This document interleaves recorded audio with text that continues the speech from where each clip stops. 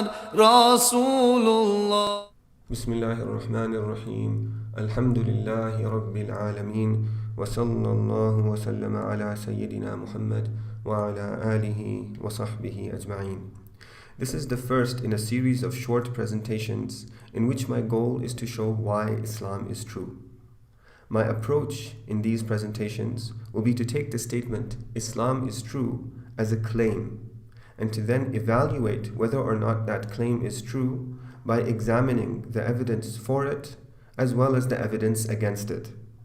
This evidence-based evaluation of the statement Islam is true is what I mean by the title of this series of presentations, namely the title Why Islam is True. Now, before I can evaluate the truth of this claim, I need to clearly define what I mean by the word Islam. This is because the word Islam is used in many different ways by many different people, and because of this widespread difference, if I don't define what the word Islam means in the claim that I am making, I run the risk that you, the listener, might understand it differently than I do. And as a result, the claim Islam is true will have a different meaning in your mind than it will in mine.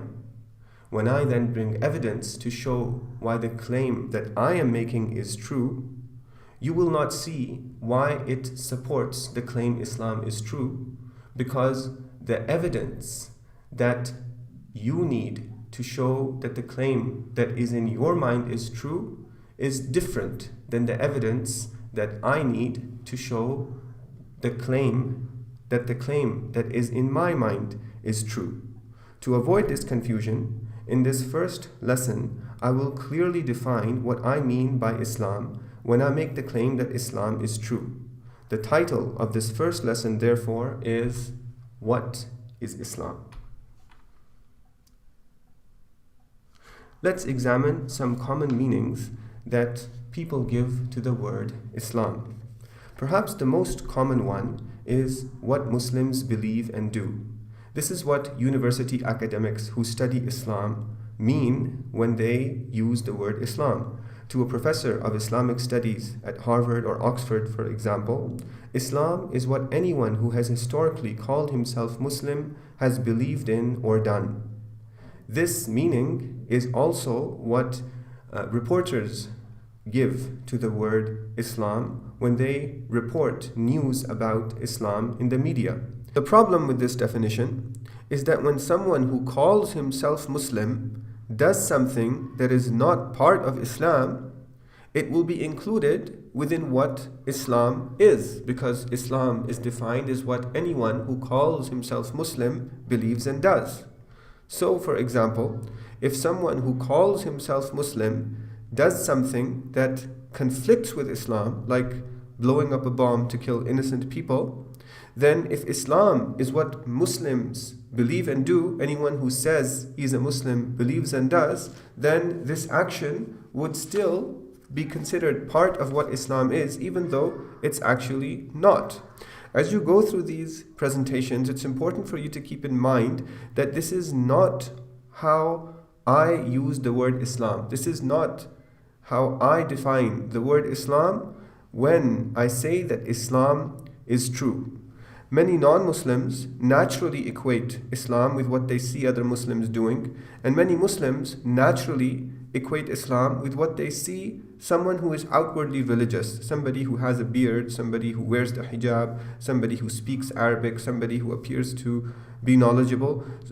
So many Muslims, they equate Islam with what they see such people do.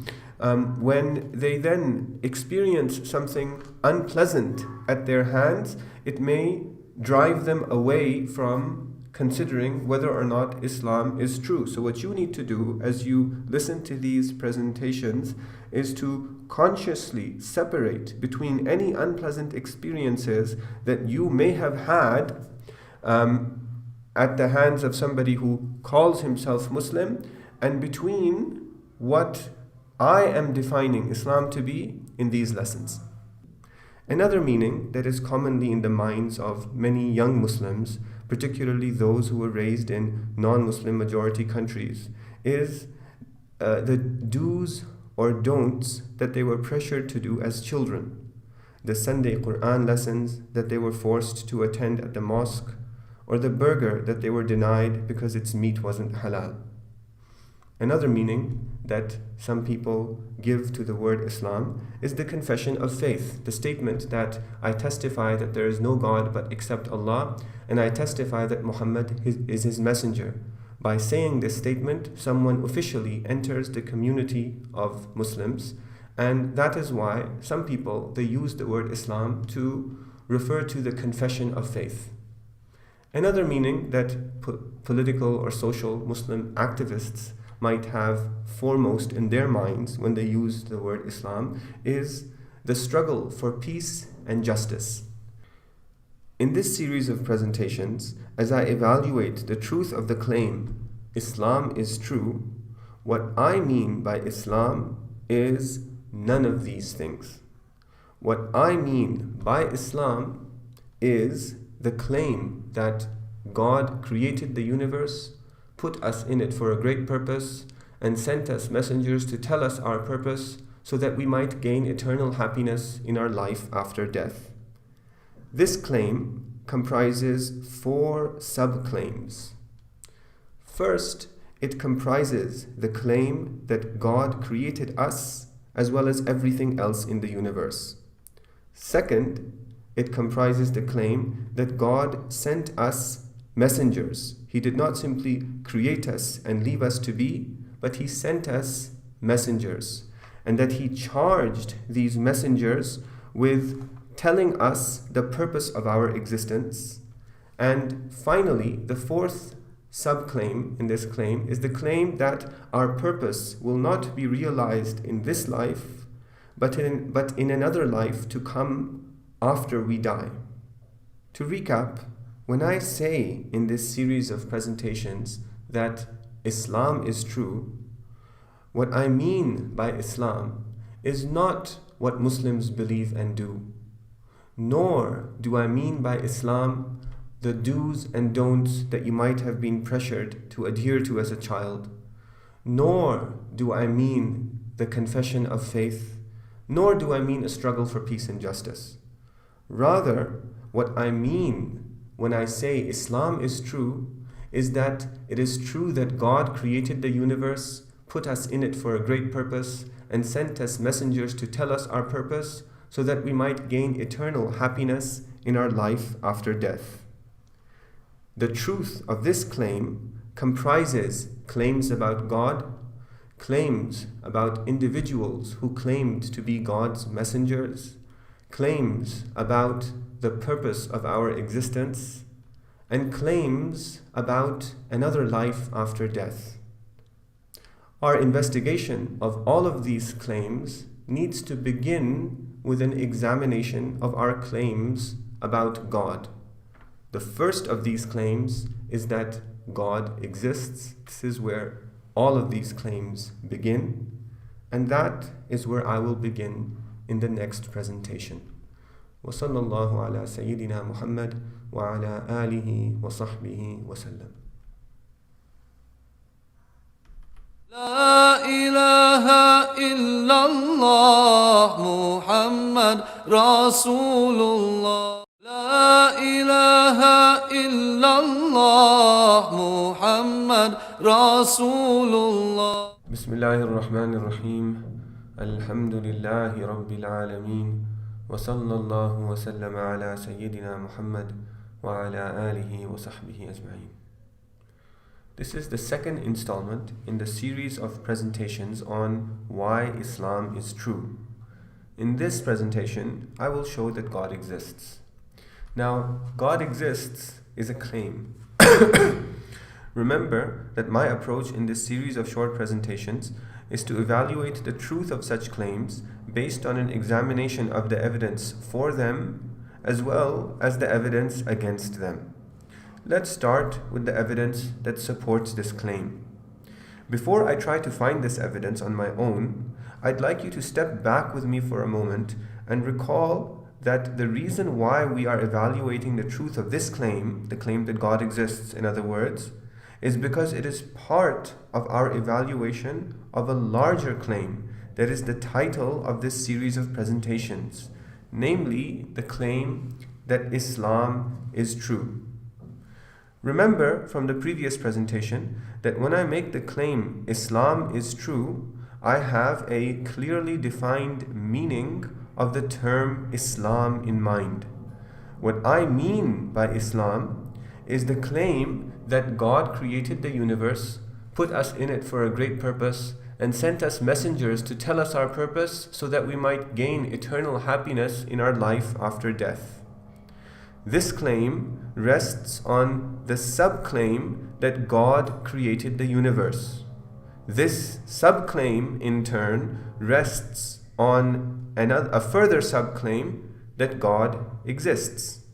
As I begin this presentation with the goal of showing you that God exists, I want you to bring to mind that this claim, God exists, is a subclaim of a larger claim, namely the claim that God created the universe, put us in it for a great purpose, and sent us messengers to tell us our purpose so that we might gain eternal happiness in our life after death. Now, if God created the universe, put us in it for a great purpose, and sent us messengers to tell us our purpose so that we might gain eternal happiness in our life after death, then surely He must have shown us that He exists. In other words, surely He must have given us some signs, arguments, indications of His existence so that the purpose for His creating us might be realized. In fact, He has. Therefore, I don't need myself to discover the evidence that supports the truth of the claim that God exists. All I need to do is evaluate the evidence that He Himself would be presenting us with if, in fact, it was the case that Islam is true. For that, I need to turn to the Qur'an. Here is an important verse to which we will be returning again and again throughout this series of presentations. In this verse, Allah subhanahu wa ta'ala says, "Verily, in the creation of the heavens and the earth, the succession of night and day, the ships that sail the sea with profit for mankind, the rain which God sends down from the sky and then gives life therewith to the earth after its death, the animals of all kinds that He scatters through the earth, the change of the winds and the clouds that they swirl between the sky and the earth. In all of these are surely great and numerous signs for those who reflect." This is the first of dozens of other verses in the Qur'an that point to the phenomena of the universe as evidence for God's existence.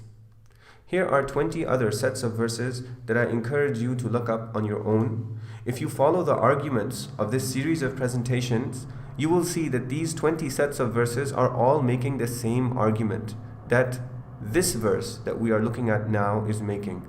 And you will also see that there are many, many other verses in the Qur'an that do the same.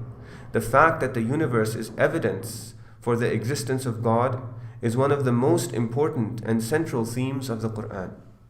We will see in the 5th installment in this series of presentations that this Qur'anic argument is in fact simple and straightforward, and that it only seems obscure in the present age because of the irrational yet nevertheless powerful influence of materialism. For now, I will assume that the Qur'anic argument is not yet clear in your mind, and I will proceed to explain it until it does become clear. The question that you are probably asking as you read the statement on the screen, "The universe is evidence for the existence of God," is why? Why is the universe evidence for the existence of God? There's more than one reason why. In this presentation, I will focus on one of these reasons, which is that the universe is evidence for God's existence because it is contingent. The word contingent is not an everyday word like apple or orange, and therefore needs a definition. Here's a definition of what it means for a fact to be contingent. A fact is contingent when it could have been otherwise. Let's clarify this definition by applying it to the verse that we just saw. That verse mentions several facts in the universe. The first fact that the verse mentions is the creation of the universe, the fact that it did not exist and then began to exist. This fact shows us that the universe's existence is a contingent fact. The existence of the universe, the fact that the universe exists, is a contingent fact. Why is it a contingent fact? Well, remember that a contingent fact is a fact that could have been otherwise. And the universe's existence is a contingent fact because even though it exists, it could have been otherwise.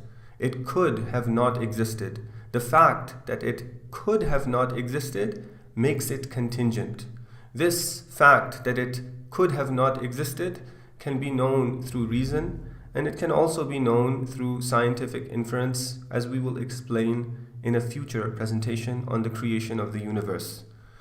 The second fact that the verse mentions is the fact of the night, and the third fact is the fact of the day. The verse talks about the succession of the night and day. Now, the night and the day that we experience in the world, both of these facts are contingent facts. The night is contingent because even though it might be night right now, it could have been day.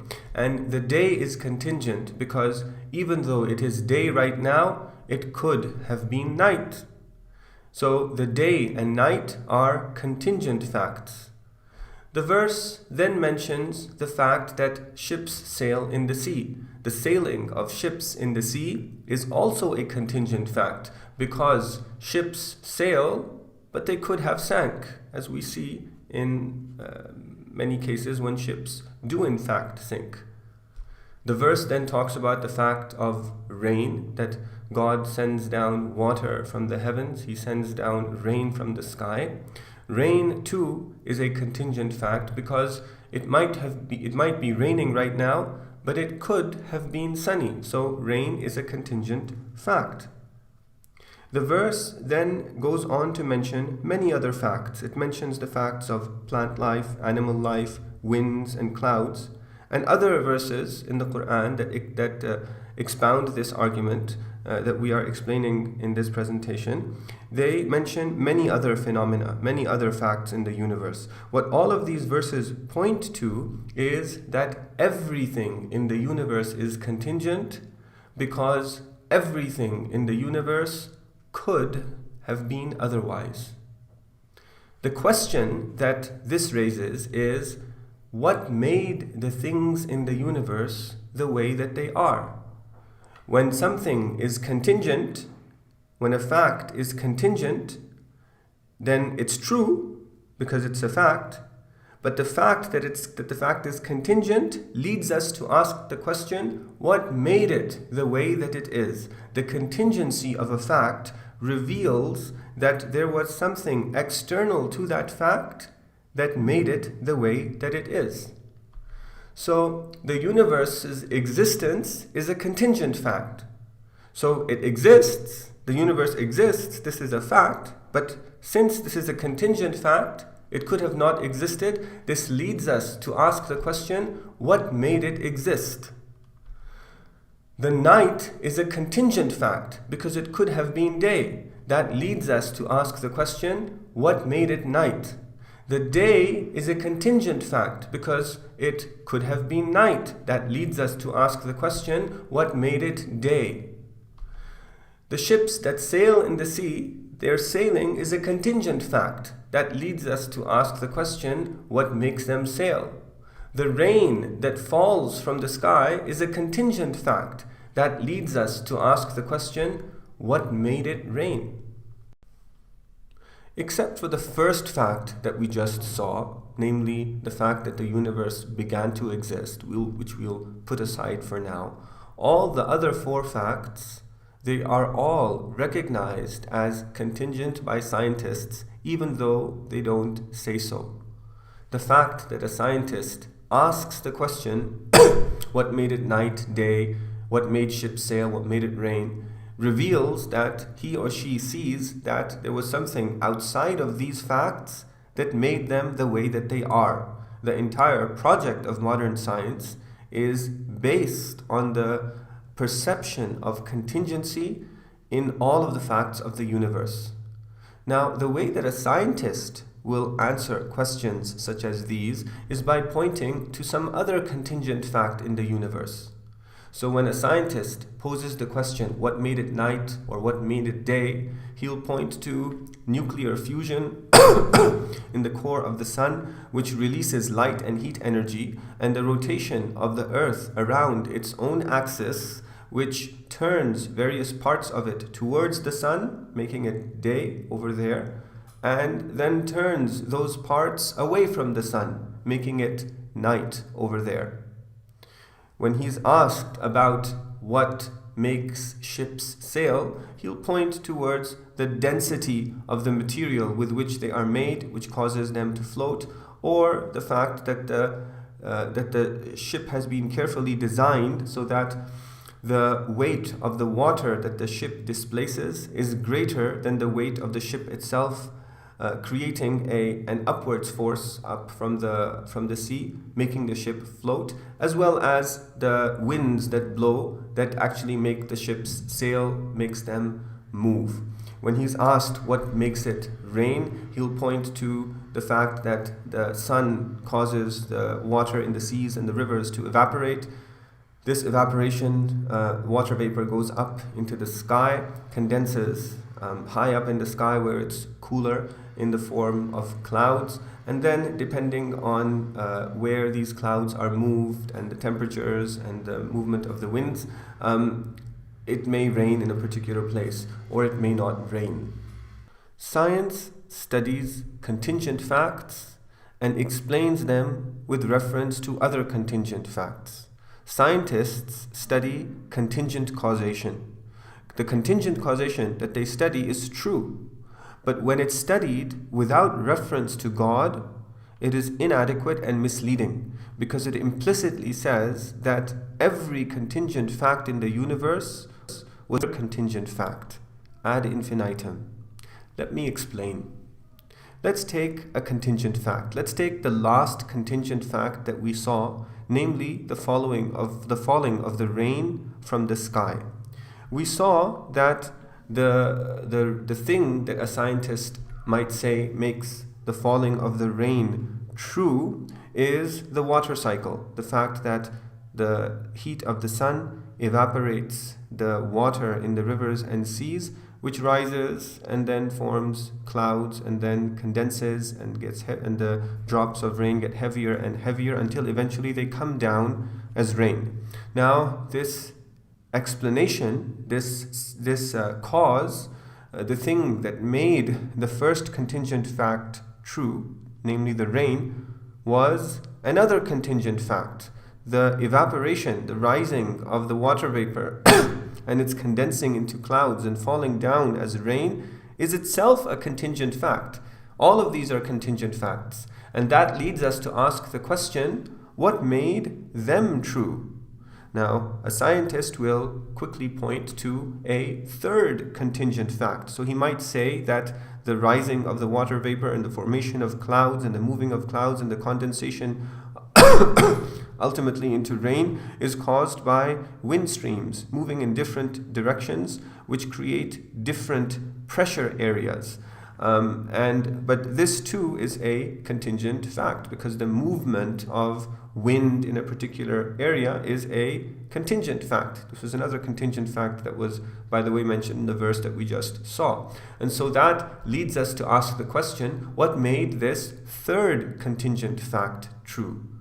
The scientist will quickly point to another contingent fact. He might say that the wind streams are caused by the uneven heating of the sun. So because the sun heats the surface of the earth unevenly, it creates areas of high and low pressure that causes, that begins the process of the movement of the winds, and then the movement of the winds is furthered by other factors that leads to the wind streams and greater discrepancies in high and low pressure.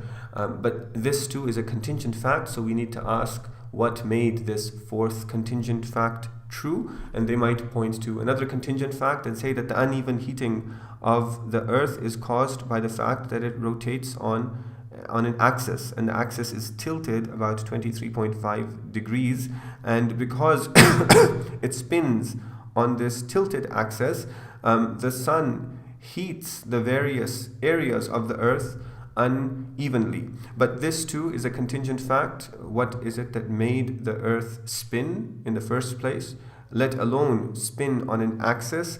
And there might be another contingent fact and another contingent fact and another contingent fact. And when these contingent facts are studied without reference to God, as most science classes are, it gives the impression that a never-ending series of contingent facts makes the contingent facts that we see around us true, but that is not possible because there's nothing in such a series that would make anything true.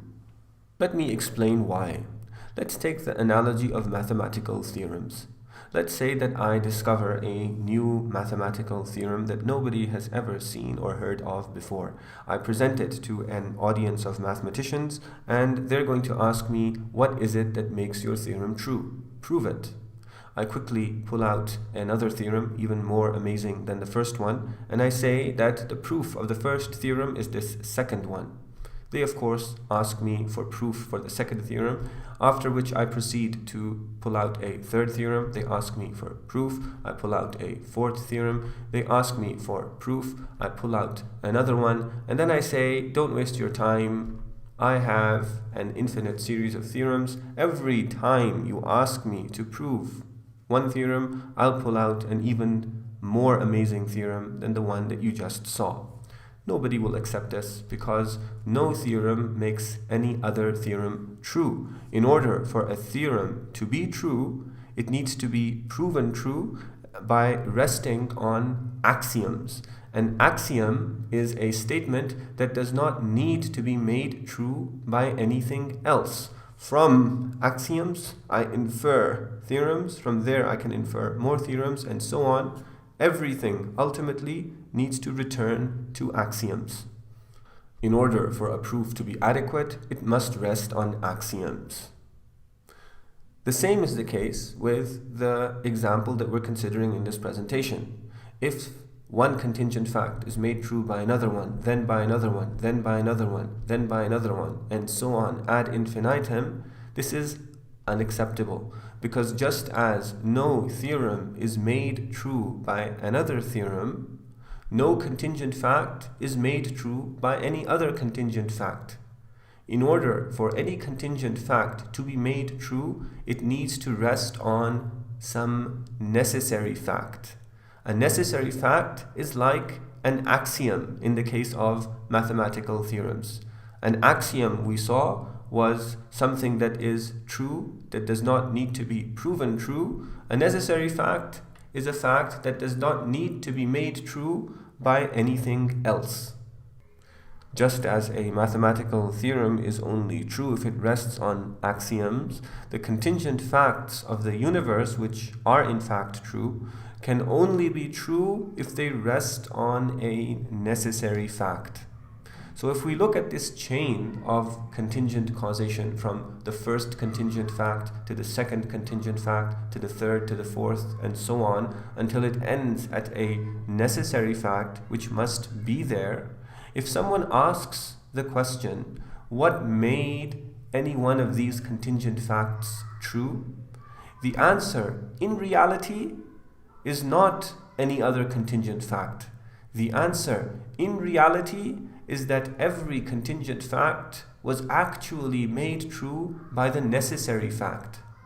To say that one contingent fact was made true by another contingent fact does not answer the question, what made it true? It simply delays the answer by passing the buck, by giving another fact to which the same question can be asked.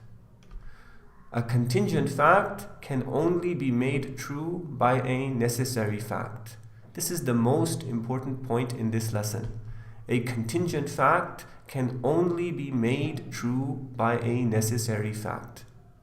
Now, since all of the phenomena that were mentioned in the verse that we saw were all contingent phenomena, since we saw that the verses of the Quran, they highlight the fact that the facts of the universe are all contingent, and since contingent facts can only be made true by a necessary fact, the facts of the universe, they're all contingent, therefore they were all made true by a necessary fact, and that necessary fact is God.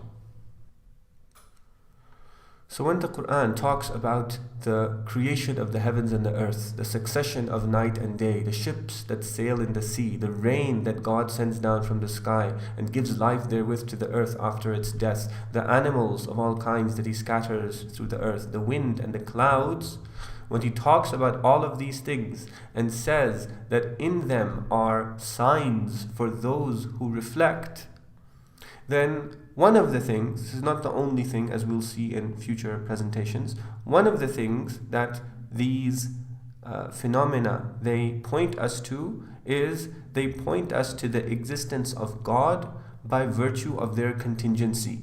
Because they could have been otherwise, we know that they were made by someone who could not have been otherwise. The universe is evidence for the existence of God because it is contingent. And a contingent thing can only be the case if it was made true by a being that exists necessarily.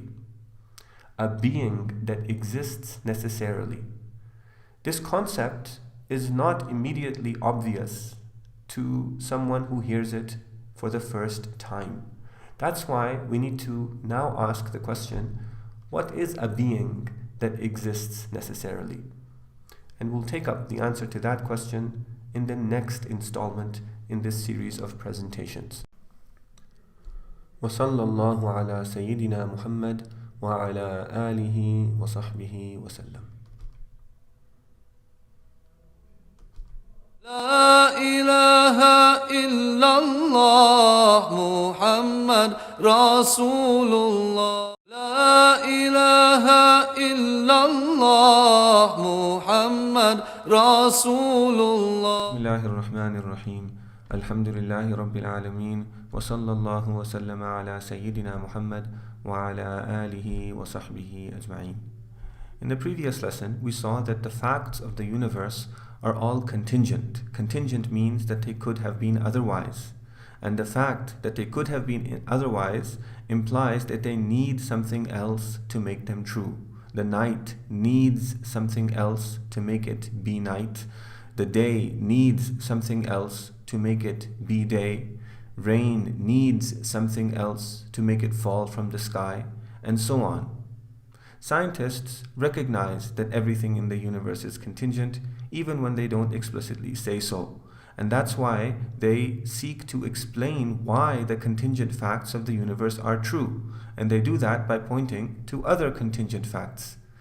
But the problem is that when you point to another contingent fact as an explanation of why the first contingent fact is true, you then need another contingent fact to explain that one, and then another one, and so on. Now, a scientist who keeps pursuing this line of inquiry and never talks about God gives the unstated impression that this explanation of contingent facts by other contingent facts can go on forever. But that is not possible because, as we saw, there is nothing in such a series that makes anything true. And saying that one contingent fact was made true by another contingent fact merely delays the question. What made the first one true? It doesn't answer it. Just as pointing to one mathematical theorem as proof for another one merely delays the question of what made the first theorem true. What we need to prove mathematical theorems are axioms. And what we need to make any contingent fact true is a necessary fact, or, in other words, a fact that does not need to be made true by anything else. The existence of contingent facts shows that there is something that exists necessarily, and that is God. Now, God is more than just a necessary being. He is, for example, omnipotent, meaning that he can do anything. He's omniscient, meaning that he knows everything. He is also alive, and he speaks to us through his messengers. Since God is more than just a necessary being, a number of contemporary philosophers object that proving the existence of a necessary being is not the same as proving the existence of God. To an extent, this objection is correct, and that's why in a future lesson and a number of other lessons, we will demonstrate through rational arguments that the necessary being whose existence we have just proven does indeed possess the qualities that God possesses. For now, however, we will assume that this necessary being will turn out to possess the qualities of God, and therefore we will just refer to the necessary being as God. But there's another reason as well why it makes sense to immediately call this necessary being God, and that is that the quality that distinguishes God from everything else is actually his necessary existence. Let me explain why. Now, let's take everything whose existence we can discern through our senses, namely the physical universe. The things in the physical universe have one or more of certain essential qualities. Things in the universe have a location. Things in the universe, if they are composed of matter, if we're talking about objects that have mass, then they have a size. Things in the physical universe, again, if they are objects that have mass, move. Things in the universe, physical universe, objects are composed of matter. Other parts of the physical universe may be composed of energy. The things in the physical universe change. They are one way, then they are another way, and there's a continuous change in everything in the universe. Things in the physical universe all exist in time. In order for there to be change, there needs to be time. Now, all of these qualities, these essential qualities of things in the physical universe, all of them are, they make the thing that possess them contingent. Something that is in a location could have been in another location. Something that has one size could have had another size. Something that is moving might have been still, or it might have moved faster than it happens to be moving. Something that is composed of matter might have been composed of a different kind of matter, a different kind of element. Something that changes one way could have changed another way. Something that happens to be the way that it is at one time could have been that way at another time. All of these essential qualities of things in the universe make the things in the physical universe, make them all contingent. Now, another way to say that something is contingent is to say that it is needy. And classical exegetes of the Quran, they explain verses that talk about the things of the universe being in need of God. They explain the things of the universe, their need of God. They explain this intrinsic need as contingency. They say that they are actually the same thing. So for something to be contingent is the same as for it to be needy. And that's the same as for it to be dependent. Contingency, neediness, dependence, all of these are talking about the same concept. Now, because the things of the universe are contingent, needy, dependent, they point towards the existence of something else that is not contingent but necessary. Just as another way of saying contingency is neediness, another way of saying necessity in the context in which we are using it now is self-sufficiency or independence. And again, verses in the Quran that talk about Allah subhanahu wa ta'ala, that talk about God being self-sufficient and not needing anything else, the classical Qur'anic exegetes, they identify this lack of need, this self-sufficiency, they identify it with necessary existence. Now, in order for this being to be necessary, self-sufficient, and independent, it cannot have any of the qualities, any of the essential qualities of the things in the universe that make them contingent. And that necessary being is, in fact, God. That's what we mean by God. When we say that God is the being who created the physical universe, what we mean in the context of the Quran is that God is the one who is needed by everything else and who himself needs nothing. God is the one who is needed by everything else and who himself needs nothing. This is in fact what we mean by necessary being. And this aspect of God's existence, the fact that he needs nothing and everything needs him, this is necessity, and this is actually what it means for God to be God. People once came to the Prophet Muhammad, God bless him and give him peace, and asked him to describe to them the thing that he worshipped. According to some transmissions, the questioners were idol worshippers whose idols were made of precious metals or precious stones or wood or some other substance in the universe, some other contingent substance. And so they asked the Prophet Muhammad, God bless him and give him peace, to tell them what his God was made of. When they asked this question, one of the most famous chapters of the Quran was revealed. This chapter is called Suratul Ikhlas, which means the Surah of Purification. And it's called the Surah of Purification, Ikhlas, because it purifies our conception of God from all aspects of contingency and brings out his complete and utter necessity. This surah, this chapter in other words, explains what it means for God to be a necessary being. Let's walk through it. The surah begins by saying, say. This is a command to the Prophet Muhammad, God bless him and give him peace. Later on, when in a future lesson, when we examine prophecies about the Prophet Muhammad, God bless him and give him peace, in previous scriptures, we'll see that one of those prophecies mentions that there will come somebody in whose mouth God will put his words. And verses such as this, and there are many verses in the Quran where the Prophet is commanded to say, there is somebody else who is telling him to say something, they indicate that words are being put in his mouth.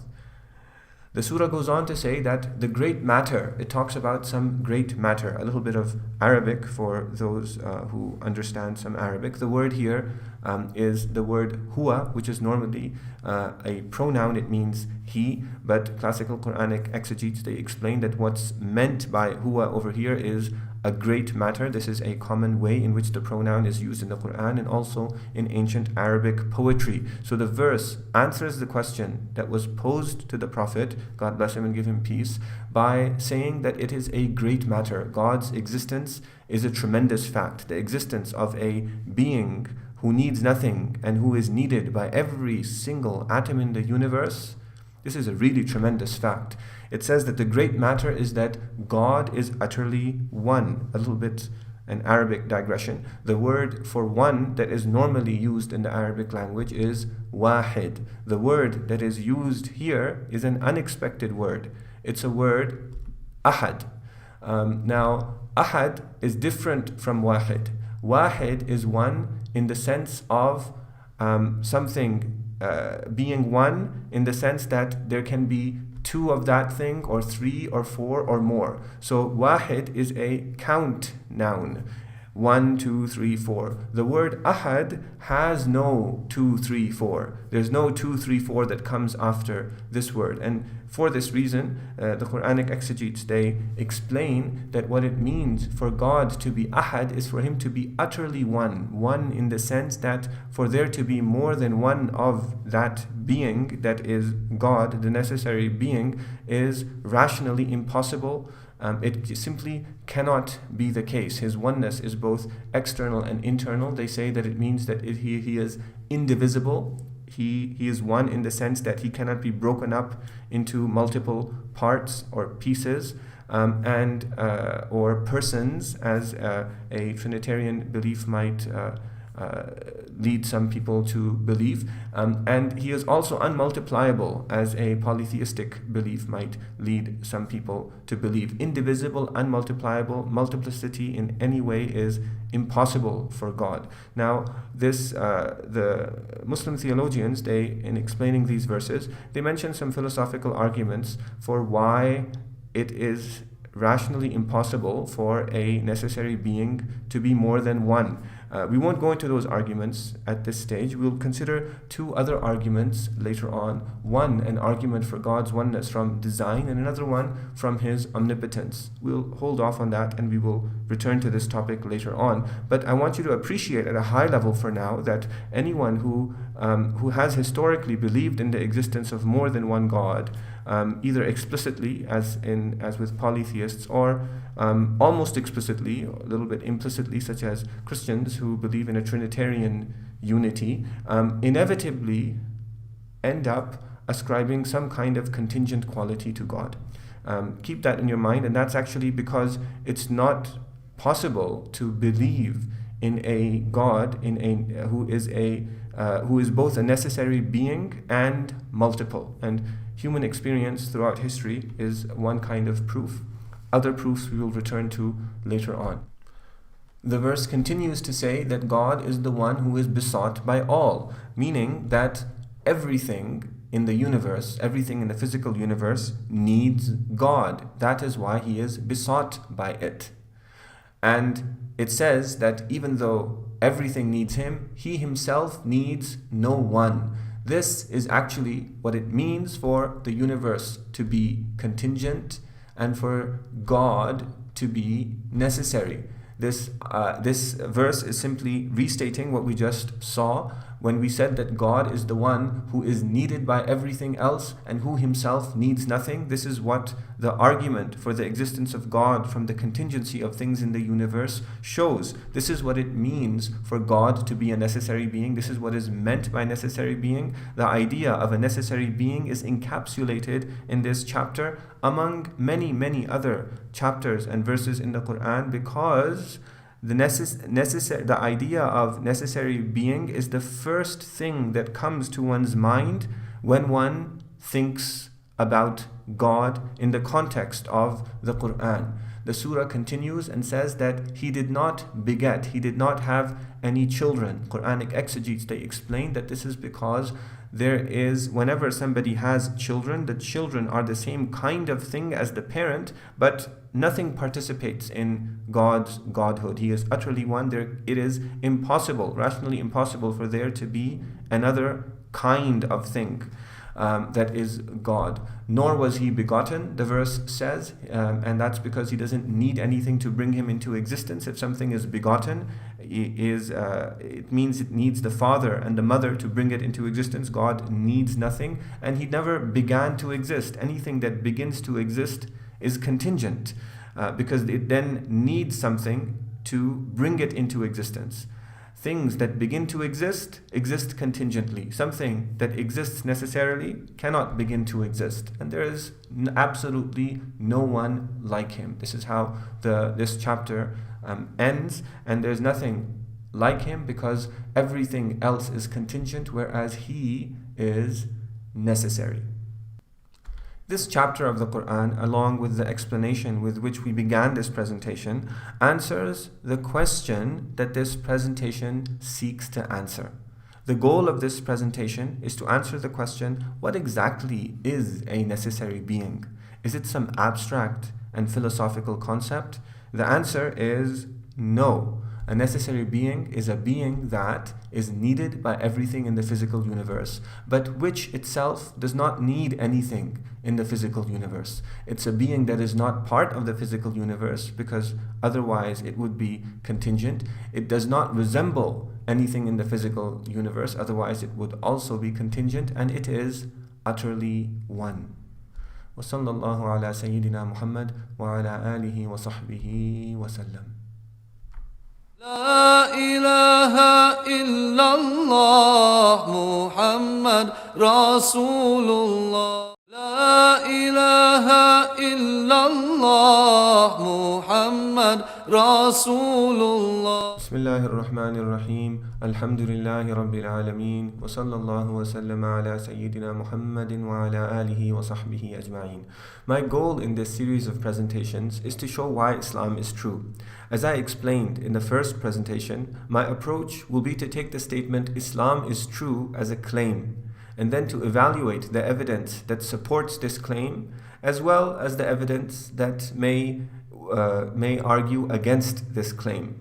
In order to make this evaluation, I need to clearly define what I mean by the word Islam, and I explained in the first presentation that what I mean when I say Islam is true is that it is true that God created the universe, put us in it for a great purpose, and sent us messengers to tell us our purpose so that we might gain eternal happiness in our life after death. In order to evaluate this large claim, I need to break it up into a series of smaller claims, and the most important sub-claim of this large claim is the claim that God exists. In the second presentation, I showed you why it is that God must exist, and we saw that the contingent universe requires a necessary being in order for it to exist. In the next presentation, I explained what I mean by necessary being, what the Quran means by necessary being, what the Prophet ﷺ meant by necessary being, and I showed that the concept of necessary existence is the most important concept that relates to the concept of God, and it is what distinguishes God from everything else that exists. Now, I promised that I would examine the evidence for the claim Islam is true, and also the evidence against that claim. So in this presentation, I'm going to respond to a materialist objection to the claim God exists. In particular, a materialist objection to the argument that I presented in the second presentation for the existence of God. Before I present that objection, let's recap the argument. In very simple terms, the argument goes like this. The universe exists, but it could have not existed. Therefore, God made it exist. It's night, but it could have been day. It's day, but it could have been night. Therefore, God made it night, and God made it day. Ships sail, but they could have sank. Therefore, God makes them sail. It is rainy, but it could have been sunny. Therefore, God is making it rain. Everything in the universe could have been other than the way that it is. Therefore, God made everything the way that it is. It's a very simple and, in fact, intuitive presentation of the argument for the existence of God. The objection that materialists raise against this argument is that this is an arbitrary solution. They say that therefore, God made everything the way that it is an arbitrary solution. And then they say, then who made God? Before we respond to this objection, which you will hear very frequently in contemporary debates around the existence of God, we need to understand what exactly it means, because this objection is often made and its meaning is not carefully analyzed, and until we carefully analyze its meaning, we cannot respond to it and explain why it is an invalid objection. This objection consists of two parts. The first part is the statement that is an arbitrary solution. The second part is the question, who made God? Let's start with the first part of this objection. That is an arbitrary solution. What exactly does this mean? Let's do a quick recap of the argument that I presented in the second presentation. In that presentation, I explained that everything in the universe is contingent. The fact that ships sail is contingent. The fact that rain falls is contingent. The fact that wind blows is contingent. Everything in the universe is contingent, meaning that it could have been other than the way that it is. Since it's contingent, it needs something else to make it true. What a scientist does is he explains one contingent fact in terms of another contingent fact. But that doesn't solve the problem, because the second contingent fact needs a third contingent fact to explain it, which will then need another contingent fact to explain it.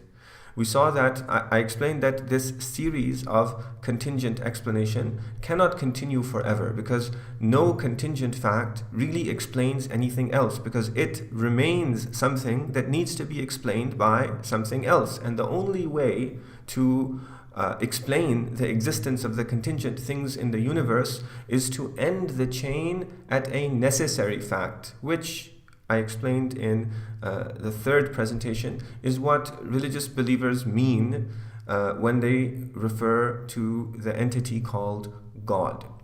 So the materialist who is objecting to this argument is saying that that necessary fact is an arbitrary solution to the problem of contingency. What does he mean by arbitrary? What he means by arbitrary is that there is no reason why ending the chain at a necessary fact, in other words, God, is any better than ending it at a contingent fact. That is why the materialist will follow his objection with statements like this. He will say that, why do you want to end it at God? Why don't you just end the contingent chain at the universe? Or, better still, end it at the Big Bang. If you want to end it at something, why choose God rather than the universe or the Big Bang? In fact, ending it at the universe or the Big Bang is better than ending it at God, because God is something that is magical and unscientific. The existence of God can never be demonstrated through the scientific method, and so one should choose something in the universe, and that would be a better explanation of the contingent causation. If you have to stop somewhere, stop at something that you can easily touch, smell, grasp with your mind, something that has evidence for its existence, rather than something that has no evidence for its existence. That's how the objection goes. Now, if you've carefully followed the argument for God's existence, for the existence of a necessary being, and if you've carefully followed my explanation of the objection that is an arbitrary solution, you will quickly see that this objection completely misses the point. It misses the point because the whole point of the argument is that contingent facts cannot be made true by some other contingent fact. To say that all of the contingent facts are made true by the universe or the Big Bang is not a solution, because the universe and the Big Bang are both contingent facts and they need something else to make them true. When we say that God is the one who made all of the contingent facts in the universe true, God does not need to be made true by anything else. That's why he is a necessary fact. The existence of God is not a fairy tale that doesn't have any evidence behind it. The existence of God is a reasoned conclusion. God must exist. If you think, God must exist. If you skipped ahead to this presentation without watching the second presentation, in which I explained the argument for God's existence more thoroughly, go back right now and listen to that presentation before continuing ahead with this presentation. If you did listen to that presentation, then some of you will have grasped why the objection is an invalid, fallacious objection. Some of you, however, will still not have grasped this, because there is an underlying problem that exists in the minds of most of us today. That underlying problem is what I call the fallacy of materialism. The fallacy of materialism reasons like this. It reasons that everything that I observe is material. The sun is a material object. The moon is a material object. The table in front of me is a material object. Rain, stars, wind, everything that I touch and observe is a material object. Therefore, everything that exists must also be a material object. It's because of this fallacy that the objection that we are studying arises. Because of this fallacy, when we observe one contingent fact and then we go to another contingent fact and another contingent fact, reaching the conclusion that all of these contingent facts must have been made true by a necessary fact, because of this underlying fallacy in many of our minds, we consider the necessary fact, God in other words, to be a material object, because we think that everything that exists is a material object. The only difference between God and the other material objects in our minds when we have this fallacy embedded within us is that God is somehow more powerful than all of the other material objects. And since God is a material object, albeit more powerful, just like all other material objects, this is what leads us to ask the question, what made God? It is because of this fallacy that the objection that we are studying arises.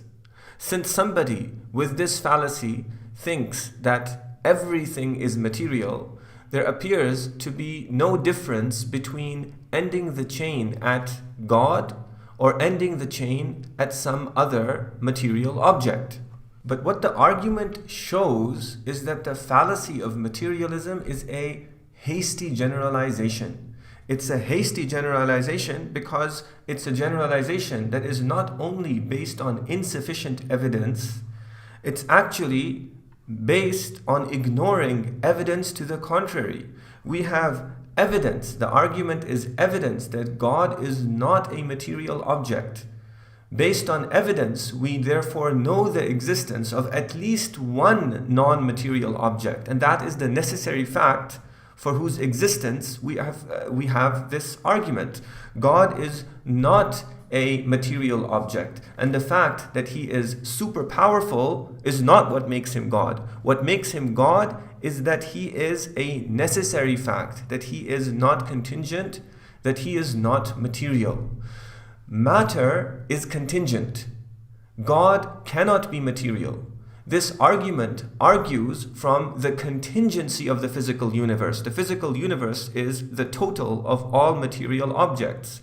And when we look at the characteristics of the material objects in the physical universe, everything in the physical universe, all of these characteristics, location, size, motion, matter, or energy, change, time, all of these are contingent characteristics. They need to be made true by something other than themselves.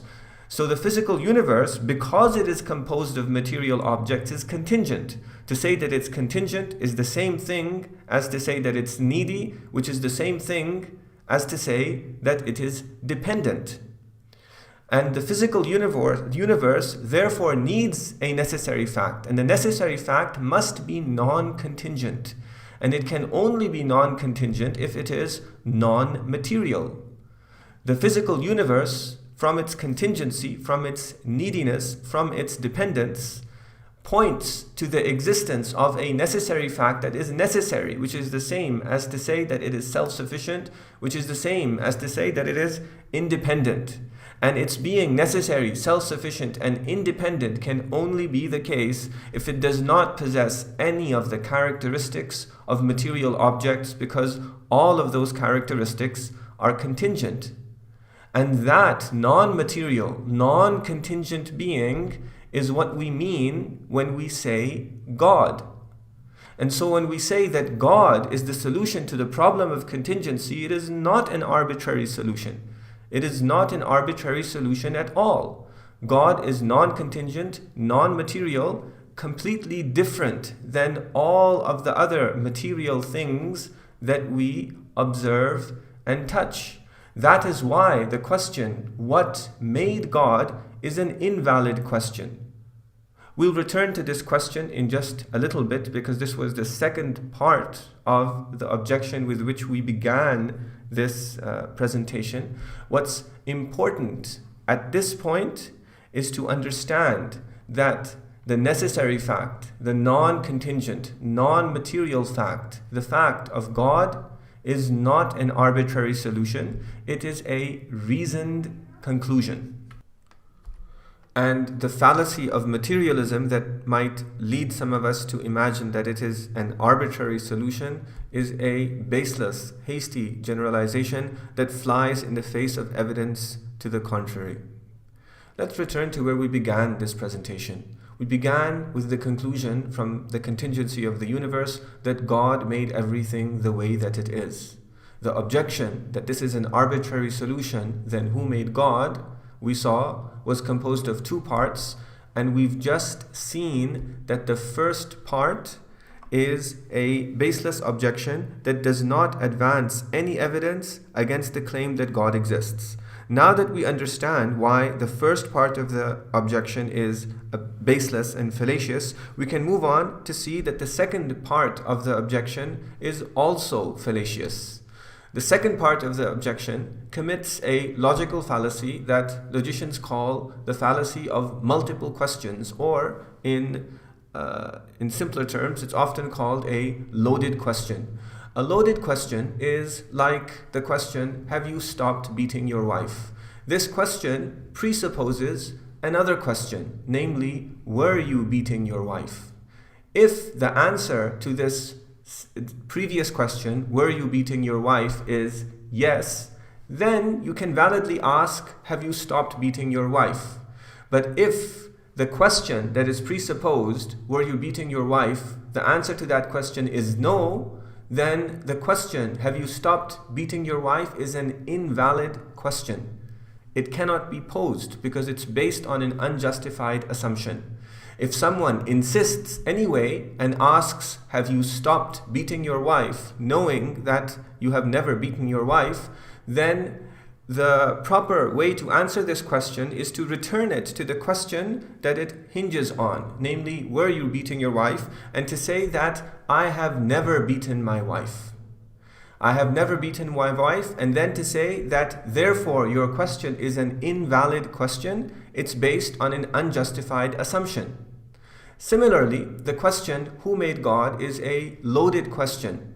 It presupposes another question, namely, does God need to be made? If God needs to be made, then one can validly ask, who made God? But if God does not need to be made, then the question, who made God, is an invalid question. If someone insists on asking anyway, who made God, knowing that God does not need to be made, remember that that's the whole argument that that the presentation in lesson 2 was dedicated to, and that I've explained several times in this lesson. The whole point of that argument is that God does not need to be made. God is a necessary fact. So the question, who made God, is an invalid question. If someone asks it, the proper way to answer it is to return it to the question that it presupposes, and to answer that question by denying emphatically that God does not need to be made, and your question, who made God, is therefore an invalid question. It's a loaded question that is based on an unjustified assumption. So the second part of the objection is also fallacious. Let's return once again to the beginning of our presentation, in which we saw that everything in the universe is contingent because it could have been otherwise. This is proof that God is the one who made everything the way that it is, because God is a necessary being who does not need to be made the way that he is by anyone else. The objection that this is an arbitrary solution, or the question that who made God, this objection is a fallacious objection. It's a baseless objection. It is not based on any evidence, and the argument for the existence of God still stands just as strong as it stood before this objection was made. وصلى الله على سيدنا محمد وعلى آله وصحبه وسلم والله سبحانه وتعالى أعلم وهو حسبنا ونعم الوكيل. لا إله إلا الله محمد رسول الله. لا إله إلا الله محمد رسول الله. بسم الله الرحمن الرحيم. الحمد لله رب العالمين وصلى الله وسلم على سيدنا محمد وعلى آله وصحبه أجمعين. My goal in this series of presentations is to show why Islam is true. I'm doing this by taking the statement Islam is true as a claim, in which the word Islam refers to the large claim that God created the universe, put us in it for a great purpose, and sent us messengers to tell us our purpose so that we might gain eternal happiness in our life after death. I'm proceeding in this series of presentations by breaking this large claim into a series of subclaims, beginning with the most important subclaim, namely the claim that God exists. In the second presentation, I demonstrated that God exists, arguing that the contingency of the universe is evidence for the existence of a necessary being. In the next presentation, I explained that necessary existence is the most important distinguishing characteristic that sets the concept of God, that sets God himself apart from everything else. And I explained that what it means for God to be a necessary being is that he needs nothing and everything else needs him. I then proceeded to examine a materialist objection to the argument for God's existence, and I explained that objection and responded to it in the previous presentation. In this presentation, I'm going to consider another objection, an objection that is raised by scientists who imagine that science has disproved the existence of God. This objection runs like this. Someone proves that God exists, as I did in the previous 3 presentations, and the scientists object that people only believed in God in previous times because they couldn't explain the way that natural phenomena happened, and they therefore feared them. They feared the eclipse, the volcano, the earthquake, and they invented the concept of God so that they could pray to him to protect them from these natural phenomena. When science came along, it explained the true causes of these natural phenomena, thereby saving them from their ignorance and fear. 2 observations about this objection. The first is that it's what logicians call an ad hominem argument. An ad hominem argument is one that attacks the intelligence of one's opponent without engaging their argument. Theists actually have an argument for the existence of God. I explained one of these arguments in the previous 3 presentations. This objection does not object to the argument. It doesn't say anything about it. It therefore does not even constitute an objection to the argument. The second thing to note is that it is what logicians call a straw man argument. Not only does it not address the argument, it actually misrepresents the argument. It twists the argument into something foolish in order to make it an easy target for ridicule. Let me illustrate this straw man argument with the example of a solar eclipse. 4,000 years ago, the ancient Chinese, they believed that solar eclipses were caused by sun-eating dragons. There was a dragon somewhere up there that was hungry and it was trying to eat the sun. This, according to the straw man argument, is an example of a supernatural explanation. It's called a supernatural explanation because it explains a natural phenomenon, a solar eclipse in this example, without reference to natural processes. It just thinks up and invents an imaginary dragon. These supernatural explanations, according to the strawman argument, are based on fear. So the ancient Chinese, they were scared that they would lose the sun, and the sun is the source of life, the source of light, the source of warmth. And so they imagined that there was a dragon that was trying to eat up the sun, and then they beat their pots and drums in order to scare away the dragon so that their precious sun would remain unharmed and they would still gain their life, their warmth, and their light from the sun. And it seemed to work every time because they banged their pots and their drums and the dragon went away.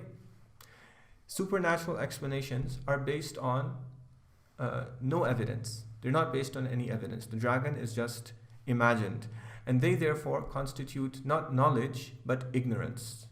These supernatural explanations, according to those who present according to the straw man argument, is called superstition.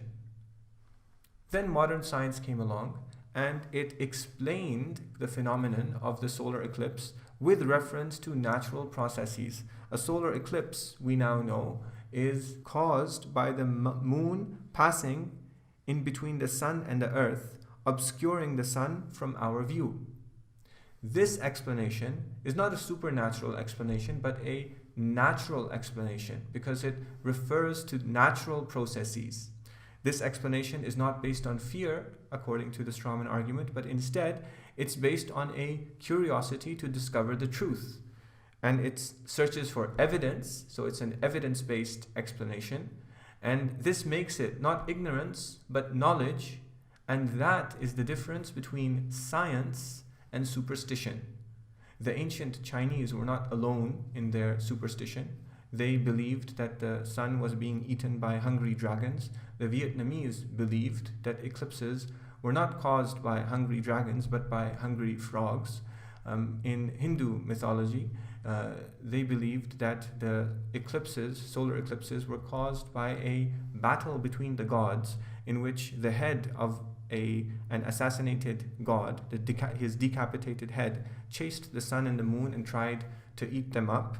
And in the shamanistic religions of some of the Native Americans, it was believed that the spirits of the dead were trying to eat up the sun and the moon, and they would do these ritual dances and sing these ritual songs in order to stop them from eating up the sun and the moon, and they never did, and it appeared to work. This is what misinformed scientists mean when they object that people have historically believed in God not based on evidence, but because they feared natural phenomena, and then science saved them from their ignorance and their fear. As I just explained, this is an ad hominem attack on the intelligence of theists that simply ignores their arguments. It therefore does not constitute an objection at all. Not only is it an ad hominem argument, it also misrepresents the position of theists by making two claims that are false.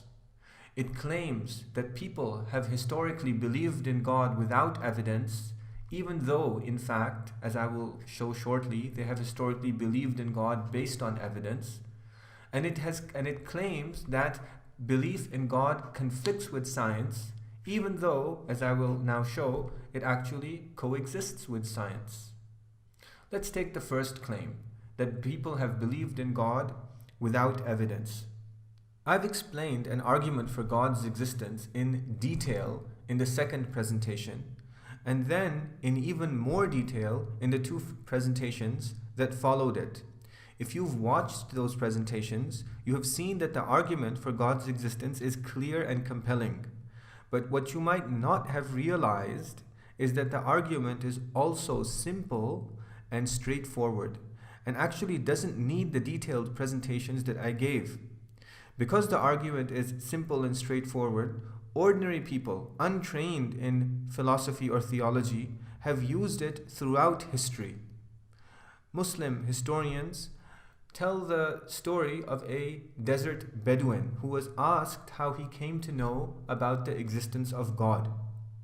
He responded using an example from his desert surroundings.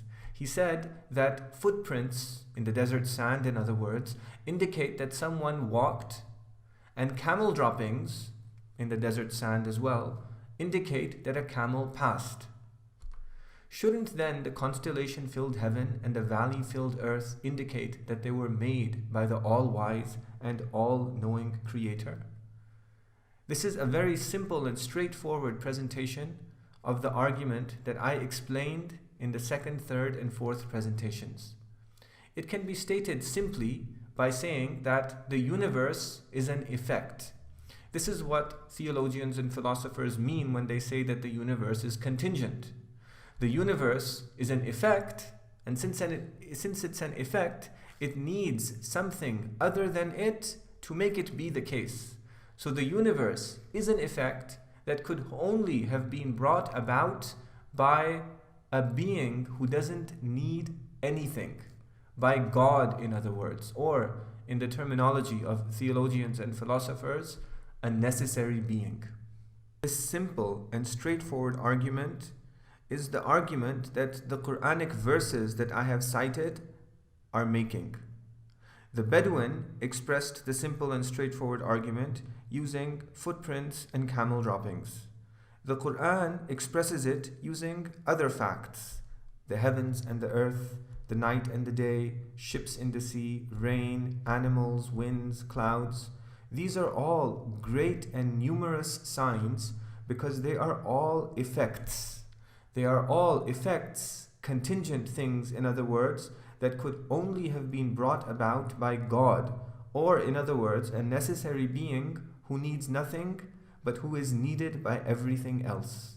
The first claim, that people have believed in God without evidence, is therefore false. It misrepresents the arguments of theists in order to make them an easy target for refutation. The straw man argument also misrepresents their arguments by claiming that belief in God conflicts with science. This misrepresentation is based on the incorrect assumption that natural processes like solar eclipses can only be explained through one of two mutually exclusive ways.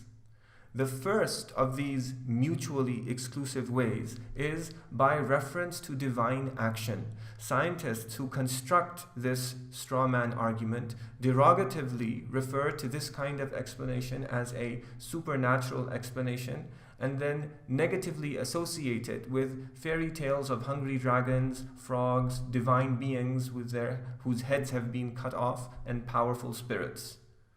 The second way in which we can explain natural phenomena, this strawman argument goes, is with reference to natural processes. And so the second way in which we could explain the solar eclipse, for example, is with reference to the motion of the earth around the sun and the moon around the earth. Scientists positively call this kind of explanation, this evidence-based explanation, a natural explanation. Now, there are two things that are wrong with what I just presented. The first is that God is not a fairy tale, whereas hungry dragons, frogs, divine beings, and spirits that chase after the sun and try to eat it up are not based on any evidence at all. Belief in God is based on evidence. Explaining natural phenomena with respect to God's action is therefore not like explaining natural phenomena with respect to mythical creatures like the ones that we just mentioned. The second thing that's wrong with what I just presented is that the either-or dilemma between explaining natural phenomena with reference to divine action and between explaining them with respect to natural processes is a false dilemma, because natural phenomena can be explained with reference to both at the same time without there being any conflict whatsoever. For example, the verse from the Quran that I have cited frequently since the second presentation in this series, it describes God as being the one who sends down the rain. And it describes God as the one who brings forth vegetation from the earth after the rain falls. But it says that God brings forth the vegetation through the rain. This means that even though God is governing the universe and running everything, He establishes a relation between rain and the growth of vegetation. And this relation we can discern through empirical reasoning, and we can equally explain the sprouting forth of vegetation with reference to the rain or with reference to God. Similarly, God is the one who moves the winds and changes their direction, And God is the one who makes the clouds swirl, but because He runs the universe in a coherent and regular way, there is a relation between the changing of the winds and the swirling of the clouds, because of which we can equally say that it's the winds that swirl the clouds. Belief in God, therefore, does not conflict with science, because God governs the universe, He runs the universe in a scientifically coherent way, establishing relations between the various things that He creates, and we can infer these relations, we can see these relations through scientific reasoning. Another way to say this is that we can view natural phenomena from the perspective of the foreground that we see and the background that lies behind them.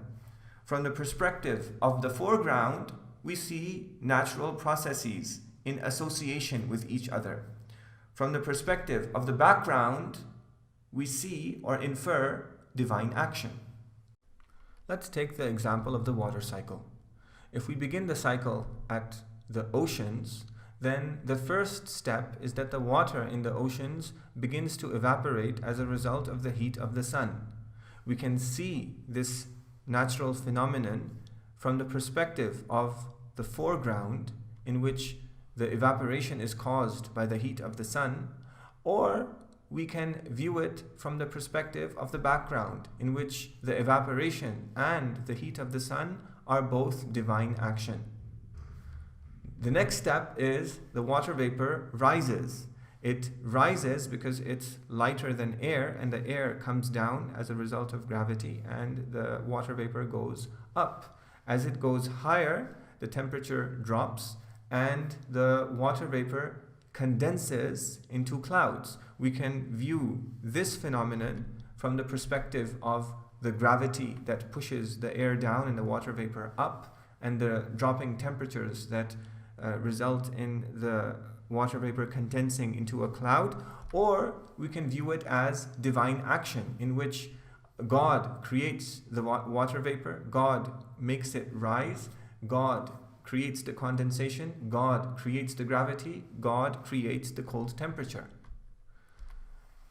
Winds then move the clouds through the atmosphere over land, and the winds generally move from the sea onto the land, because the water in the sea has a higher heat capacity, as a result of which the temperature of the air over the water is generally lower than the temperature of the air over land.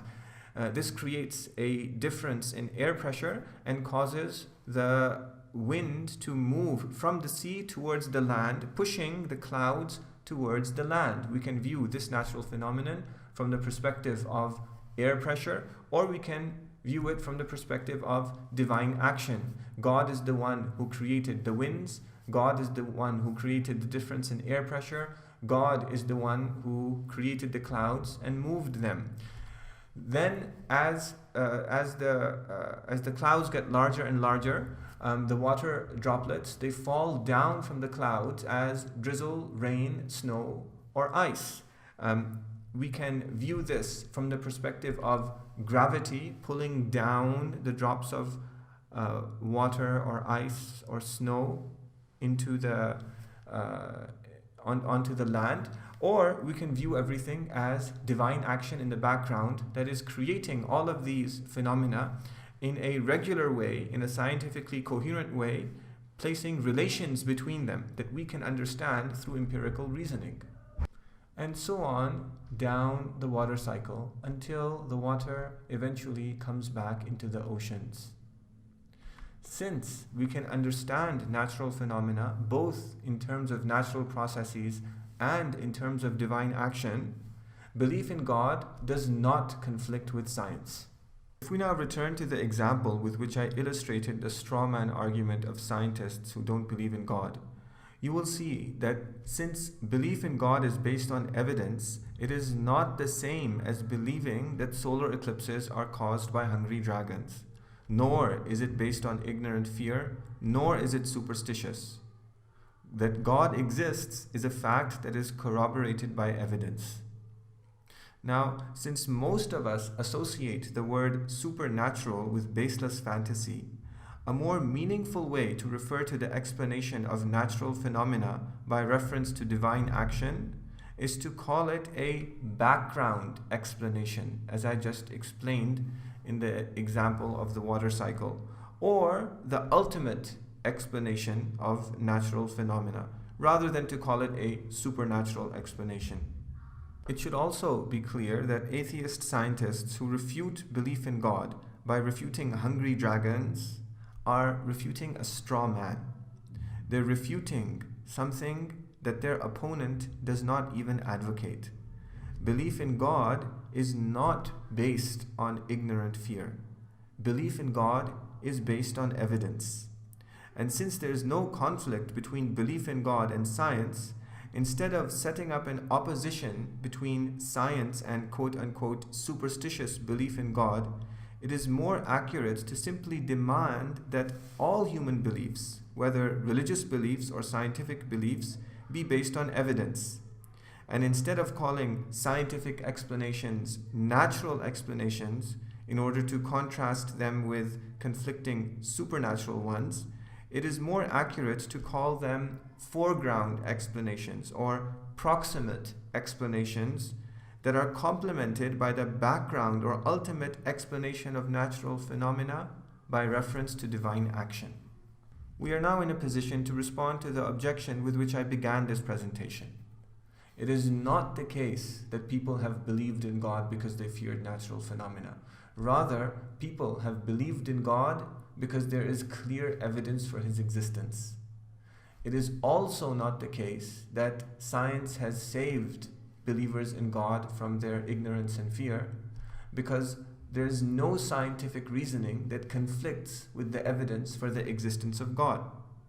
Although I've put this objection to rest, I'm sure that all of you have a question in your minds that requires a clarifying addendum to this presentation. That question probably looks something like this. Isn't it the case that ancient religious beliefs in hungry dragons, hungry frogs, assassinated gods, and powerful spirits have all been corrected in some way by science? And since these ancient beliefs are always justified through belief in God, shouldn't science give us reason to be suspicious of God? The answer is that we need to separate between belief in God and between belief in the religious doctrines of specific religions. The reason why certain religions believed in hungry dragons, hungry frogs, assassinated gods, and powerful spirits was that they were man-made. And because they were man-made, they elevated superstition to the level of religious doctrine.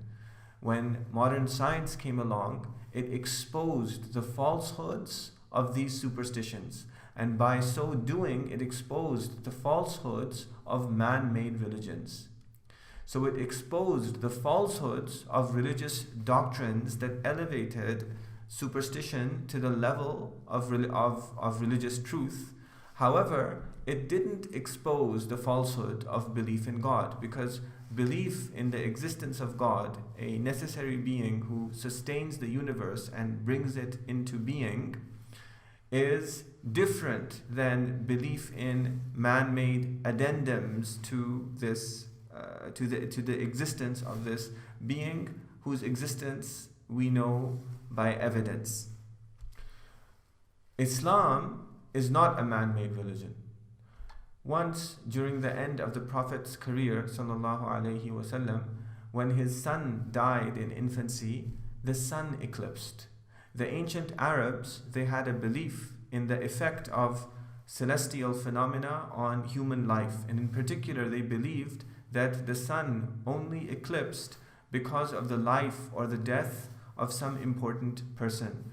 This was not different from the belief of the ancient Chinese, who held that the emperor had dragon blood within him, and the events in the heavens, such as solar eclipses, were related to the life and death of the emperor of the current ruling dynasty. The Prophet ﷺ, he rejected these beliefs, and he said that verily the sun and the moon neither eclipse because of someone's death nor because of their birth, but they are merely two of God's signs. They are God's signs because they are contingent phenomena that need someone to make them be. So he said, when you see them, then pray. We're going to talk about prayer in presentation number 13 when we'll talk about worshipping the one God.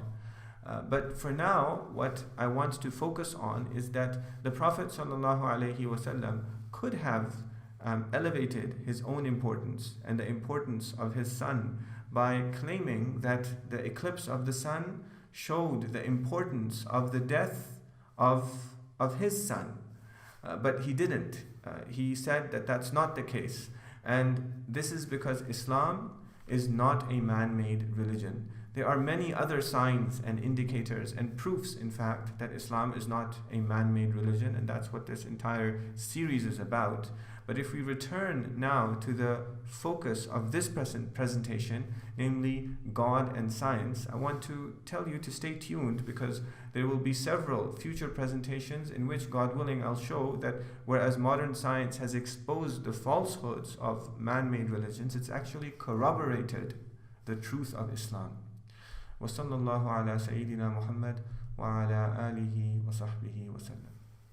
لا إله إلا الله محمد رسول الله لا إله إلا الله محمد رسول الله. بسم الله الرحمن الرحيم. الحمد لله رب العالمين وصلى الله وسلم على سيدنا محمد وعلى آله وصحبه أجمعين. In the second episode of this series of presentations on why Islam is true, I gave evidence for the claim that God exists. In the next three presentations, I reiterated this evidence and examined the evidence that is advanced by those who disagree with the claim. And I showed that the claim that God does exist is based on evidence, but the objections against it are not based on any evidence at all, and that they are in fact all fallacious and flawed arguments. I'd like you to recall from the second presentation that the evidence for God's existence in my presentations is taken from the Qur'an.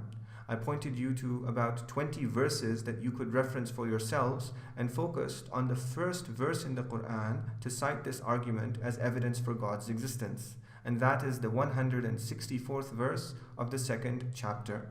This verse points to a variety of phenomena in the universe as evidence or signs for God's existence. It points to the creation of the heavens and the earth, to the succession of the night and day, to the ships that sail the sea, to the rain that falls from the sky, to the plants that grow out of the earth following that rain, to the multitude of animals, to the change of the winds and the clouds, all of these things as great and numerous signs for the existence of God. What verses like this verse are saying is that the universe is evidence for God's existence. In the second presentation, I posed the question, why is the universe evidence for God's existence? And I then gave you the first reason why the universe is evidence for God's existence. That reason is that the universe is contingent.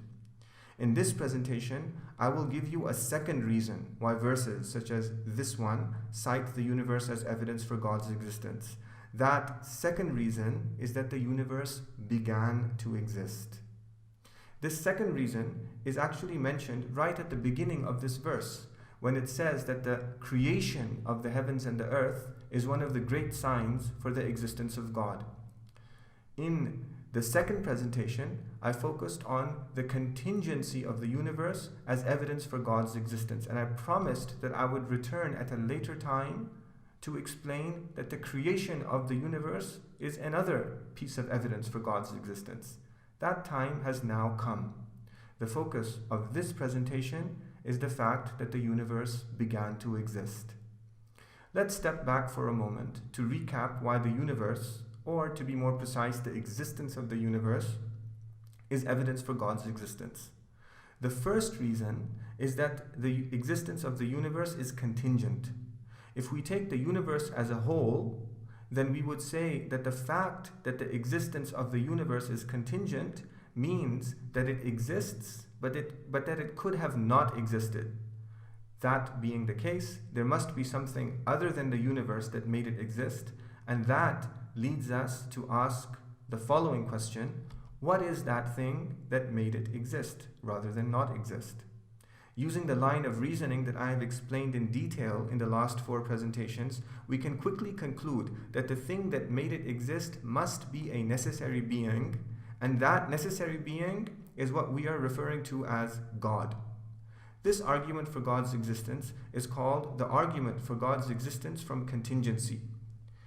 As a side note, when I call this argument the argument from contingency, I am translating the Arabic terminology of the Muslim theologians who formalized this argument over 1,000 years ago and called it in Arabic Dalilul Imkan. I am not referring to the argument from contingency in the Western philosophical tradition, which has the same name but which is different in a number of important ways from the argument in the Muslim theological tradition. I will, God willing, explain these differences in a later presentation. The second reason why the universe is evidence for God's existence is that it began to exist. If the universe began to exist, or in other words, if it did not exist and then began to exist, this also leads us to ask the question, then what made it exist? But this question is slightly different than the question that I just asked a little while ago. Before, when I asked the question, then what made it exist? I was asking it because the contingency of the universe's existence demands that if it exists, something must have made it exist. Here, when I ask the same question, I'm asking it because the creation of the universe demands that something must have made it exist. I will explain this difference in greater detail again, God willing, in a future presentation. For now, just make mental note that the 2 questions are in fact different, and that the 2 arguments are also quite different. This second argument is called the argument for God's existence from creation, which is a rough translation of its Arabic name in the terminology of the Muslim theologians, Dalilul Huduth. I will also explain in a later presentation that the contingency of the universe's existence entails that it began to exist, and that the fact that it began to exist entails its contingency. The 2 arguments are closely interrelated. But although they are interrelated, the second argument that I am about to explain in this presentation is more compelling than the one that I have explained in previous presentations. And even the most skeptical and critical of skeptics, if he is honest with himself, will see with the utmost ease from this argument that God absolutely must exist. Why is that so? I'll explain that shortly. But first, I want to show you that the universe did, in fact, without any doubt, begin to exist. As I explained in my first presentation, my approach throughout this series of presentations will be to take statements related to the truth of Islam as claims, and then examine the evidence for those claims as well as the evidence against them. Here, the claim that I am examining is the title of this presentation.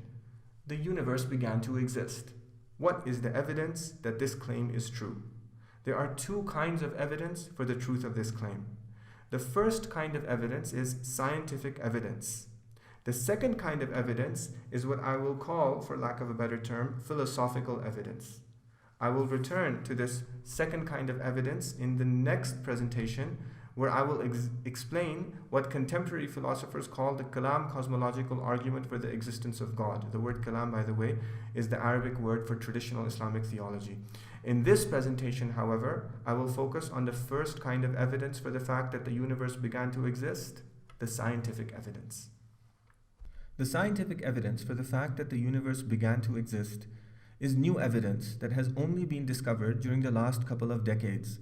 The evidence is overwhelming, and scientists consider it one of the revolutionary discoveries of modern science. The essence of that evidence can be grasped by anyone with a good high school education in science at a high level. I'm now going to explain that evidence at such a high level. The explanation will take some time, and you may need to take notes, listen to it more than once, and maybe even go back to review some of your previous science education. If you feel that it gets too long, and you think that you're perfectly happy to accept the beginning of the universe as scientific fact, then you can skip ahead to the last 5 minutes of this presentation, where I summarize the position of modern scientists and then explain why the beginning of the universe is such compelling evidence for the existence of God. Before the discovery of scientific evidence for the beginning of the universe, most scientists believed that the universe was infinite and fixed in size, or in other words, static.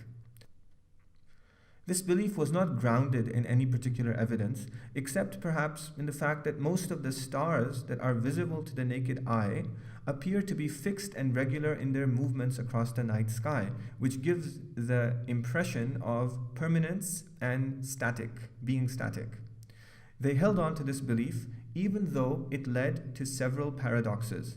One of these paradoxes is called Olbers' paradox, named after the German astronomer Heinrich Wilhelm Olbers, who made it popular in 1823, arguing that if the universe had always existed, and if it was infinite in size, with an infinite number of stars scattered throughout its expanse, then, as we looked up at the night sky, in any direction, our line of sight should always intercept some star, whether those stars are close or whether they are far. And the night sky should not be dark as we observe it, but the close and distant stars should appear to line up as appears on the slide, and the night sky should not be dark as we observe it, but as bright as day.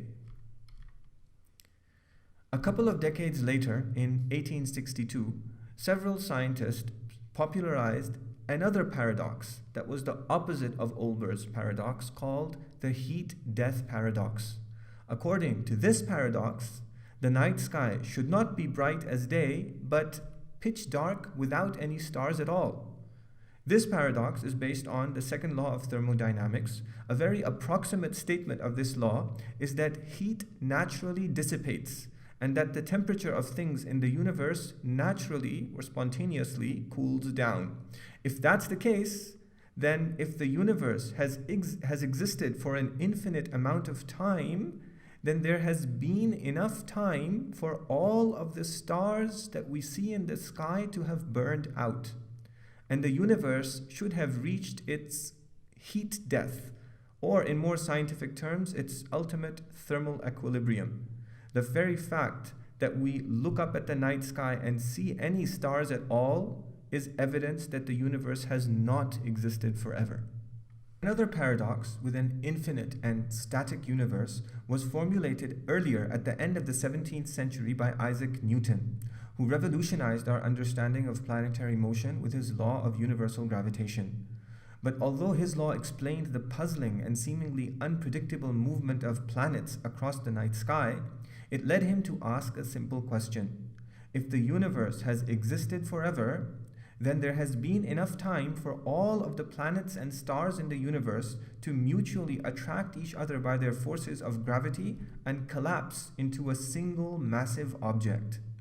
Why is it then that when we look up at the night sky, we see a multitude of objects that are still so far apart from each other? There's also another paradox with gravity. If the universe is infinite in size, with an infinite number of stars and planets scattered evenly throughout space, then every object should be pulled in every direction by the gravitational forces of the infinite number of objects everywhere in the universe, and these forces of gravity should then cancel each other out. This paradox is the opposite of the previous one. According to this paradox, gravity should not be a force that has any effect at all. The fact that gravity does result in the motion of the planets around the sun, as Newton explained, should therefore suggest that it is not infinite in size, or that it has not existed forever. Together, Olbers' paradox, the heat-death paradox, the paradox of gravitational collapse, and the paradox of gravitational cancellation should all suggest that the universe should be finite in size and that it should have a finite age.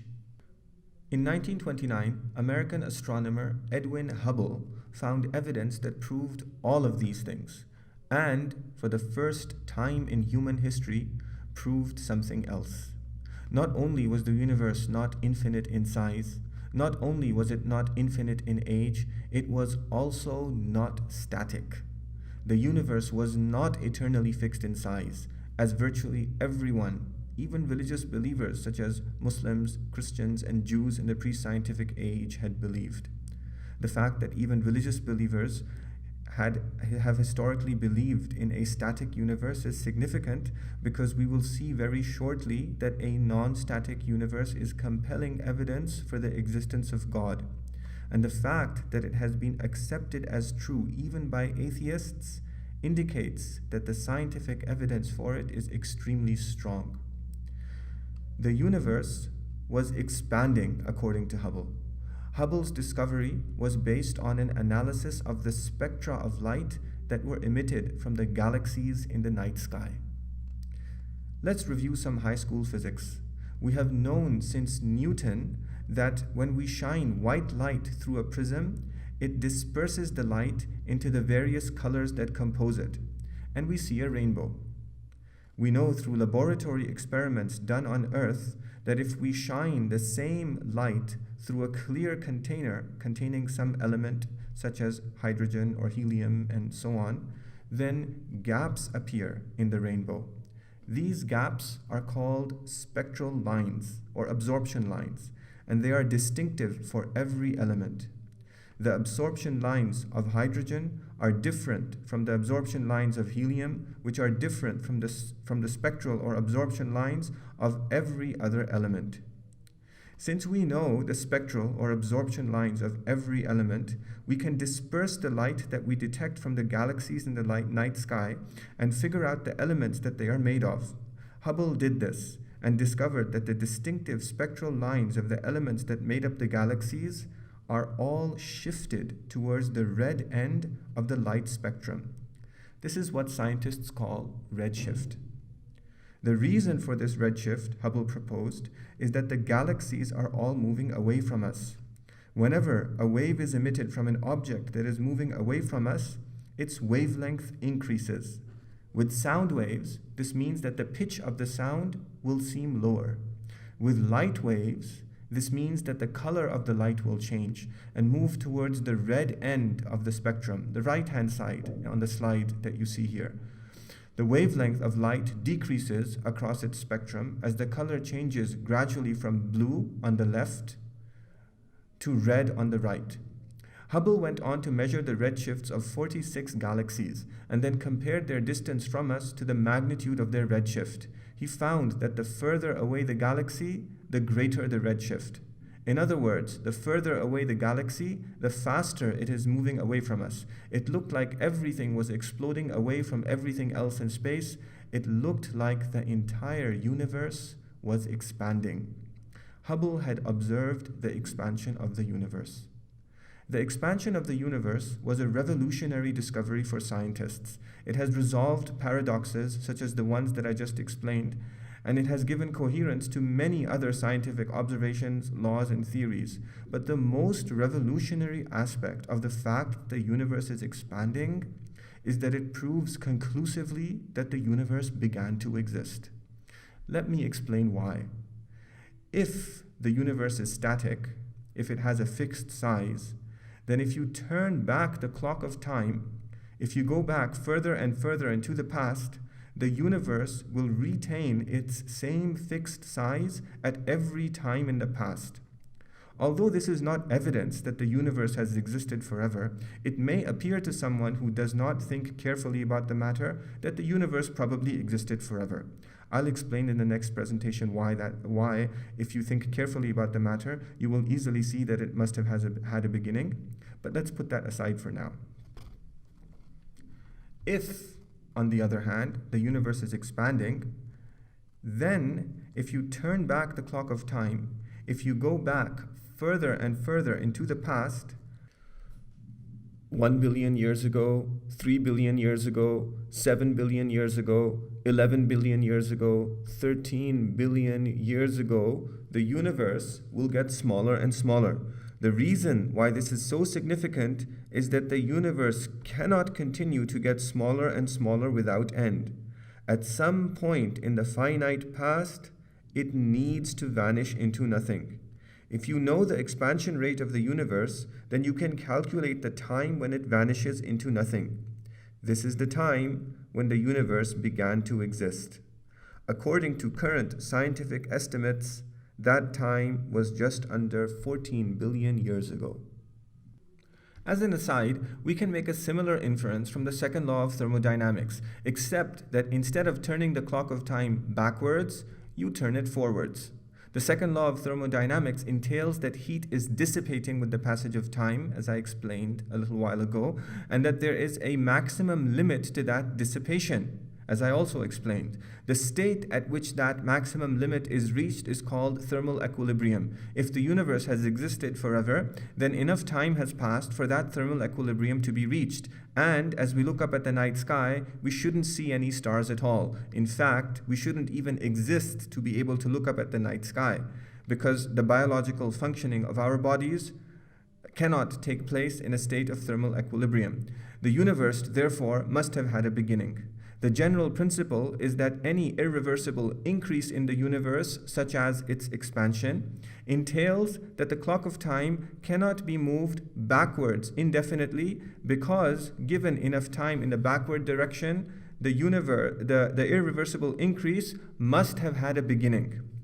Any irreversible decrease in the universe, on the other hand, such as the dissipation of heat, entails that the clock of time cannot have moved forwards indefinitely, because given enough time in the forward direction, the irreversible decrease must have an end. Each of these therefore entails that the universe cannot have existed forever. It must have had a beginning.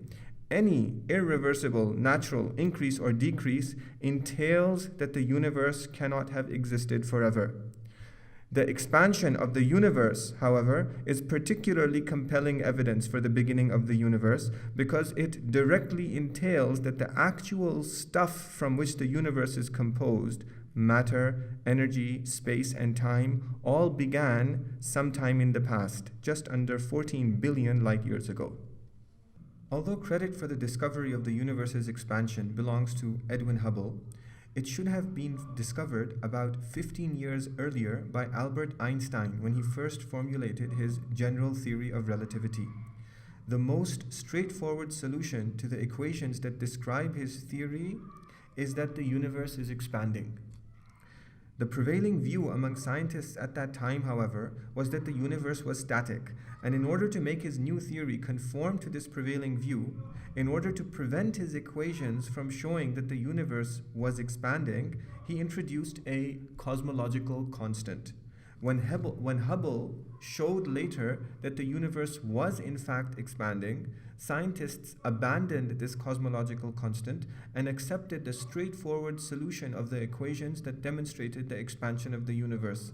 Because he didn't accept the revolutionary discovery that was predicted by his own equations, Einstein later described the introduction of the cosmological constant as his biggest blunder.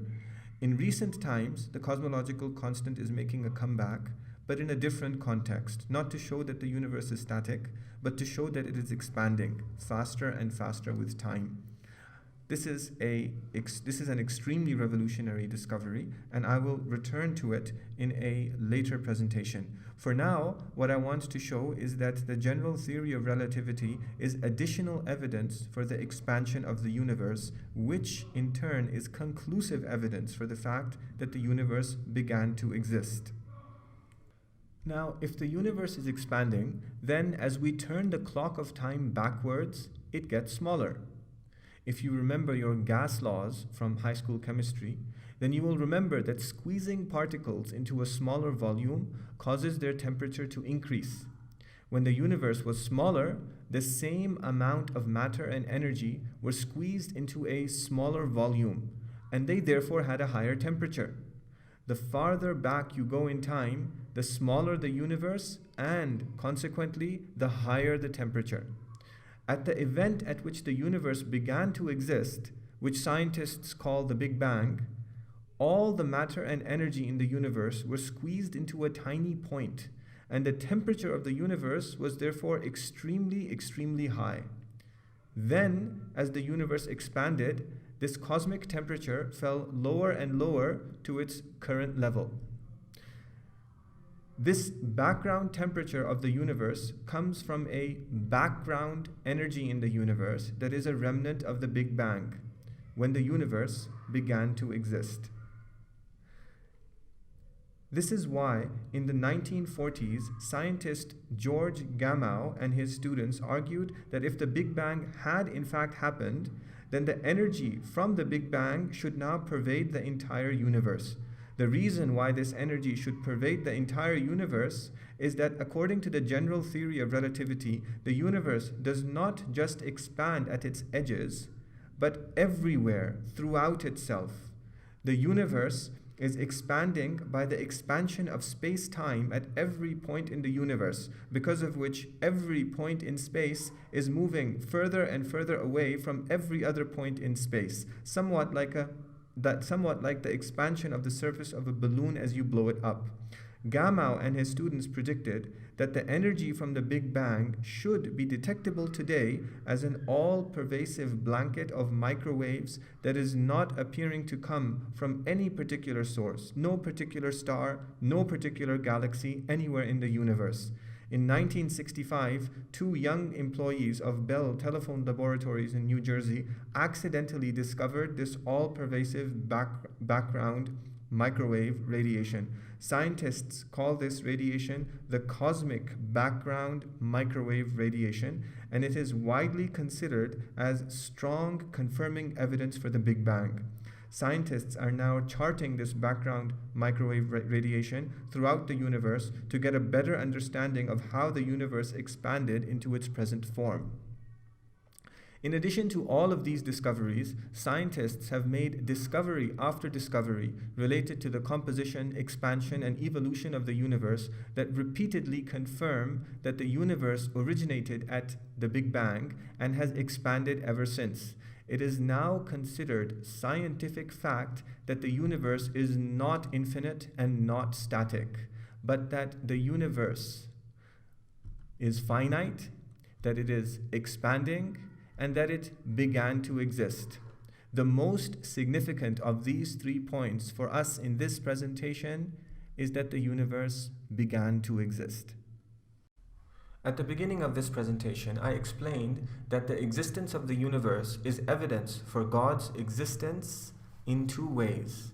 The first is that it is contingent. The argument for God's existence from the contingency of the universe is called the argument from contingency. The second reason why the existence of the universe is evidence for God's existence is that the universe began to exist. And that's what I have been explaining in this presentation. The argument for God's existence from the fact that the universe began to exist is called the argument from creation. I said at the beginning of this presentation that this second argument, the argument for God's existence from the fact that the universe began to exist, is more compelling than the argument from contingency. And I promised that I would tell you at the end of this presentation why that is the case. The reason why the argument for the existence of God from the beginning of the universe is more compelling is that it puts divine action in the foreground. To understand what this means, I need you to recall what we learned in the previous presentation. In the previous presentation, I explained that belief in God coexists with science. It does not conflict with science and scientific explanations. And I illustrated that with the verse from the Quran that we have seen again and again from the second presentation in this series. In this verse, God describes the rain, the sending down of rain from the heavens as divine action. And he also describes the sprouting forth of vegetation from the ground after the rain falls as divine action. Both are divine action, yet the rain has a role to play in bringing forth vegetation from the ground. Divine action coexists with scientific explanation.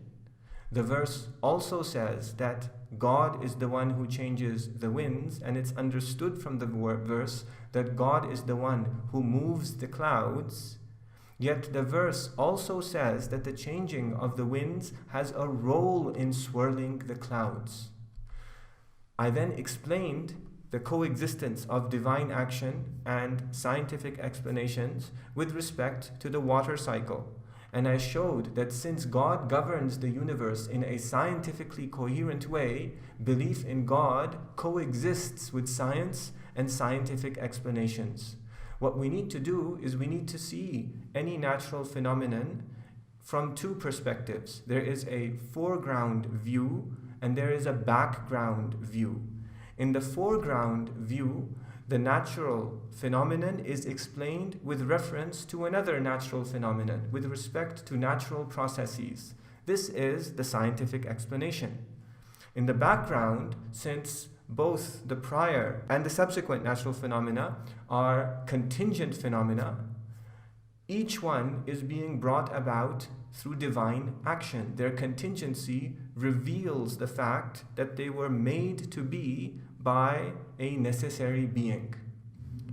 But if the universe began to exist, then the beginning of the universe cannot be explained by reference to any other natural phenomenon. Because there was nothing, there was no natural phenomenon before the beginning of the universe. The beginning of the universe was the beginning of natural phenomena. The beginning of the universe, therefore, puts divine action in the spotlight. There is only divine action. There is no scientific explanation. وصلى الله على سيدنا محمد وعلى آله وصحبه وسلم. لا إله إلا الله محمد رسول الله لا إله إلا الله محمد رسول الله بسم الله الرحمن الرحيم الحمد لله رب العالمين وصلى الله وسلم على سيدنا محمد وعلى آله وصحبه أجمعين. In the previous presentation, I began to explain why the claim that the universe began to exist is evidence for the existence of God. I explained that there are two kinds of evidence for the truth of this claim. The first is scientific evidence. The second is philosophical evidence. In the previous presentation, I explained the scientific evidence for the beginning of the universe. I first explained several paradoxes that arise from imagining that the universe does not have a beginning. And then I explained that scientists have resolved these paradoxes by abandoning the position that the universe does not have a beginning, based on evidence such as the redshift and the general theory of relativity, which indicate that the universe is expanding and therefore had a beginning, and which is confirmed by the observation of cosmic background microwave radiation, as well as by many other observations regarding the evolution, size, and the composition of the universe. That the universe has a finite age, or in other words, that it began to exist, is now accepted as scientific fact. In this presentation, I will focus on the second kind of evidence, the philosophical evidence. This evidence is now part of what contemporary philosophers call the Kalam cosmological argument for the existence of God. The word Kalam, remember, is the Arabic name for traditional Islamic theology. Contemporary philosophers formulate the Kalam cosmological argument like this. Whatever begins to exist has a cause. The universe began to exist, therefore the universe has a cause. This is the beginning of the argument. The completion of the argument reasons from the conclusion of this argument to the existence of God. This is in fact how the Muslim theologian Ghazali formulated the argument about 1,000 years ago, and this formulation is taken almost verbatim from him. An important difference, however, is the use of the word cause. When Ghazali formulated this argument just under 1,000 years ago, he didn't use the expression cause, but the expression something that made it exist. The Arabic word for this is muhdith. The two expressions are different. Ghazali's expression is more general. A cause is something that is inert, lifeless, necessary. A cause is not a free agent. It does not have any volition. Fire, for example, is a cause of burning. This means that it is not a volitional agent that chooses to burn or not to burn. It simply burns. God, however, is not a necessary cause. God is a volitional agent with free will. I will show in a future presentation that the Kalam cosmological argument, as well as the argument from contingency that I presented earlier, all show that the universe was not brought into existence by some inert and lifeless cause. Rather, it was created by a volitional agent who freely chose to bring the universe into existence. God, in other words.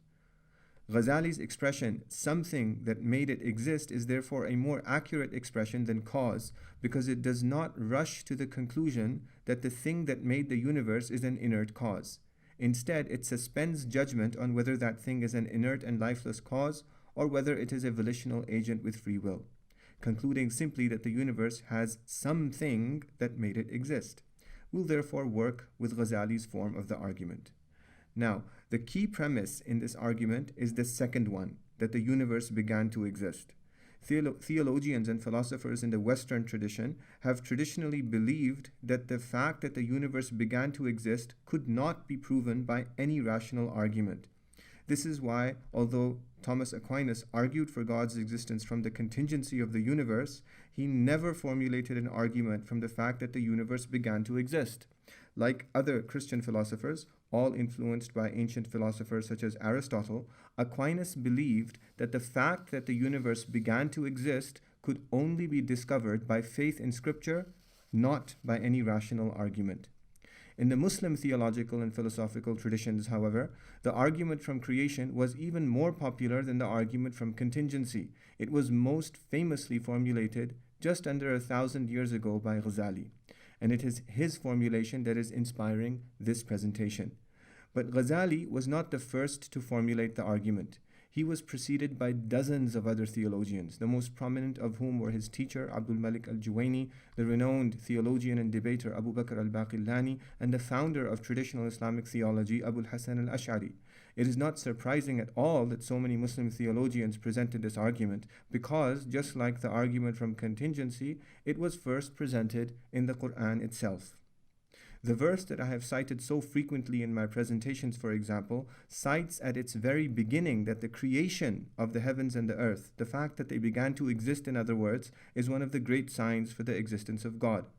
And here are 20 other verses, a small sample of many, many others, that cite creation as evidence for God's existence and omnipotence. I'll leave you to look up these verses yourself. The arguments of the Muslim theologians and philosophers for the beginning of the universe were unknown to Western thinkers until the recent scientific discovery that the universe began to exist with the Big Bang. The discovery that the universe began to exist naturally led to discussions about the existence of God, and in 1979, Christian philosopher William Lane Craig published his book, The Kalam Cosmological Argument, drawing the Western world's attention to the rational arguments of the Muslim theologians for the beginning of the universe, and from there, for the existence of God. The argument has since been widely critiqued and defended by dozens of philosophers, scientists, and Christian theologians, earning a place for itself in the Western philosophical tradition as the Kalam cosmological argument. Kalam, remember, is the word for traditional Islamic theology. I will now explain this argument, beginning with this presentation and continuing on through the several presentations that come after this one. I present the argument as I think a Muslim theologian such as Ghazali might present it today. This presentation will differ in several ways from many Western presentations of the argument. These differences make the argument clearer, more to the point, and more complete than its modern versions. But before I begin, I want to emphasize that the fact that the universe began to exist is obvious and intuitive. Muslim theologians went to great lengths to refute the arguments of those who claimed that the universe had no beginning. If I simply present their arguments with all of their complexities without showing first that their claim doesn't even need an argument, you might mistakenly imagine that they were trying to prove something that is very difficult to prove. Ghazali himself noted this almost 1,000 years ago, prefacing one of his responses to an unreasonable opponent with the comment that, quote, "Going to great lengths to prove things that are clear obscures them instead of clarifying them." The reason why it is obvious that the universe began to exist is that everything that you or I experience in the universe has an age, which is another way of saying that it began to exist a finite period of time ago. Let's look, for example, at the Qur'anic verse that we have seen so many times in these presentations. It begins by mentioning the heavens and the earth, which, according to modern arguments, have a finite age. I showed the scientific reasoning for this in the previous presentation. It then mentions the night and day. Every night that we have experienced begins to exist at sunset and lasts until dawn. Every day that we have experienced begins to exist at dawn and then lasts until sunrise. Then it mentions the ships that sail the sea. Every ship that we've experienced began to exist when it was constructed. Every sailing passage that every ship has ever made across the sea began to exist when the ship left its dock and set sail towards its destination. Every wave in the sea that has ever splashed against the hull of any ship that has ever sailed began to exist. Every profit that humans have ever made from their trading voyages began to exist when they sold their goods for higher prices than they bought them for.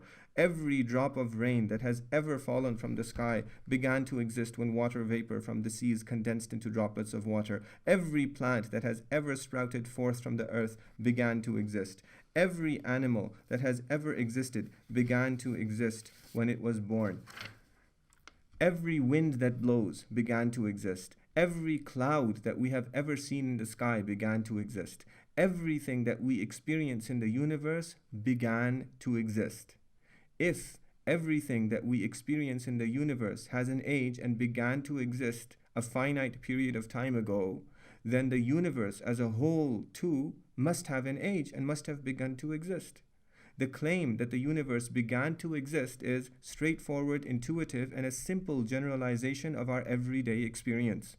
The claim that the universe did not begin to exist, that it has existed for an infinitely long period of time, whatever that means, is strange, counterintuitive, and contrary to everything that we experience. We have never seen anything existed forever, nor, as I will show shortly, will we ever see such a thing. It is perfectly reasonable to conclude that the universe has an age and began to exist, and it is stubbornly unreasonable to conclude that the universe does not have an age and never began to exist.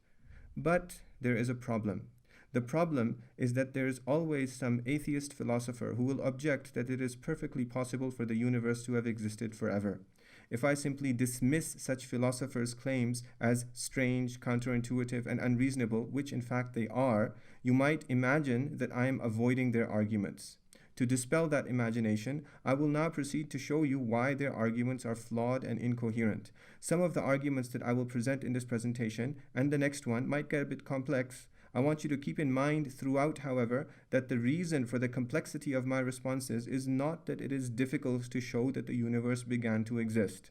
Rather, the reason for their complexity is that the atheists who object to the claim that the universe began to exist often conceal the flaws of their arguments with complex concepts in order to give the misleading impression that this is a claim that is too complex for the average thinking person to evaluate on his own.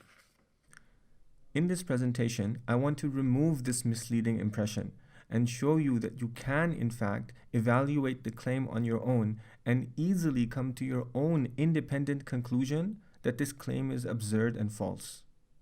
The first step is for you to see that the claim the universe did not begin to exist, the atheist claim, is logically equivalent to two other claims. It is logically equivalent to the claim that the universe has existed for an infinite quantity of time. The reason why it is logically equivalent to this claim is that to claim that the universe did not begin to exist is to claim that if you go back in time from the present moment, there is no point in time that was not preceded by another point in time. And the quantity of time that has passed before the present moment is infinite. Or, to put it more clearly, it is endless. It has no end. And that is the same thing as saying that the universe has existed for an infinite quantity of time. This second claim, in turn, is logically equivalent to a third claim, namely, the claim that an infinite quantity of time has elapsed. The reason why the second claim is equivalent to this third claim is because to claim that the universe has existed for an infinite quantity of time is to claim that there is no beginning to the quantity of time in the backward direction, but that it has nevertheless reached the present moment.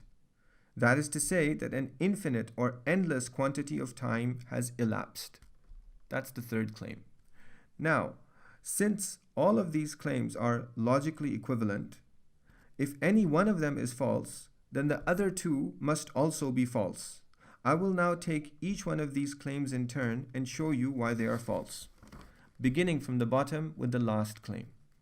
You can see the falsehood and absurdity of this claim by reflecting on what exactly it means. The word infinite in the phrase an infinite quantity of time means endless, and the present perfect tense verb has elapsed means has come to an end. The statement an infinite quantity of time has elapsed therefore means an endless quantity of time has come to an end. This is a plain contradiction in terms, because it is not possible for something that does not end to come to an end. The claim is self-contradictory. Since this claim is logically equivalent to the other two claims, its absurdity and falsehood entails the absurdity and falsehood of the other two claims as well. However, I will now proceed to consider each of the other two claims independently and show you why they are absurd and false on their own. I will begin with the second claim, that the universe has existed for an infinite quantity of time. This claim is absurd because an infinite quantity of anything is absurd. Grasping the absurdity of an infinite quantity of anything does not require any philosophical training. It can be grasped by a 5-year-old child. Consider the following scenario. Umar and Mary, two 5-year-olds, are arguing over who broke Auntie Zubaida's window. Auntie Zubaida is their neighbor. Mary shouts, "You broke it." Umar refuses, "Did not." Mary insists, "Did too." Umar responds, "Did not." Did too, did not, did too, did not, did too, did not. Now, Mary has heard from someone that infinity is the biggest number of all. Seeing that the sequence of accusations and denials between her and Umar will continue unresolved, 5-year-old Mary makes her move to silence Umar by screaming at the top of her voice, "Did to infinity." Umar, also aware that infinity is the biggest number of all, immediately demonstrates the absurdity of the concept of the biggest number of all by responding, "Did not infinity plus 1. 5-year-old Umar has just shown that an infinite quantity of anything is an absurd concept. Let me clarify Umar's argument. Umar has observed that if infinity is a quantity, how much something is in other words, then you can add 1 to it. Mary is using infinity as a quantity. She is saying did to an infinite number of times. Since she is using infinity as a quantity, Umar can add 1 to it. But this immediately invalidates the very concept of infinity. Remember that infinity in this context means endless, and quantity means the amount or how much something is. If an infinite or an endless amount of something is a quantity, then you can add 1 to it. But if you can add 1 to it, then it is no longer endless, because in order to add 1 to anything, in order to increase it by 1, in other words, it needs to have an end relative to which that increase can take place. If it has no end, it cannot be increased, because any increase always takes place relative to some end. If something can be increased, then it must have had an end before the increase and an other end after the increase. Umar's straightforward and intuitive observation demonstrates that you cannot have an infinite quantity of anything, because if something is a quantity, then it can be increased. And if it can be increased, then it has an end. And if it has an end, then it is not infinite. No quantity of anything can be infinite. And therefore, to return to our point of departure, it is not possible for the universe to have existed for an infinite quantity of time. Both the second and the third claims are absurd and false. I will now show you why the first claim is false. Consider any physical quantity. Let's take, for example, the number of orbits of any 2 planets around the Sun. Let's take Earth, which takes 1 Earth year to go around the Sun, and Mercury, which takes about 1/4 of an Earth year to go around the Sun. After 1 Earth year, Earth will have completed 1 orbit around the Sun, and Mercury will have completed 4. After 2 years, Earth will have completed 2 orbits around the Sun, and Mercury 8. After 3 years, Earth will be at 3, Mercury at 12, and so on. At any given time, the number of orbits of Mercury will be 4 times the number of orbits of Earth. After 1 year, it will be 4 times the number of orbits of Earth. After 2 years, it will be 4 times the number of orbits of Earth. After 3 years, it will be 4 times the number of orbits of Earth, and so on. After any number of years, say n, it will be 4 times the number of orbits of Earth, or in other words, 4n. Now, if this first claim is true, if it is true that the universe has no beginning, then the number of orbits of Mercury is infinite. Remember that infinite means endless. And the number of orbits of Earth is also infinite. Remember again that infinite means endless. But we know that the number of orbits of Mercury is always greater than the number of orbits of Earth by a factor of 4.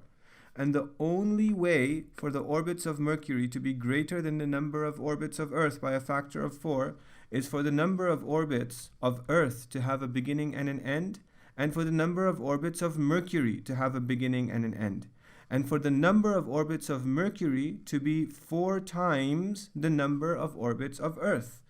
If the number of orbits of both are endless, infinite, then it is not possible to say that any one of them is greater than the other one.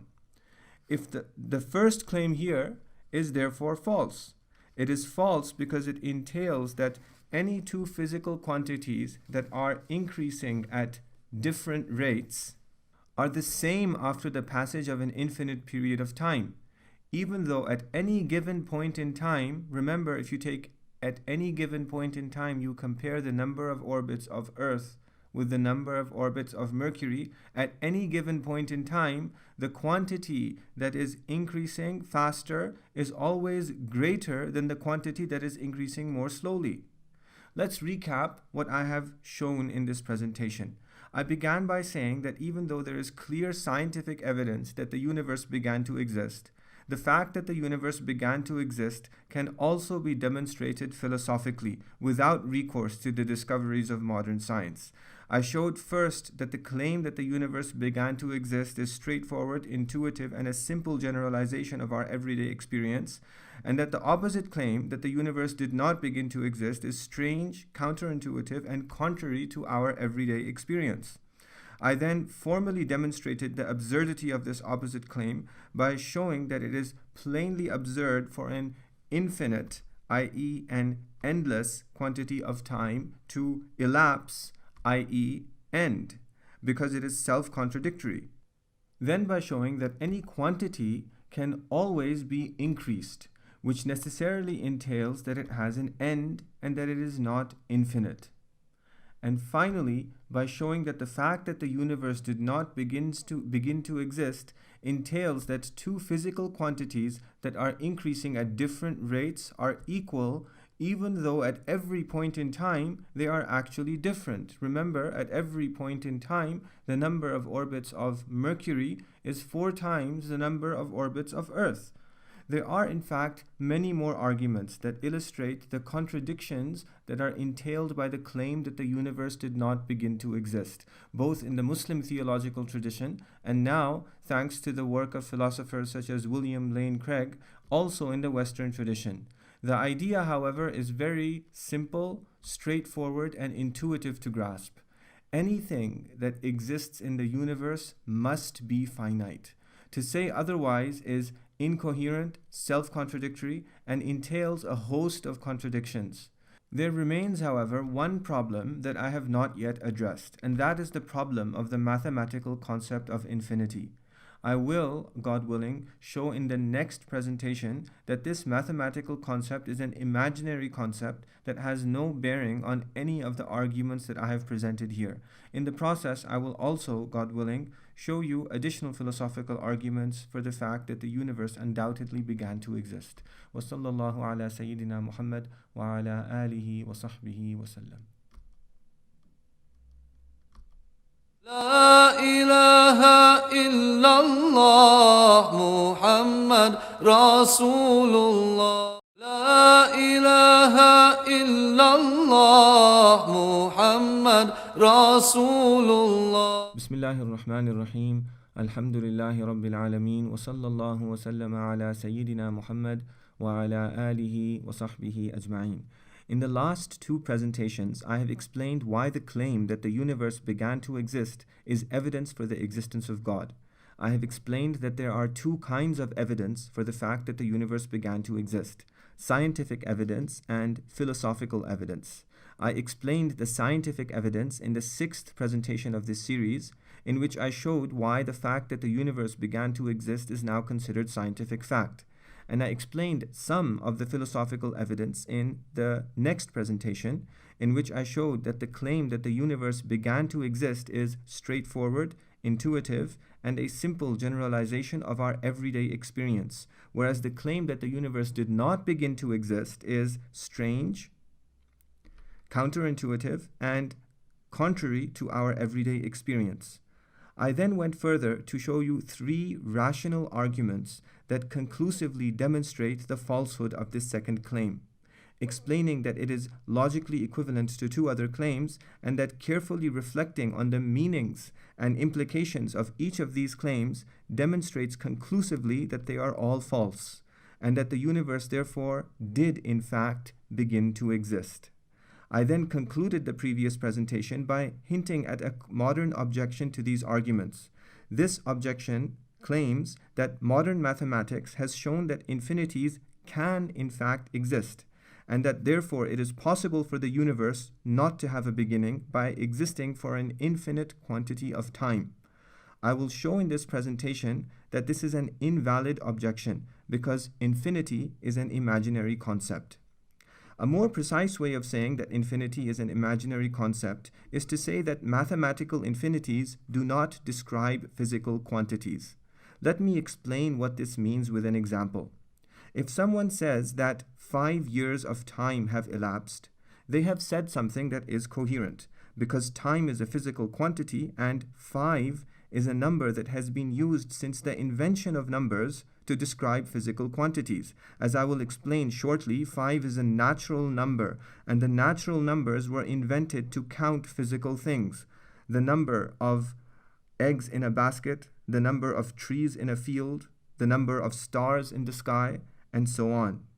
The statement 100 years of time have elapsed is also a coherent statement because, like the number 5, the number 100 is also a natural number that has historically been used to describe physical quantities.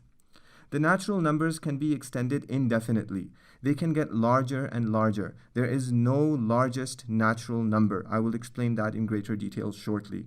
That is why when we use extremely large natural numbers today, beyond the imaginations of people who lived in the pre-modern age, numbers such as 14 billion in the statement 14 billion years of time have elapsed. Remember from the sixth presentation in this series that is approximately how old scientists think the universe is.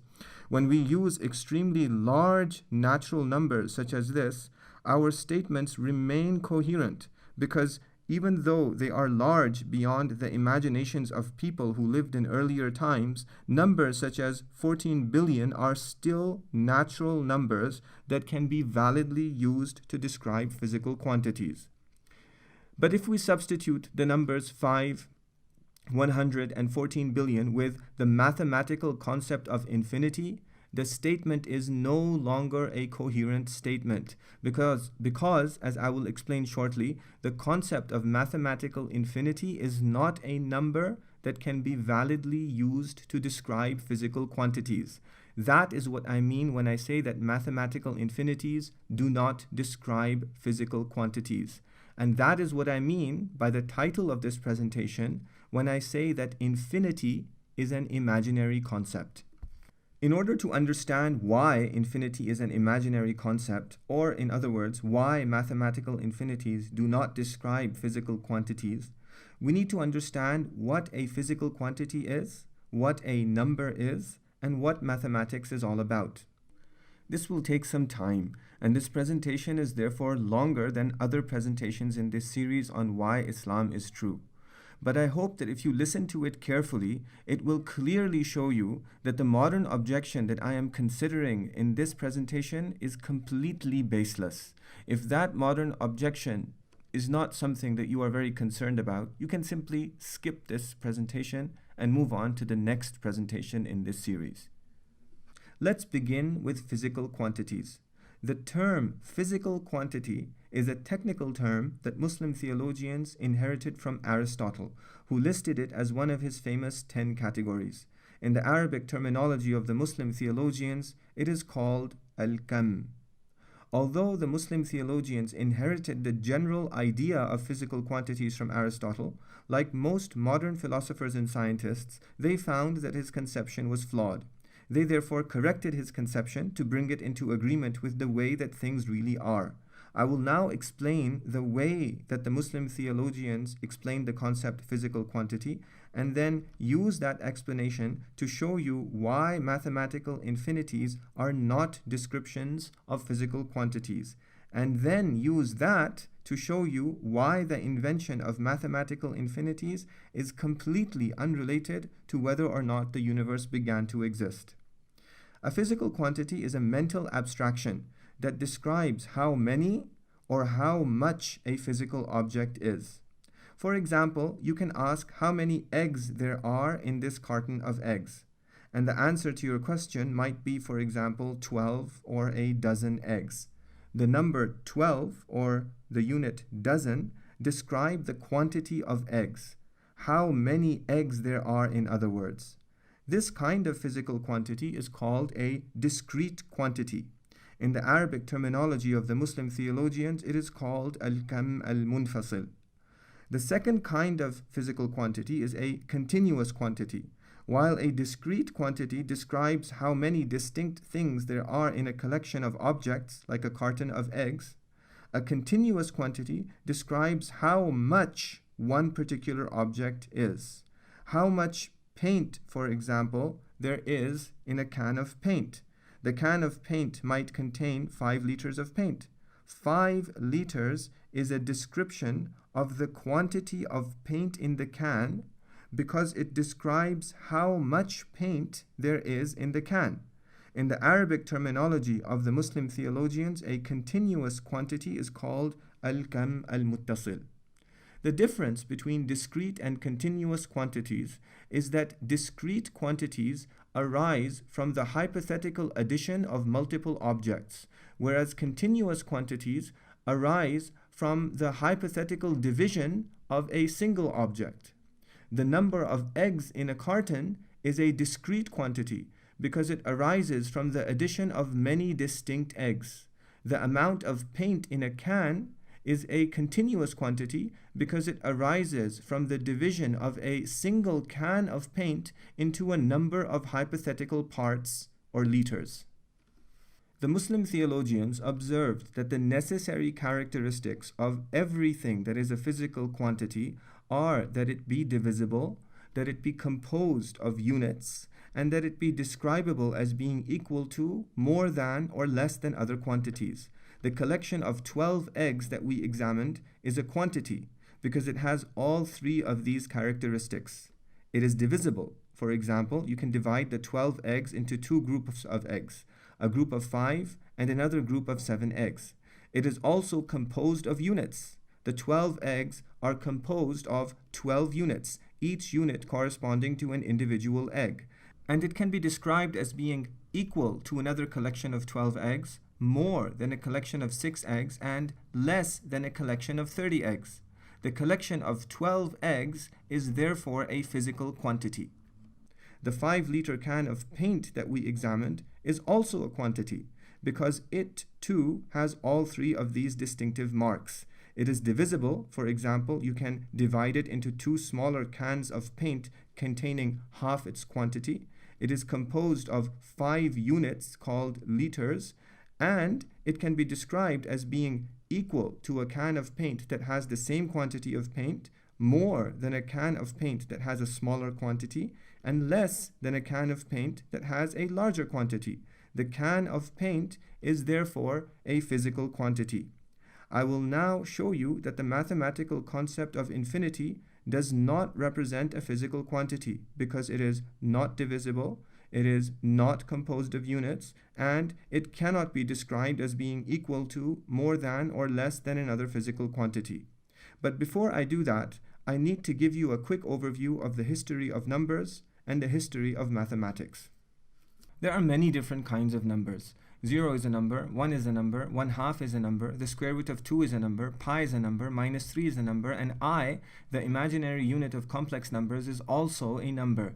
Although today we consider all of these objects to be numbers, that has not always been the case.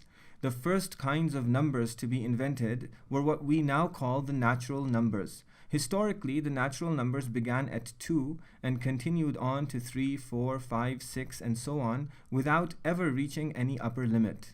I will explain in a couple of moments that 1 and 0 were not considered natural numbers when numbers were first invented. The natural numbers were invented to count discrete quantities, how many objects there were in a given collection, 12 eggs, 6 trees, 100 stars, and so on. They are called natural numbers because they are the numbers that we naturally use to count numbers of objects. 12, 6, and 100 are natural numbers because we use them to count numbers of objects.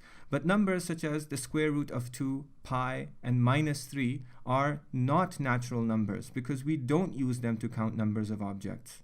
You never walk into a supermarket and come out with pi apples, nor do you ever go to a car dealer to buy the square root of 2 cars, and it is impossible to buy -3 of anything because it is not possible to have less than nothing of anything. 0 is not a natural number because it is not used to count numbers of objects. If you don't have anything, then it is very unnatural to tell someone how many apples you have by saying that you have 0 apples. If you have apples, it is not the case that you don't have anything, 0 apples in other words. If you don't have anything, you don't say that you have 0 apples. Rather, you say that you don't have any apples at all. Even though mathematicians now consider 1 a natural number, historically it was not thought of as a number at all, because the first numbers, natural numbers in other words, described a quantity of things. A number of things, in other words. And if you only have one thing, you don't have a quantity of things. The number 1 does not describe any quantity. Rather, it is the unit element from which all discrete quantities are constituted. The counterparts of natural numbers, and probably the next kind of numbers to be invented, are fractions. I have shown that the natural numbers were invented to measure collections of discrete objects, or in other words, discrete quantities. Fractions, on the other hand, were invented to measure the hypothetical divisions of a single object, or in other words, continuous quantities. Consider a piece of wood that you want to saw into 2 equal parts. Before you begin, you will divide the pieces of wood in your mind and picture its 2 halves. The number 1/2 represents each of these 2 quantities that you envision in your mind before you begin sawing.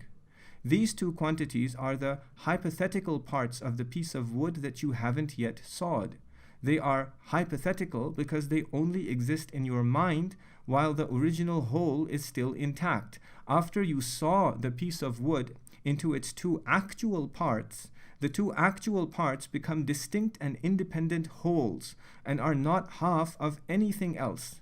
They are only 1/2 of the piece of wood when considered hypothetically in relation to the original whole that they came from. After they become actual, they are no longer half of anything.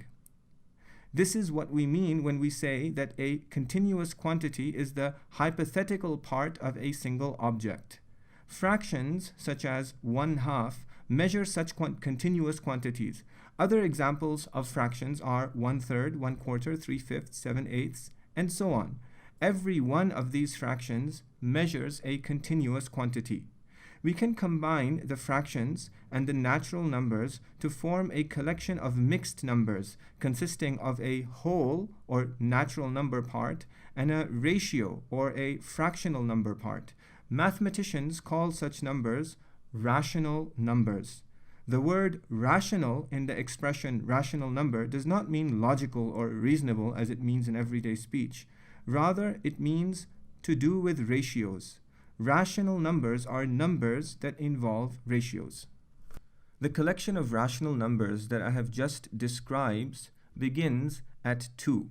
In modern mathematics, however, the rational numbers also include 1, 0, and negative numbers. I have just explained that none of these were considered numbers by ancient mathematicians. For ancient mathematicians, a number was only a number if it represented physical quantities, and none of these numbers represent physical quantities. For modern mathematicians, however, numbers are different kinds of objects.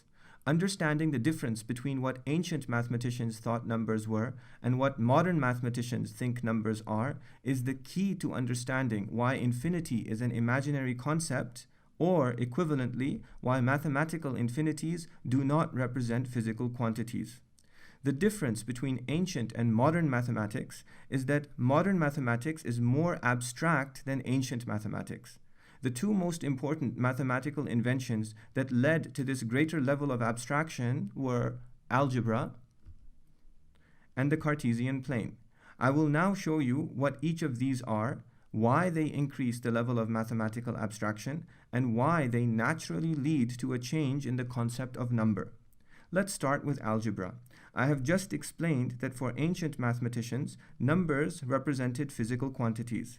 Another way of saying this is that numbers were an abstract and general way of analyzing quantities or collections of objects. Consider this quantity or collection of apples, this quantity or collection of eggs, and this quantity or collection of trees. If you look at these collections at a low level, they are all different from each other because they are all collections of different kinds of objects. The first is a collection of apples, the second a collection of eggs, and the third a collection of trees. But if you step back and look at them in a more general way by abstracting away the particular objects that they are composed of and think of them simply as quantities of some object, any object at all, then they are the same. When these collections are considered in this abstract way, each one of them has the same quantity of objects. In this example, we express this identity of abstract quantity with the number 5. Other numbers, 6, 7, 8, and so on, similarly represent other abstract quantities. This is what I mean when I say that for ancient mathematicians, numbers were an abstract and general way of analyzing quantities of objects. With the invention of algebra, mathematics became more abstract. Instead of abstracting physical quantities, algebra abstracted the numbers that represented those physical quantities. For example, in the algebraic equation x plus y equals 100, the symbols x and y are abstractions of numbers because they represent any pair of numbers that add up to 100. They can represent 2 and 98, 3 and 97, 4 and 96, and so on. X and y are not numbers, they are abstractions of numbers. Algebra was invented to solve real problems. This equation, for example, might have been written to represent a scenario where a shepherd keeps 100 sheep in 2 pens. X represents the number of sheep in one pen, Y represents the number of sheep in the other pen. The number of sheep in both pens must always add up to 100. If the shepherd counts 10 sheep in the first pen, then he knows that there must be 90 in the other pen, because 10 plus 90 equals 100. If he counts 25 sheep in the first pen, then he knows that there must be 75 in the other pen because 25 plus 75 equals 100, and so on. Now, consider a scenario where he counts 99 sheep in the first pen. How many sheep are there in the second pen? If the purpose of numbers is merely to count quantities of objects, then this is an invalid question, because the second pen does not contain any quantity of sheep. It only contains 1 sheep, and 1 sheep is not a quantity. It cannot be an answer to the question how many, because how many can only be answered by a quantity, and to be a quantity there must be more than one of a thing. But if the purpose of numbers is to represent valid solutions to an algebraic problem such as this one, then our concept of numbers needs to be extended to include the number 1, because the number 1 is a valid solution to this scenario. Now consider a scenario where he counts 100 sheep in the first pen. There are now no sheep in the second pen. If the purpose of numbers is merely to count quantities of objects, then to ask how many sheep are there in the second pen is an invalid question, because nothing is not a quantity. But if the purpose of numbers is to represent valid solutions to an algebraic problem such as this one, then our concept of numbers needs to be extended even further to include the number 0, because the number 0 is a valid solution to this scenario. Let's review what just happened. Before algebra, numbers abstracted physical quantities of real objects. After algebra, algebraic symbols such as x and y abstracted numbers. The techniques of algebra were then applied to problems such as this one, the one that I have just described. This application led to an extension of the concept of number.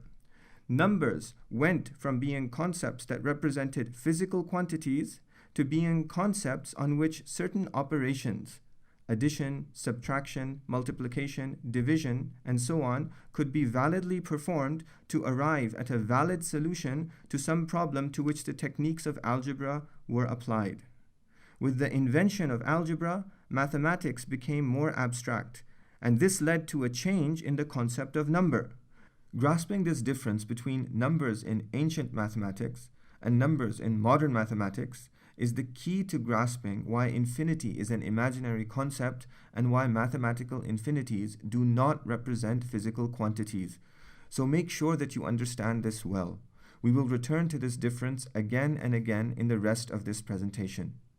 The next important mathematical invention was the Cartesian plane, named after the 17th century French philosopher and mathematician René Descartes. Descartes used his plane to visually represent algebraic equations. The Cartesian plane consists of a horizontal axis called the x-axis and a vertical axis called the y-axis. Every point on the plane can be represented with a pair of coordinates that are determined by a point on the x-axis and a point on the y-axis. Any algebraic equation with an x value and a y value, such as the equation that we have just been studying, x plus y equals 100, can be visually represented on this plane like this. When x is 3, y is 97, and x plus y equals 100. When x is 50, y is also 50, and x plus y equals 100. When x is 70, y is 30, and x plus y equals 100, and so on. But I want you to note two things about this visual representation. First, note that the line that represents the equation extends to the left into the negative values of x, and it also extends into the right into the negative values of y. These are not valid scenarios in the real-world problem that the equation was written to solve. It is impossible for the shepherd to walk into any of his 2 pens and find that they contain less than 0 sheep. Extending the ancient natural numbers to include 1 and 0 makes sense in this case, but extending them to include negative numbers does not. The second thing that I want you to note is that the line is continuous, not discrete. That means that it doesn't just consist of whole number values of x and y, but also rational number values of x and y. When x is 12.5, y is 87.5, and x plus y equals 100. This is a valid solution to the algebraic equation, but it is not a very likely scenario in the real-world problem that the equation was written to solve. The shepherd will never walk into the first pen to find 12.5 sheep in it. If he did, he wouldn't worry about how many sheep there might be in the second pen. He would worry about the wolf that came and ate half of one of his sheep and wonder how many sheep the wolf might have eaten in the other pen. I have just illustrated how algebra and the Cartesian plane transformed mathematics. Ancient mathematics was closely tied to counting numbers of objects in the real world. Modern mathematics is more abstract. It steps away from objects in the real world and turns numbers into abstract mathematical objects of mathematical operations. The numbers or the symbols x and y represent any abstract object that can be added, subtracted, multiplied, divided, exponentiated, or rooted. The resulting abstract mathematical objects can then be represented on the Cartesian plane, regardless of whether or not the values that they represent have any meaning in the real world. Modern mathematics generalizes these abstract mathematical objects so that algebraic equations have as wide a range of solutions as possible, all subject to a number of carefully defined mathematical rules. A modern mathematician is someone who studies different kinds of mathematical objects, different kinds of mathematical operations on those mathematical objects, and different kinds of mathematical rules that the objects and operations must conform to. All of these form different kinds of mathematical systems, and the mathematician then examines the behavior of these mathematical systems and the kinds of solutions that they generate. This study is highly abstract and completely separated from the real world. Ancient mathematics had a direct meaning in the real world. This is no longer the case with modern mathematics. All that matters in modern mathematics is the abstract internal coherence of mathematical systems. What used to be numbers for ancient mathematicians are mathematical objects for modern mathematicians. The mark of a valid mathematical object is not whether it represents a quantity of real-world objects, but whether it coherently fits into a mathematical system of objects, operations, and rules. For the sake of clarity, I will now stop referring to things like 0, 1, 1/2, the square root of 2, pi, -3, and I as numbers. Instead, I will call them mathematical objects. The term mathematical object, by the way, is not a term that I have invented in this presentation. It is a well-established technical term in the philosophy of mathematics, and it is, in fact, what a real mathematician would call all of these things.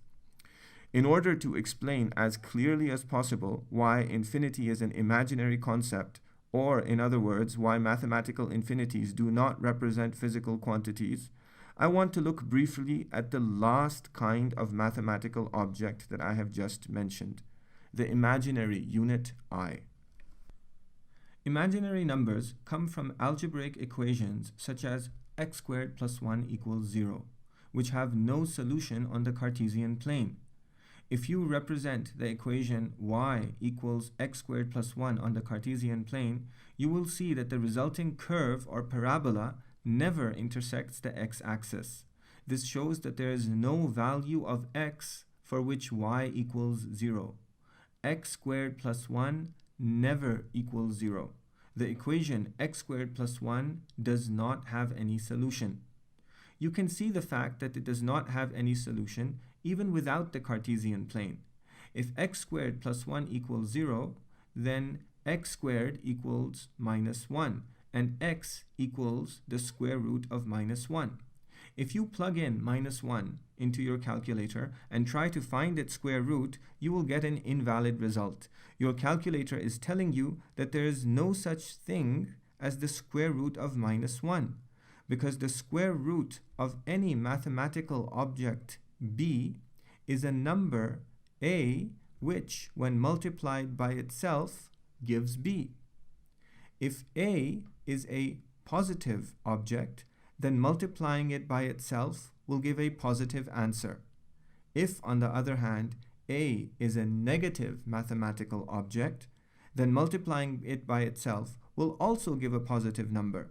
Since there is no such thing as a mathematical object that is neither positive nor negative, there are no other options to consider, and the square root of -1 does not produce any valid result, because it is only valid to perform the mathematical operation of square root on a mathematical object that is a positive number. But in modern mathematics, whether or not a result is valid can be changed by changing the rules of the mathematical system in which the mathematical operation is taking place. The algebraic equation x squared plus 1 equals 0 does not have any valid result in the mathematical system that is represented by the Cartesian plane, but that can be changed by simply defining a new mathematical object, which, when it is squared, gives a value of -1, or for that matter, -2, -3, -4, or minus anything. That is exactly what mathematicians have done. They have defined a new kind of mathematical object called an imaginary number. They have then redefined the square root operation so that it can in fact be performed over a negative number, generating a new kind of mathematical object. This new kind of mathematical object is an imaginary number that is neither negative nor positive and does not exist anywhere on the Cartesian plane. Because of the invention of this new kind of mathematical object, this equation now has a valid solution. That solution is I, which is the unit of imaginary numbers, just as 1 is the unit of the natural numbers. Now, even though it is impossible for there to be a negative number of real-world objects, and even more impossible for there to be an imaginary number of real-world objects, both negative and imaginary numbers are important for modern science.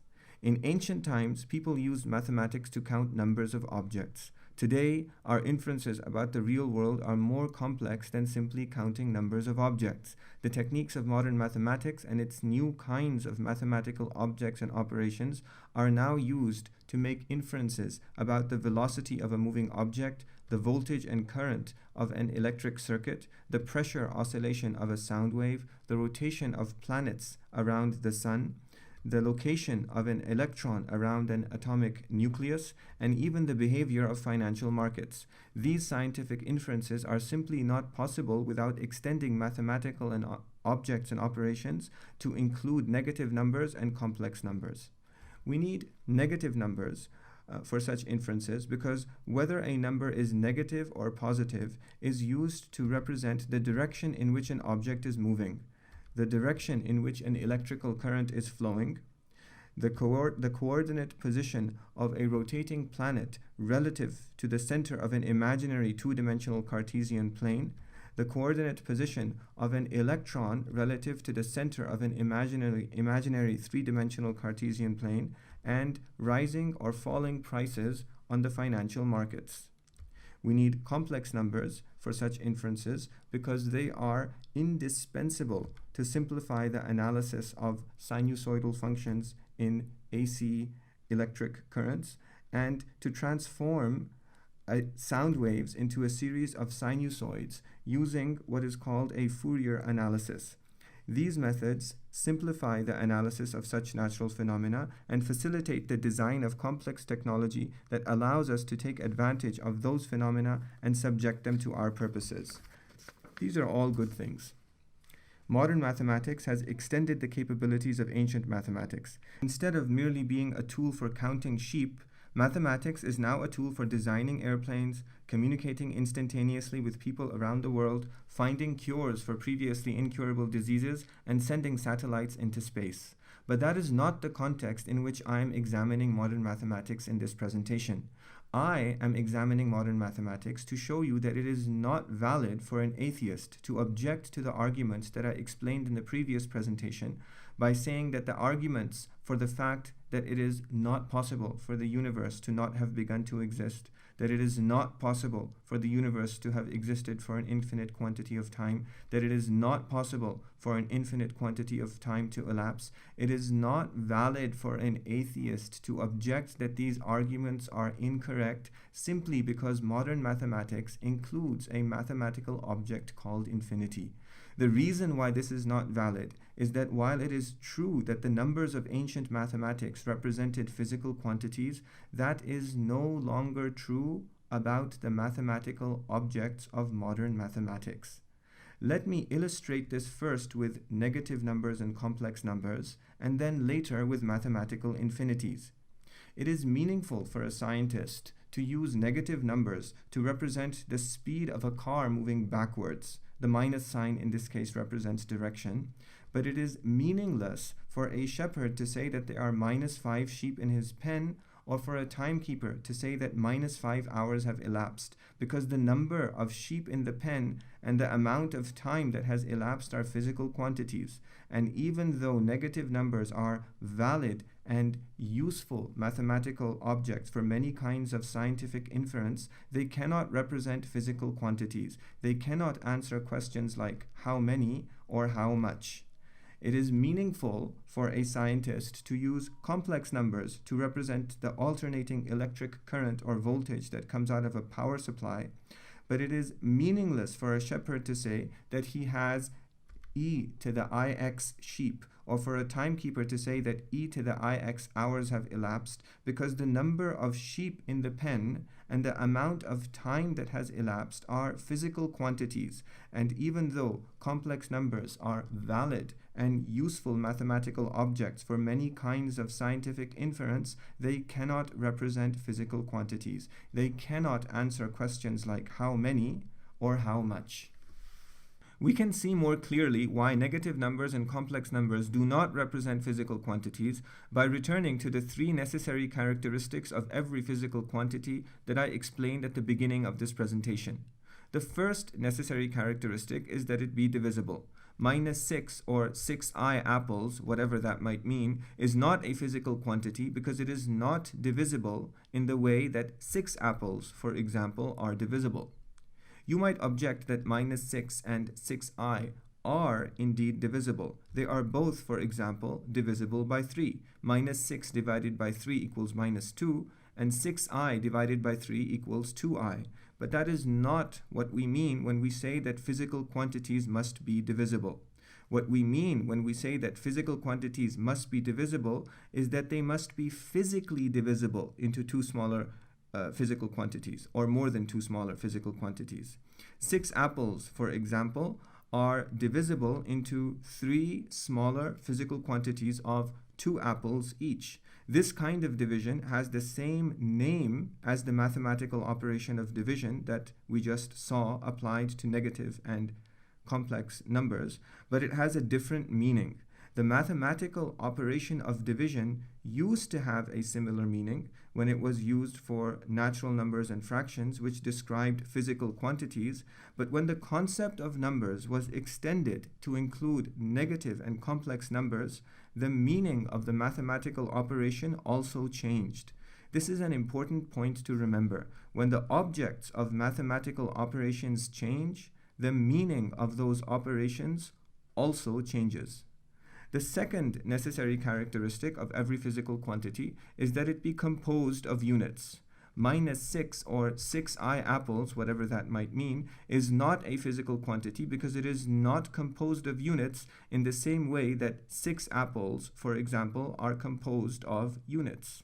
Again, you might object that negative numbers and imaginary numbers are both composed of units. -6 is composed of the negative unit -1, 6 of them, and 6i is composed of the imaginary unit I, 6 of them. But again, that is not what we mean when we say that physical quantities must be composed of units. What we mean when we say that all physical quantities must be composed of units is that they must be physically composed of a kind of physical thing. 6 apples, for example, are composed of the physical unit of 1 apple. Negative numbers are indeed composed of the negative unit -1, and imaginary numbers are indeed composed of the imaginary unit I, but this mathematical composition does not mean the same thing as physical composition. Mathematical composition used to have the same meaning as physical composition when we only used natural numbers and fractions, which describe physical quantities. But when the concept of numbers was extended to include negative and complex numbers, the meaning of mathematical composition also changed. As I have just explained, when the objects of mathematical operations change, the meaning of those operations also changes. The third necessary characteristic of every physical quantity is that it be describable as being equal to, more than, and less than another physical quantity. -6 and 6i apples, whatever that might mean, is not a physical quantity because it is not describable as being equal to, more than, or less than some physical quantity, in the same way that 6 apples, for example, are equal to another quantity of 6 apples, more than another quantity of 2 apples, and less than another quantity of 10 apples. Again, you might object that -6 is equal to -6, more than -10, and less than -2, and 6i is equal to 6i, more than 2i, and less than 10i. But again, that is not what we mean when we say that all physical quantities must be describable as being equal to, more than, or less than another physical quantity. What we mean when we say that physical quantities must be describable by these things is that they must be describable as being physically equal to, physically more than, and physically less than another physical quantity. Negative and imaginary numbers can indeed be operated on by the mathematical operations of equality, greater than or less than, but these mathematical operations do not mean the same thing as the physical equality, physically greater quantity, or physically smaller quantity of physical things. They used to have the same meaning when we only used natural numbers and fractions, which described physical quantities, but when the concept of numbers was extended to include negative and complex numbers, the meaning of these mathematical operations changed. To say again what I have already said twice before, when the objects of mathematical operations change, the meaning of those operations also changes. I have now shown you in great detail that negative numbers and complex numbers are mathematical objects that are part of a modern mathematical system of inference that has many useful applications, but that they are a different kind of mathematical object than ancient numbers because they do not represent physical quantities.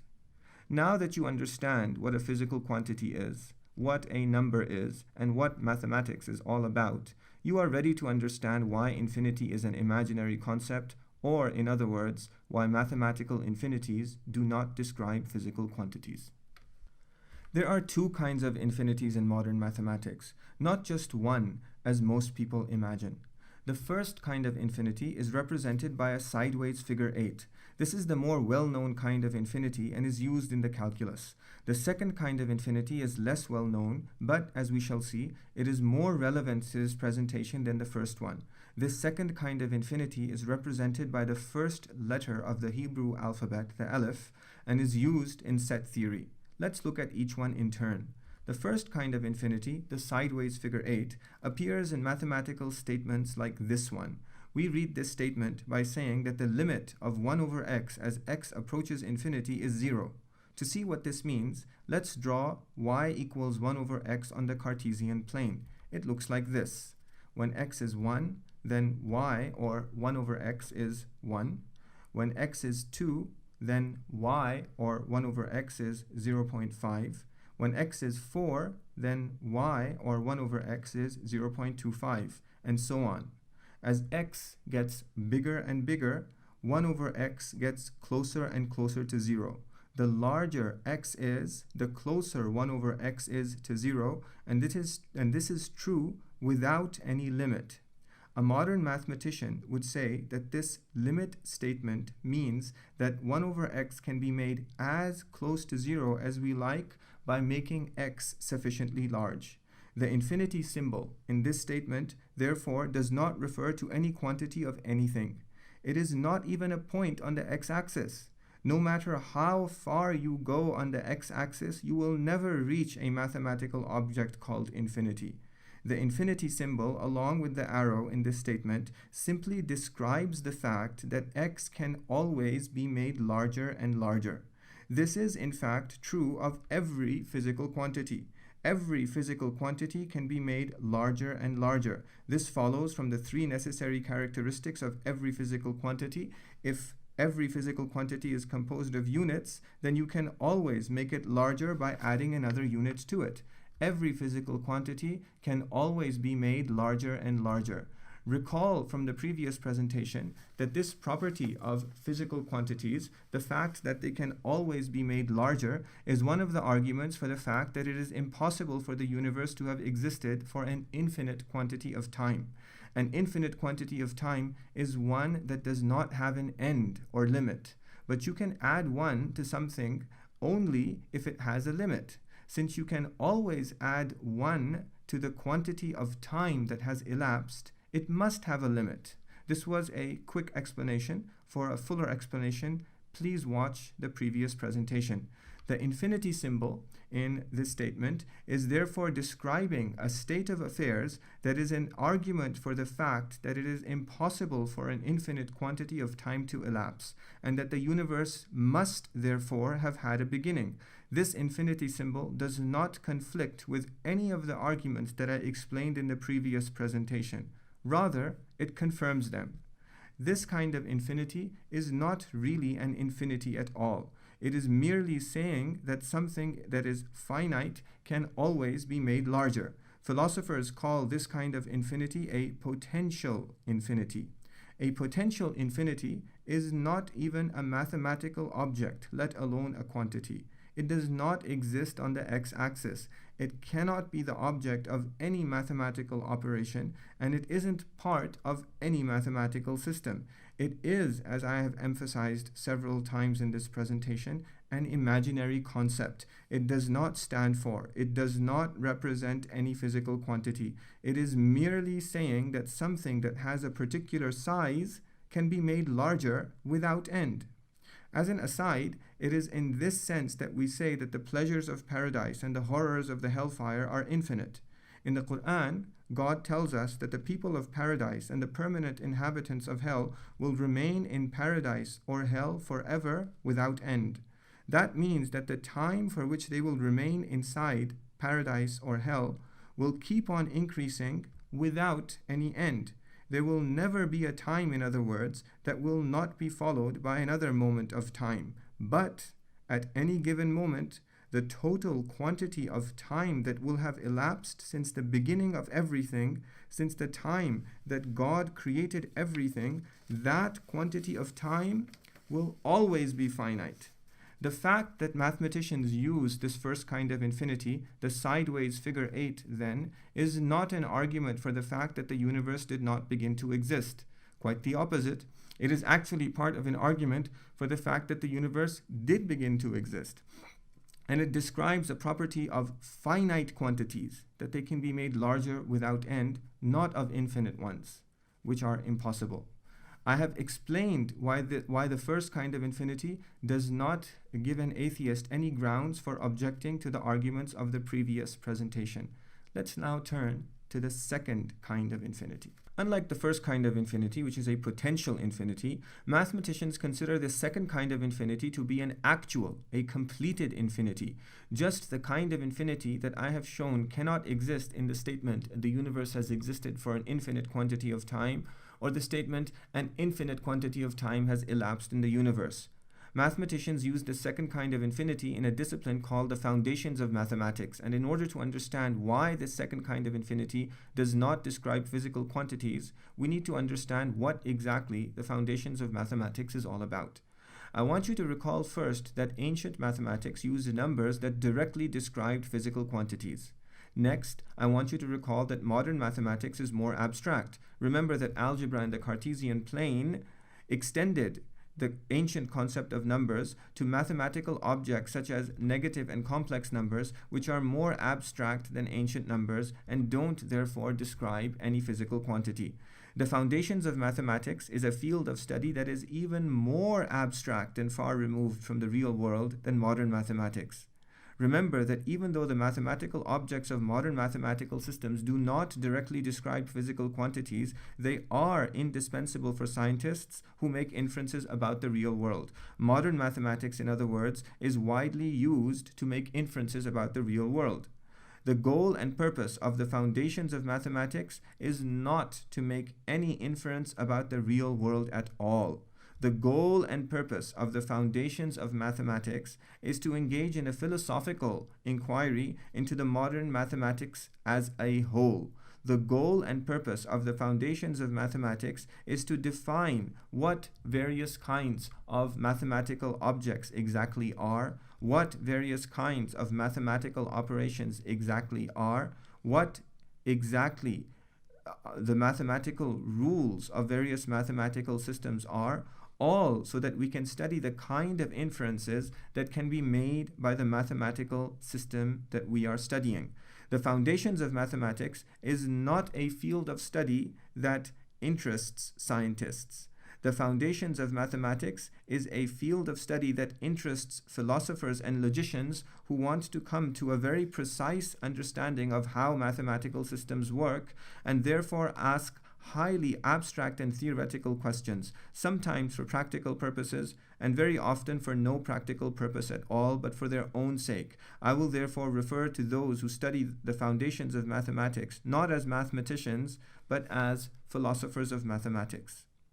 I want you to observe that if the objects of modern mathematics, which are used to analyze the real world, if these objects do not describe physical quantities, then the objects of the foundations of mathematics, which are used by the philosophers of mathematics and not by scientists, and these philosophers, they ask questions unrelated to the real world, then the objects of the foundations of mathematics should, a fortiori, by greater right, not describe any physical quantity at all.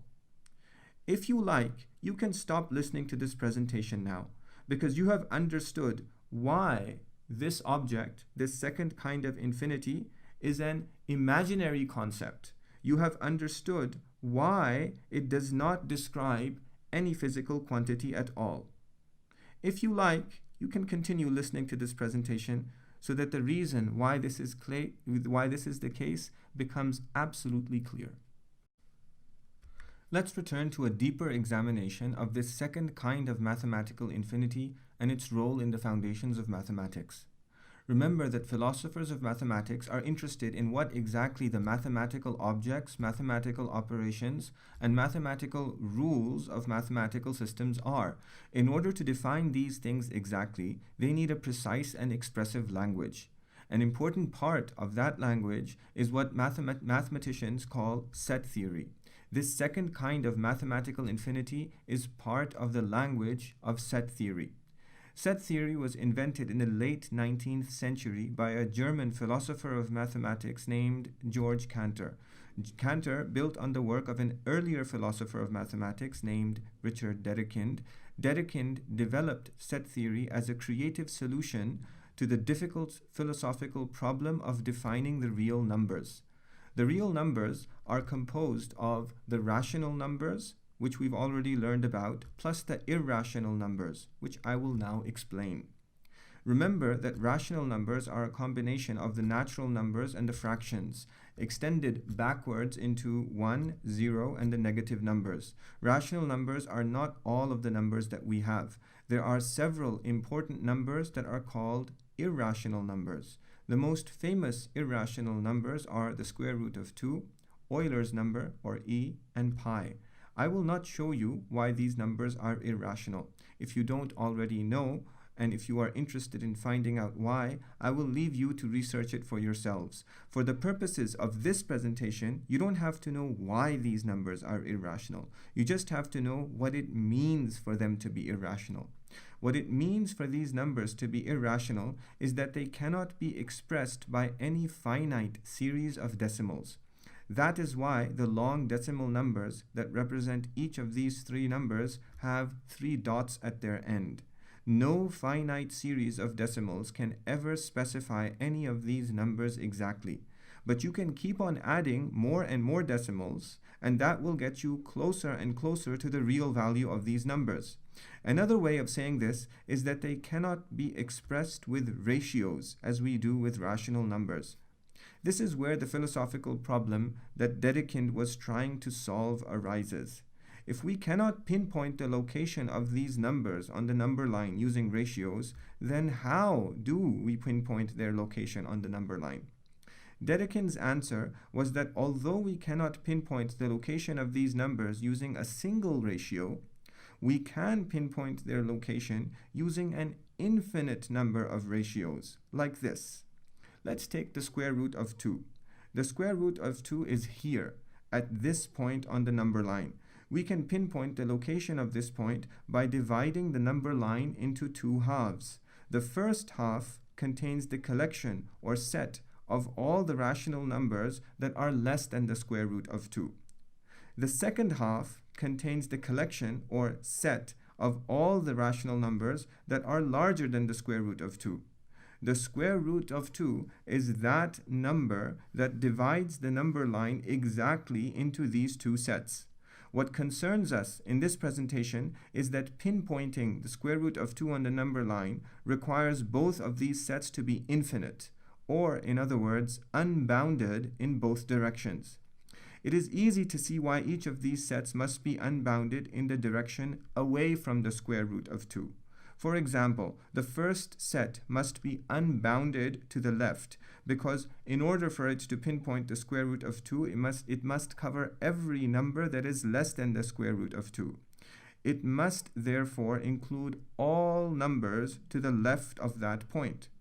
One way to say this is that it includes the numbers all the way to minus infinity. Now, the infinity that I am using here is the first kind of infinity, the sideways figures 8. And I have just explained that this infinity is not a point on the number line at all. No matter how far back you go, you will never reach a number called minus infinity. And you can always go even further. So if you can't say that this set includes all numbers to minus infinity, then what exactly do you say? Dedekind did not give a definitive answer to this question. It was Cantor who answered this question, and it is in his answer that the second kind of infinity that we are examining here arises. I will return in a little while to explain his answer. For now, I will let the ambiguity stand. It is easy to see that the second set on the right must be unbounded to the right for the same reason that I have just explained with the first set. I'll leave that for you to work out for yourself. The key point here is not the unboundedness of these two sets to the left or to the right. The key point here is their unboundedness in the direction of the square root of 2. Remember that the square root of 2 is an irrational number that cannot be expressed with a finite number of decimals. The decimals keep going on and on and on. Every extra decimal brings you closer to the exact value of the square root of 2, but you never quite get there. What this means is that you can approach the square root of 2 from the left with rational numbers that have a finite number of decimals that get closer and closer to the square root of 2 from below. And you can also approach the square root of 2 from the right with rational numbers that have a finite number of decimals that get closer and closer to the square root of 2 from above. Since the square root of 2 cannot be specified by a finite number of decimals, each of these two sets is unbounded because you can keep on adding decimals such that the number on the left gets closer to the square root of 2 but is still less than it, and the number on the right also gets closer to the square root of 2 but is still greater than it. This continues without end. If you take each of these two unbounded sets as a whole, then you have divided the number line into two parts using an infinite number of rational numbers. And the point that lies exactly in the middle of this division, the point that divides the number line into two, is the square root of 2. Today, most philosophers of mathematics consider Dedekind's method to be revolutionary. In his honor, they call his method the Dedekind cut, because it defines irrational numbers by using them to cut the number line into two halves. Dedekind's method precisely defines irrational numbers such as the square root of 2. But that definition requires the use of infinite, unbounded sets. And this is why the second kind of infinity arises. This second kind of infinity arises in the foundations of mathematics because it gives philosophers of mathematics a neat and tidy way to define irrational numbers such as the square root of 2. Now, Dedekind's method is only a neat and tidy way of defining irrational numbers if there is a clear definition of what exactly an infinite set is. Remember that saying that an infinite set is one that continues to plus or minus infinity, the first kind of infinity that is not a clear definition because the first kind of infinity is not a point on the number line at all. If the concept of infinite sets is undefined and unclear, then Dedekind's method will not have given any clarity on the irrational numbers at all. It will only have replaced one ambiguous concept, the concept of irrational numbers, with another ambiguous concept, the concept of infinite sets. This is where Cantor comes into the picture. Cantor gave a precise mathematical definition of infinite sets and, in so doing, invented the second kind of mathematical infinity. But before I explain how Cantor defined infinite sets, I want to explain how he did not define infinite sets and why he did not define them that way. The most straightforward way to define any set or collection of elements is to construct that set by listing its elements.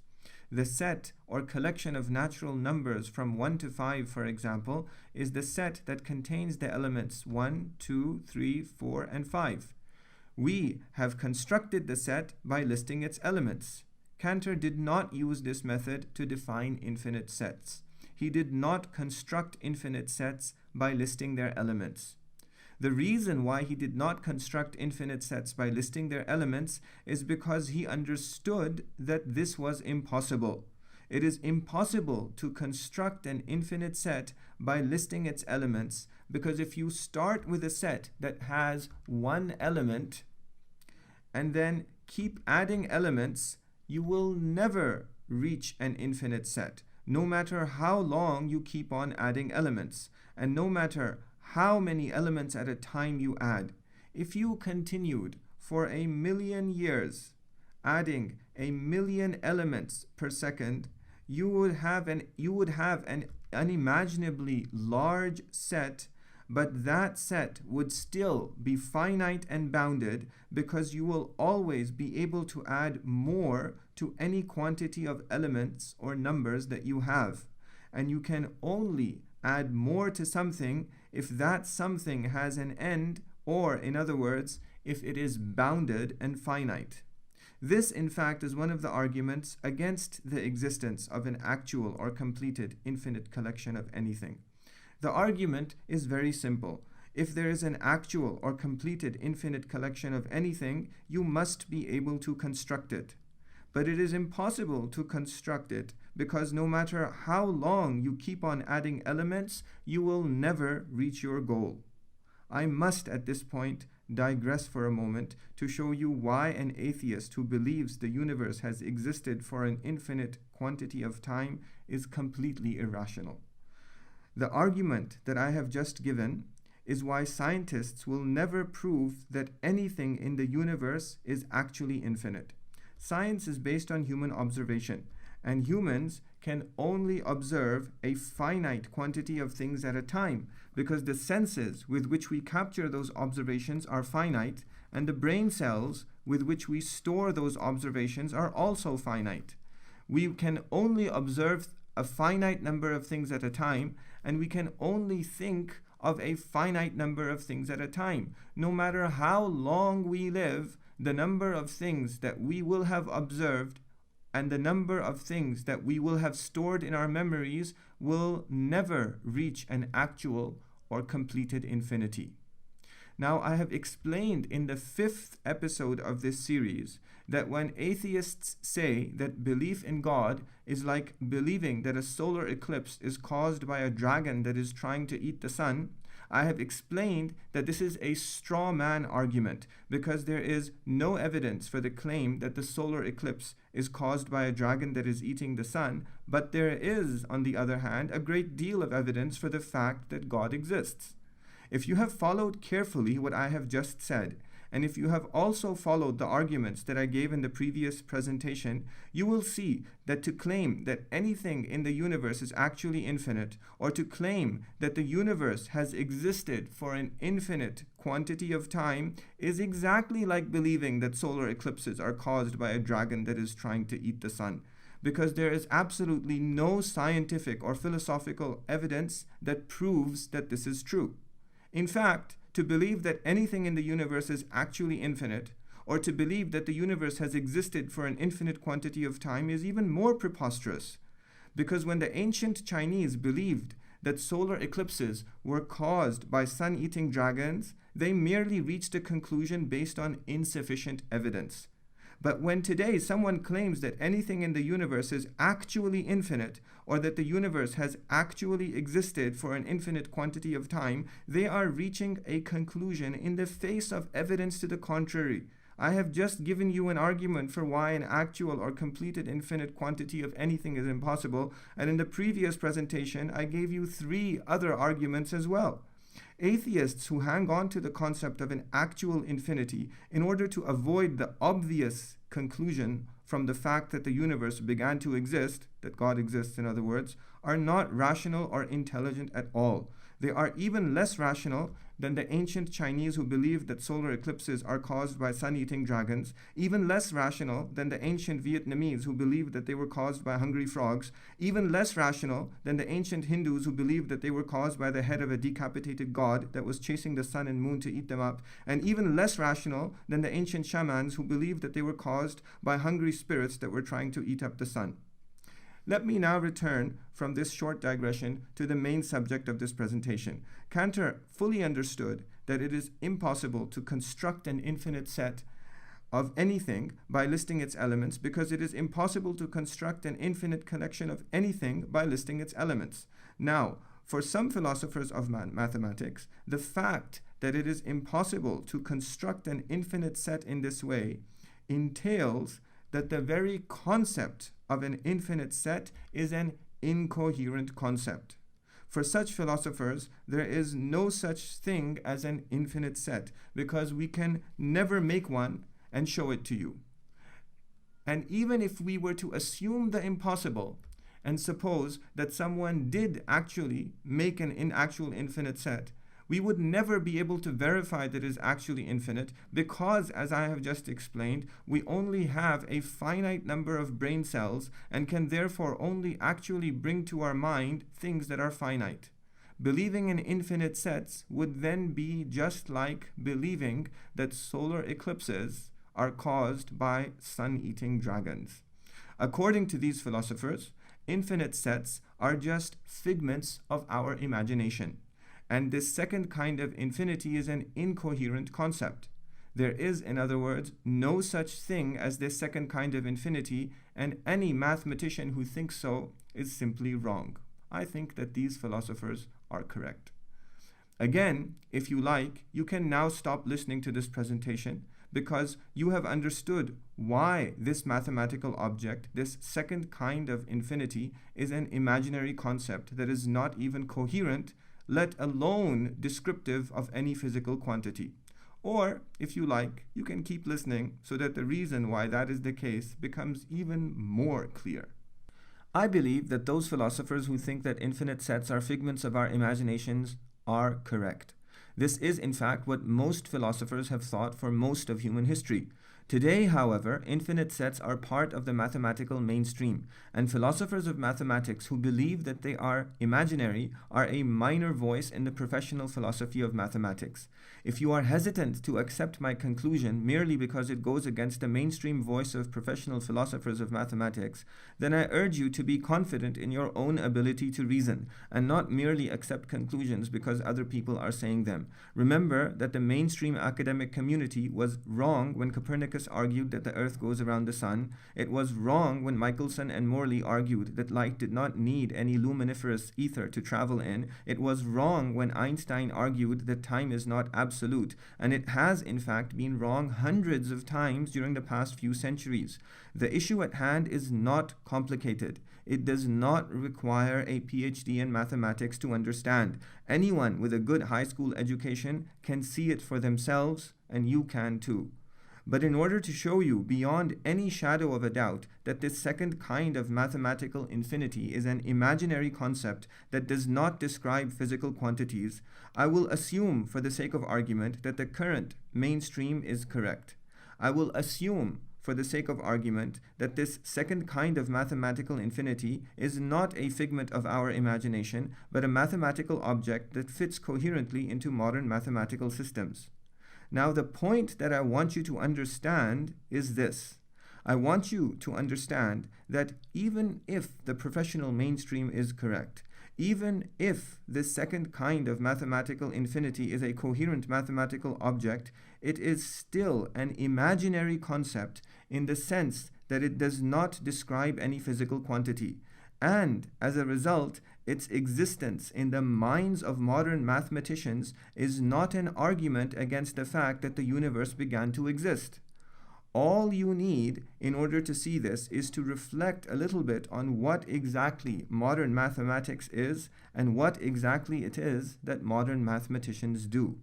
When modern mathematicians define some concept, such as negative or imaginary numbers, or such as the second kind of infinity, they are not describing anything that exists, but simply imagining something in their minds. Let me explain that more clearly. Let's step away from mathematics for a moment and look at science. When scientists define something, they are describing something that exists.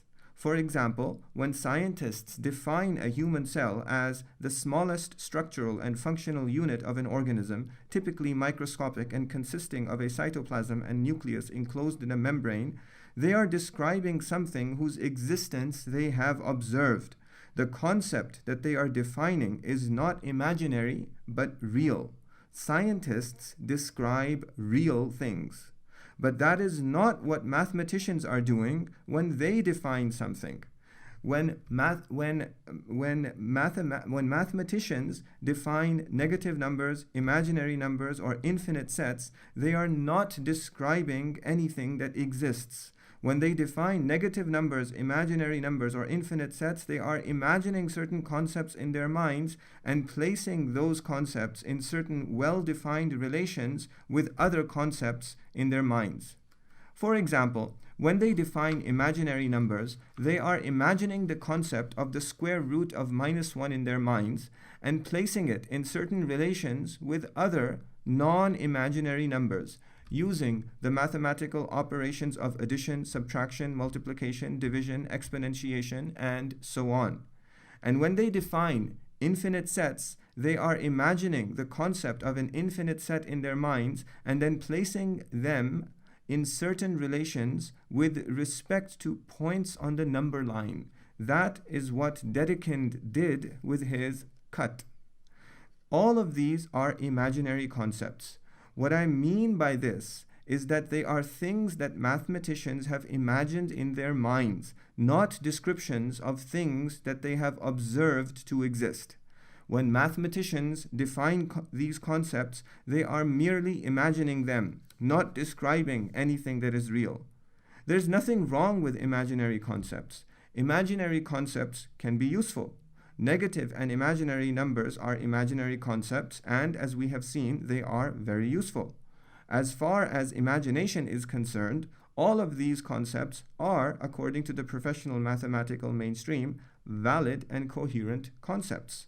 I am, for the sake of argument, granting this to them with respect to infinite sets. I am granting them that the concept of an infinite set is a valid and coherent concept. But what I want you to understand is that the fact that a mathematical concept is valid and coherent does not mean that it is real. To infer from the validity and coherence of something that I have imagined in my mind that it is also real, that it exists in the real world outside of the mind, to make that inference is to commit a logical fallacy called begging the question. For example, let's imagine the concepts of a pink elephant, a white unicorn, and a purple giraffe. Now, let's place these concepts into relations with each other, like this. We'll say that a pink elephant plus a white unicorn equals a purple giraffe. We'll say that a pink elephant plus a white unicorn minus a purple giraffe equals 0. That's pretty straightforward. You just move the purple giraffe on the right-hand side of the equal sign to the left-hand side, and you change its sign. You change it from a positive to a negative number. Simple algebra. And you can say that a pink elephant equals a purple giraffe minus a white unicorn. Also simple algebraic manipulation. Now, if these relations are defined with mathematical care, and that's not something that I've taken the time to do in this example, then they will be coherent relations, meaning, for example, that any operation on any mathematical object will always produce a mathematical object that is within the mathematical system. There are other criteria for coherence that I'm omitting here because what those criteria are is not relevant to the point that I'm making. But the fact that we have imagined these concepts and established a series of mathematical relations between them does not entail that any of them are real. The fact that we have imagined and defined these concepts does not entail that there really are such things as pink elephants, white unicorns, or purple giraffes. To see whether or not any of these imagined concepts are real, it is not sufficient to simply imagine them and define a coherent set of relations. To see whether or not any of these imagined concepts are real, we need evidence that they are real. If we assume that they are real merely because we have imagined them, then we are rushing to the conclusion without evidence. We are imagining that merely imagining them proves that they are real. We are, a logician would say, begging the question by sneaking the conclusion into the premises instead of giving evidence for its truth. Now, we can legitimately imagine the concept of imaginary numbers, but we cannot legitimately infer from the fact that we have imagined them that they are real. To see whether or not imaginary numbers are real, we need evidence. We need observation and reasoning. If we look around us, we don't see imaginary numbers walking on the street. We don't see them flying in the sky. We don't see them growing out of the ground. There is no such thing as an imaginary number in the real world. An imaginary number is an imaginary concept. It is an imaginary concept that is useful, as I have just explained, but it remains an imaginary concept. To assume that it is real merely because we can imagine it begs the question. In the same way, we may be able to legitimately imagine the concept of infinite sets. And these concepts may be tremendously useful for philosophers of mathematics, but we cannot legitimately infer from the fact that we have imagined them that they are real. We cannot infer from the fact that we can imagine an infinite set that it is real, because that would be begging the question. If, for example, we infer from the fact that we can imagine an infinite set that it is possible for an infinite collection, an infinite quantity of time to elapse, that would be begging the question. Because to see whether an infinite collection of time is real, it is not enough for us to simply imagine it. We need evidence. We need observation and reasoning. That observation and reasoning is what I did just a little while ago, and that is what I did in the previous presentation. I have just shown you that it is impossible to observe an infinite quantity of anything, and in the previous presentation I gave you 3 arguments for why it is not possible for an infinite quantity of time to elapse. The fact that a mathematician or anyone else has imagined an infinite collection of time merely means that it is an imaginary concept. When we subject that imagination to the tests of observation and reasoning, we clearly see that it is not real, that it does not and cannot exist in the real world. An infinite set is an imaginary concept. An infinite set does not describe a real physical quantity of anything. When a mathematician defines a concept, he or she is imagining it, not describing anything that is real. Once again, if you like, you can now stop listening to this presentation because you have understood why this mathematical object, this second kind of infinity, is an imaginary concept that does not describe any physical quantity. Or, if you like, you can keep on listening so that the reason why that is the case becomes even more clear.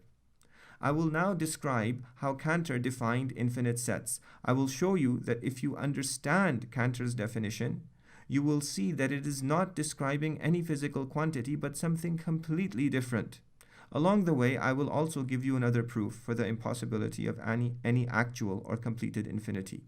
I want you to remember that Cantor fully understood that it is impossible to define an infinite set by constructing it from its elements. That is why he did not define infinite sets by constructing them, but by using a technique that philosophers of mathematics call one-to-one correspondence.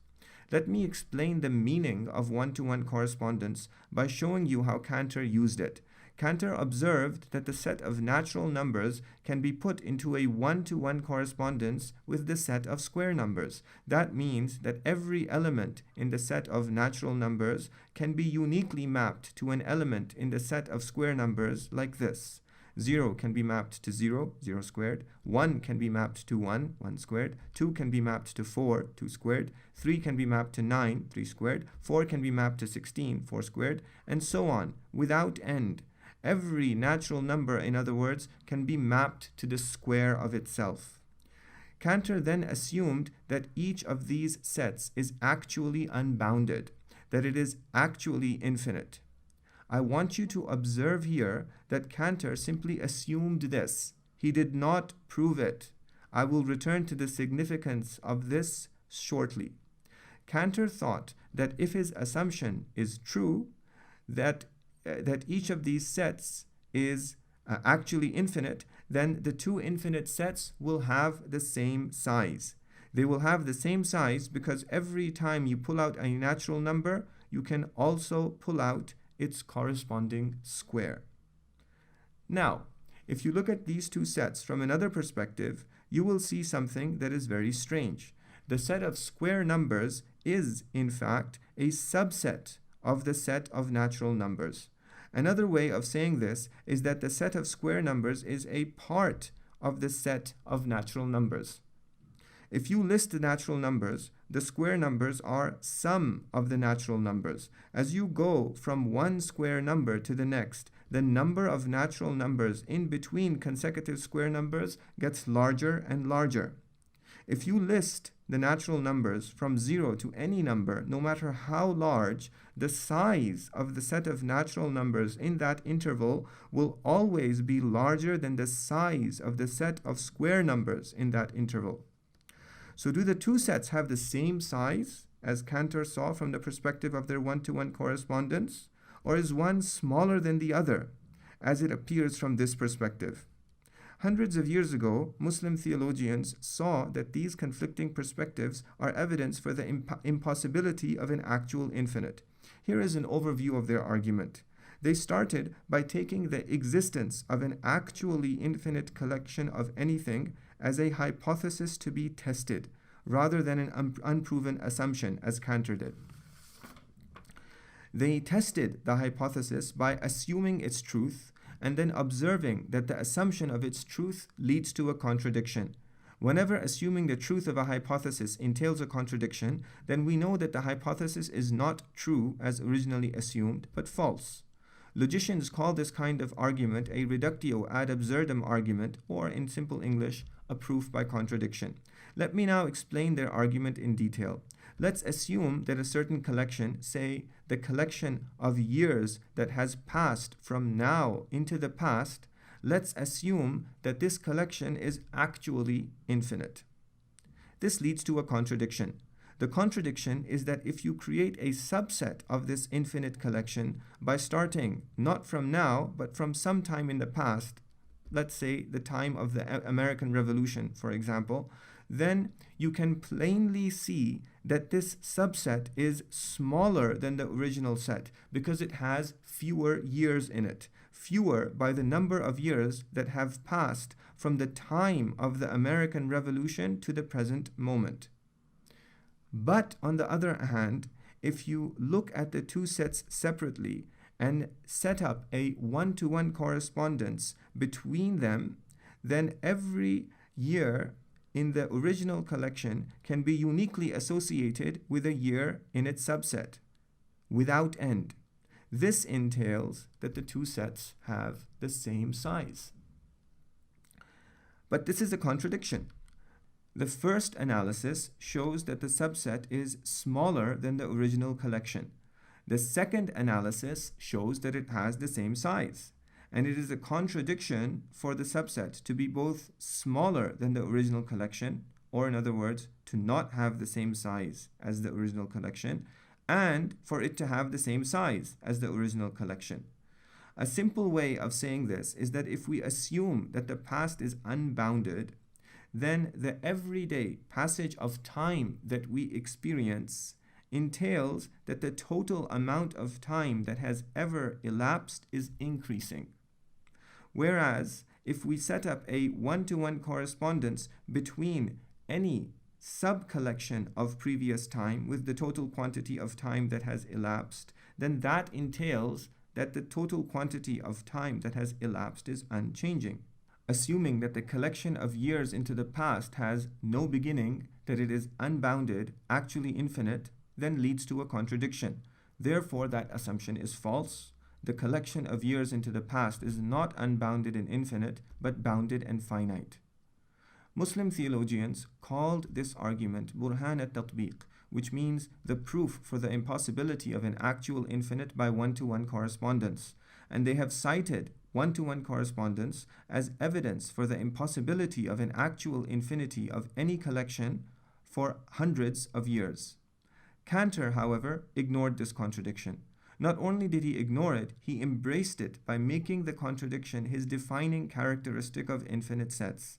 He defined an infinite set as one that can be put into a one-to-one correspondence with its subset, which he interpreted to mean that the superset and the subset have the same size. Once again, you can, if you like, stop listening to this presentation because you understand that the very technique that Cantor used to define infinite sets is evidence for their impossibility, and mathematical infinities that result from those infinite sets are therefore imaginary concepts, mathematical mistakes that don't describe any physical quantity.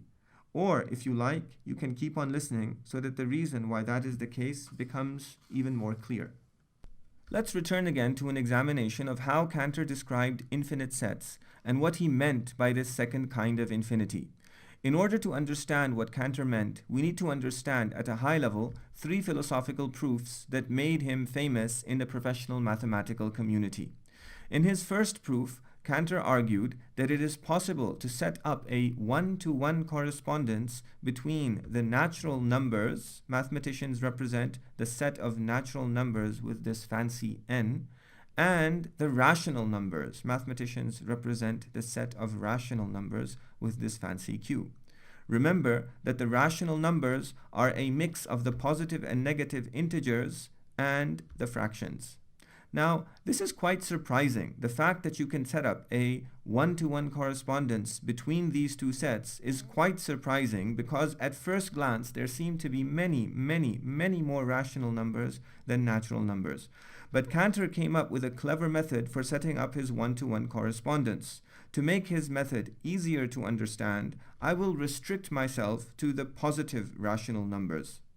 Cantor carefully organized the rational numbers into a square with unbounded length and width like this.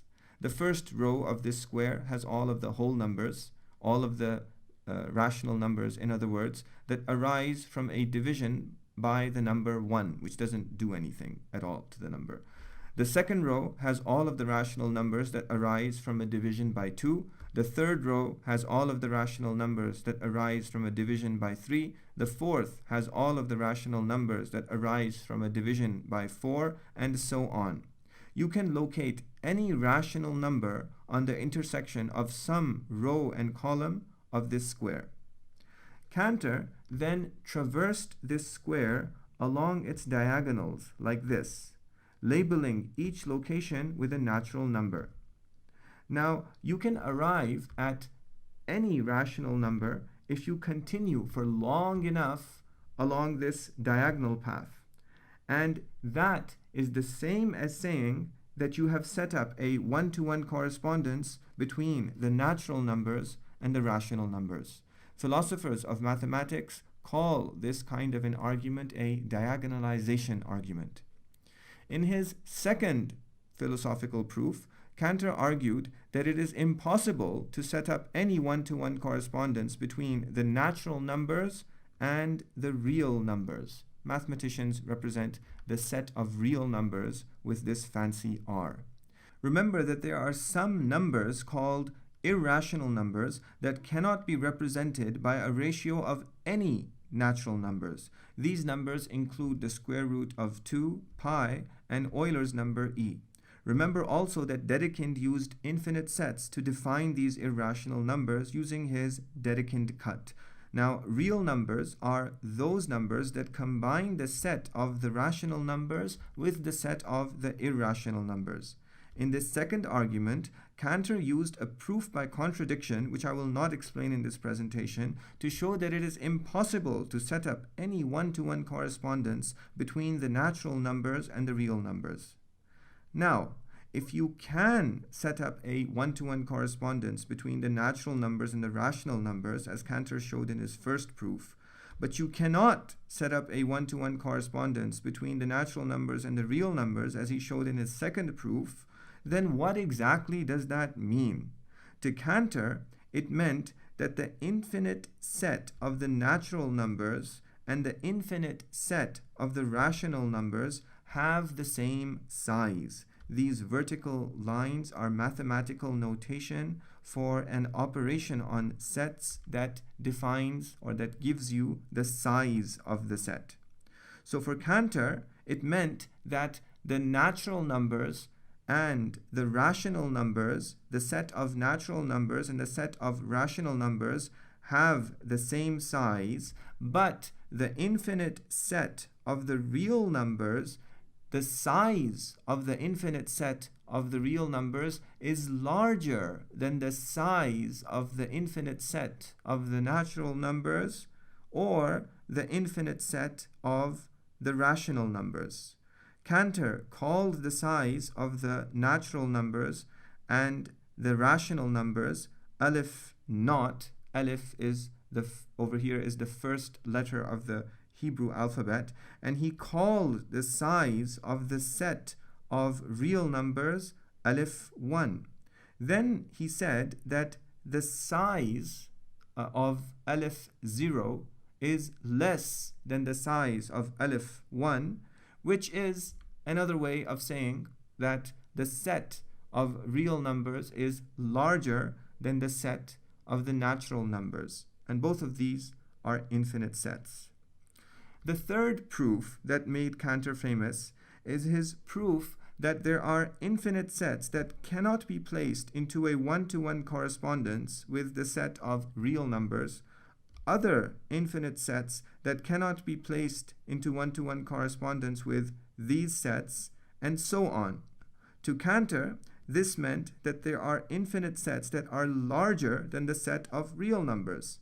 So if the size of the infinite set of the real numbers is aleph 1, as we just saw, then the size of the class of infinite sets that are larger than this is aleph 2, and the size of the class of infinite sets that is larger than that is aleph 3, and so on.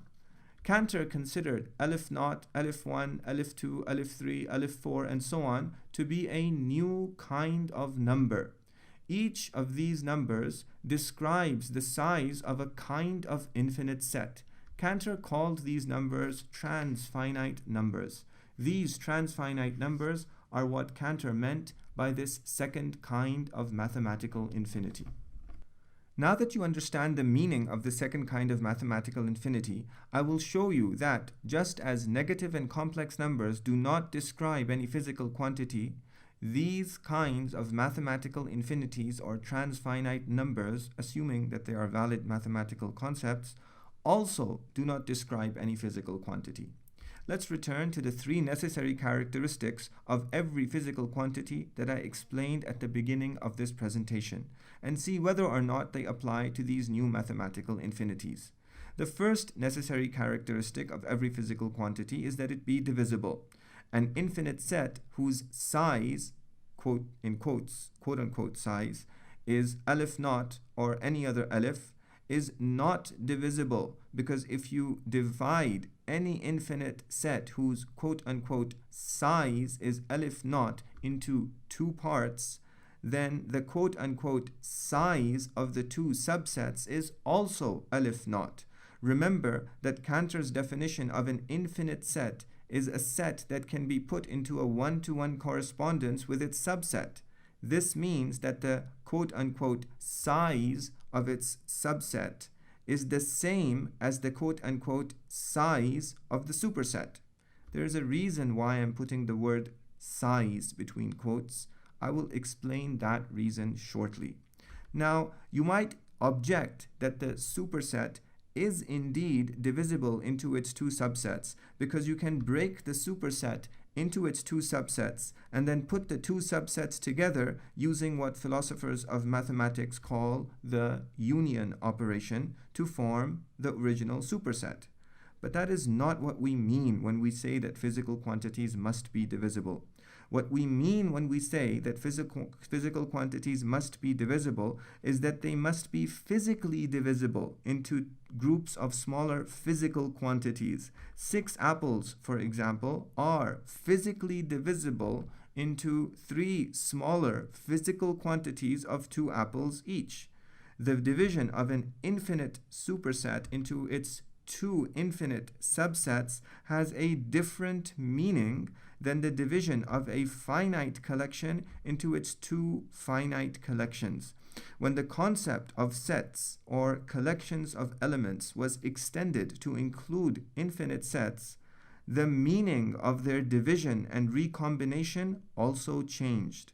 As I have already explained several times over, when the objects of mathematical operations change, the meaning of those operations also changes.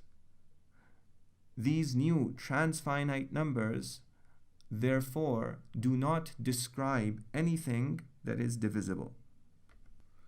The second necessary characteristic of every physical quantity is that it be composed of units. Aleph naught, like all of the other alephs, does not describe any physical quantity, because infinite sets that have any of these quote unquote sizes are not in fact constituted from units. Now, I have already drawn your attention to the fact that whenever I have talked about the quote unquote size of infinite sets, I put the word size in between quotes. I will now tell you why. The reason why I have been putting the word size in between quotes is because aleph naught, aleph 1, aleph 2, aleph anything is not really the size of anything.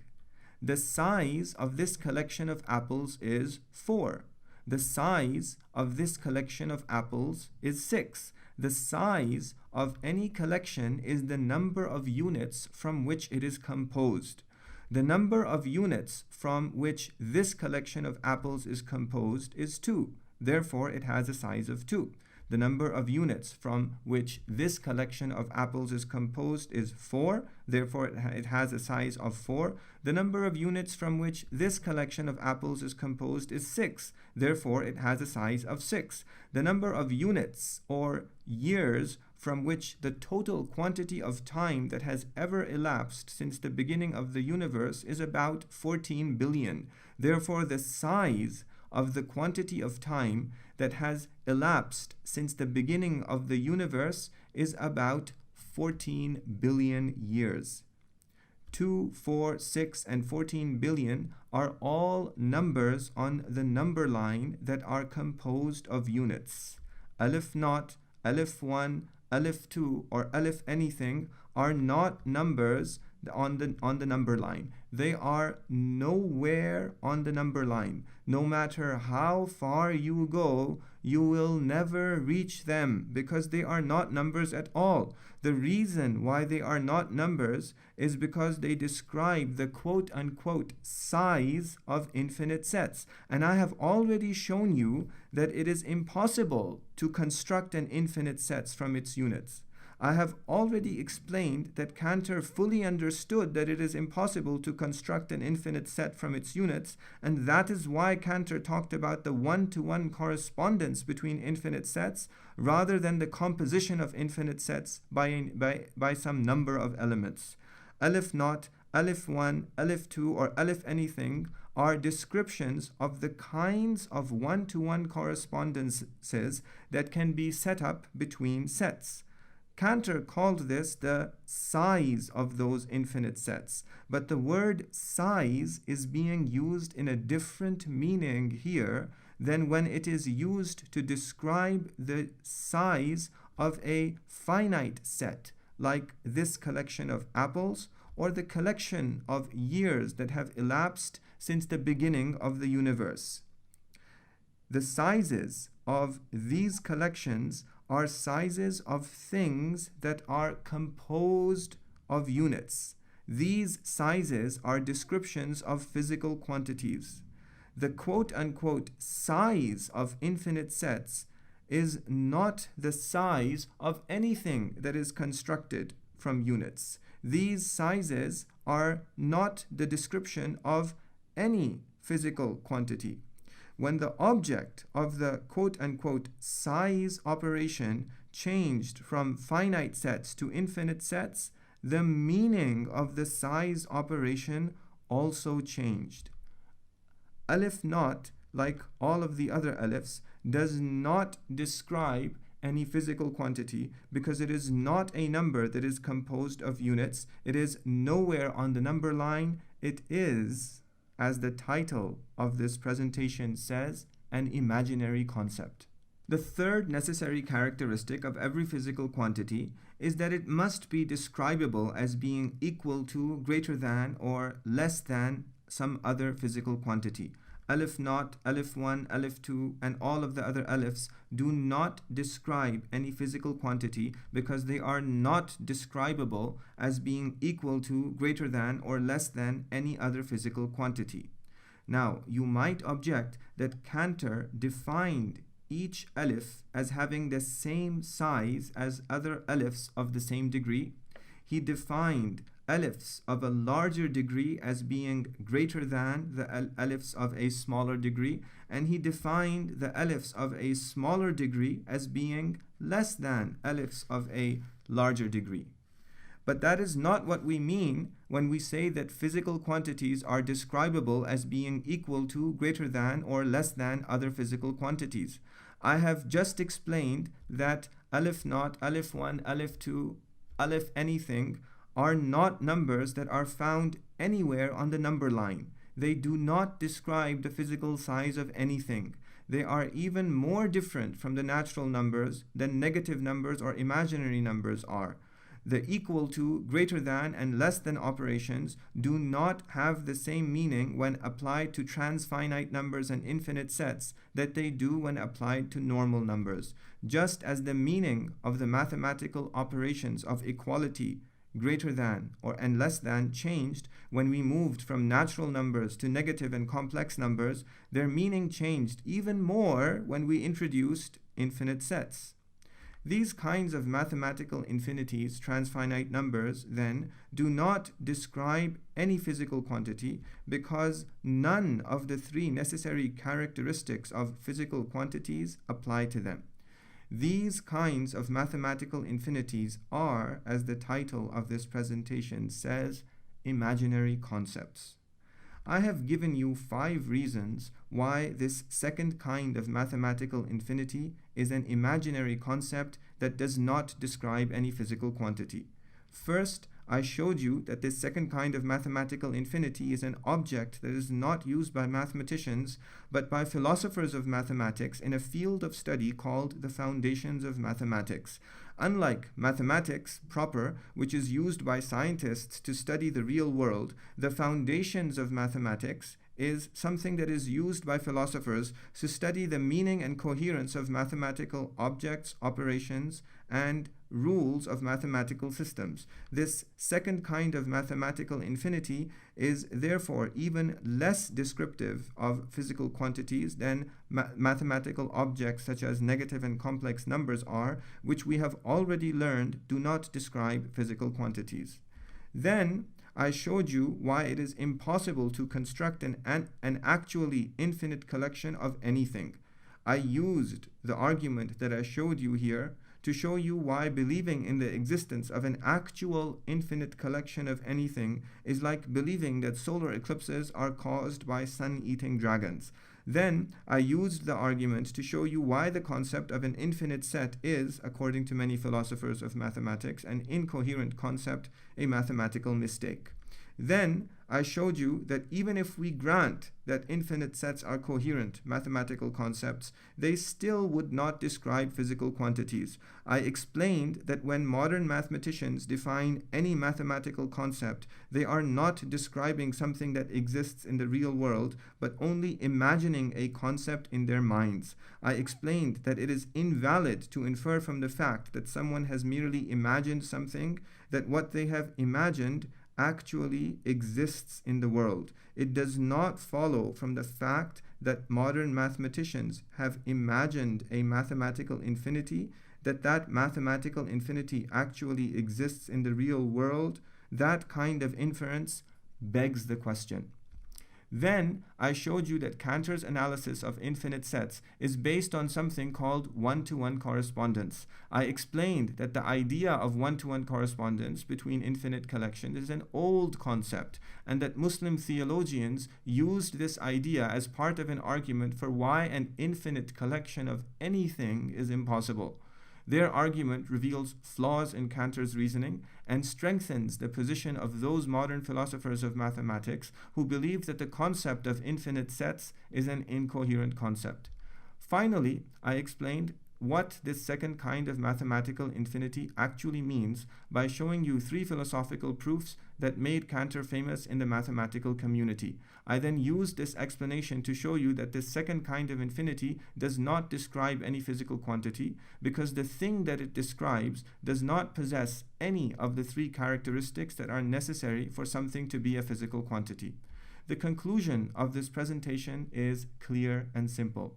Not only can we scientifically prove that the universe began to exist, we can also prove it philosophically without any recourse to modern science. The fact that the universe began to exist is simple and straightforward, and there are many, many clear arguments for it. I explained some of those arguments in the previous presentation and showed you some more in this one. This presentation is the longest presentation in this series of presentations on why Islam is true. The reason for its length is not because the conclusion is difficult to prove, but because the strongest objection to this conclusion in our times spreads confusion using complicated concepts. I took the time in this presentation to explain those concepts in terms that anyone with a good high school education can understand. I then showed you that if you understand the field of study in which these concepts arise, why these concepts are used, and what they mean, then you can clearly see that they are completely unrelated to the conclusion that the universe began to exist. What's more, understanding these concepts reveals even more arguments for the conclusion that the universe began to exist. وصلى الله على سيدنا محمد وعلى آله وصحبه وسلم والله سبحانه وتعالى أعلم وهو حسبنا ونعم الوكيل.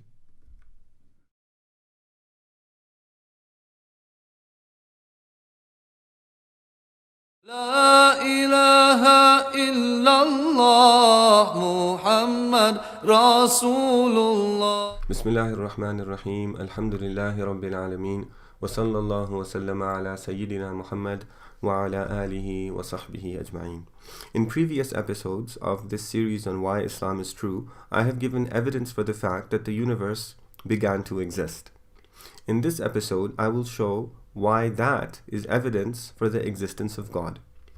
If the universe began to exist, it is evidence for the existence of a being that did not begin to exist. Reasoning from the beginning of the universe to the existence of a being that did not begin to exist, God in other words, is very similar to the argument for God's existence that I explained in the second episode of this series, in which I reasoned from the fact that the universe is contingent to the existence of a being that is not contingent, or, in other words, a necessary being. I showed that any contingent fact in the universe, the night, the day, the direction of the wind, the qualities of the seas, the stars, the planets, everything needs something else to make it true. Pointing to another contingent fact does not answer the question of what made it true, because that fact needs something else, and if it was made true by another contingent fact, then the series continues. To say that the series never ends is fallacious reasoning, because a collection of purely contingent facts is in even greater need of explanation than a single contingent fact. No contingent fact in the series really makes any other fact true, because it needs something else to make itself true. The series must end at a necessary fact that is not contingent, that does not need anything to make it true. The contingency of the universe is therefore evidence for the existence of a being that is not contingent, a necessary being, in other words. In the same way, the fact that the universe began to exist is evidence for the existence of a being that did not begin to exist. If the universe began to exist, something must have made it exist. If that being also began to exist, then the existence of that being would have to be caused by another being, and so on. To say that the series of beings that began to exist never ends is fallacious reasoning. It's fallacious reasoning because multiplying the number of things that began to exist multiplies the need for something to make them exist.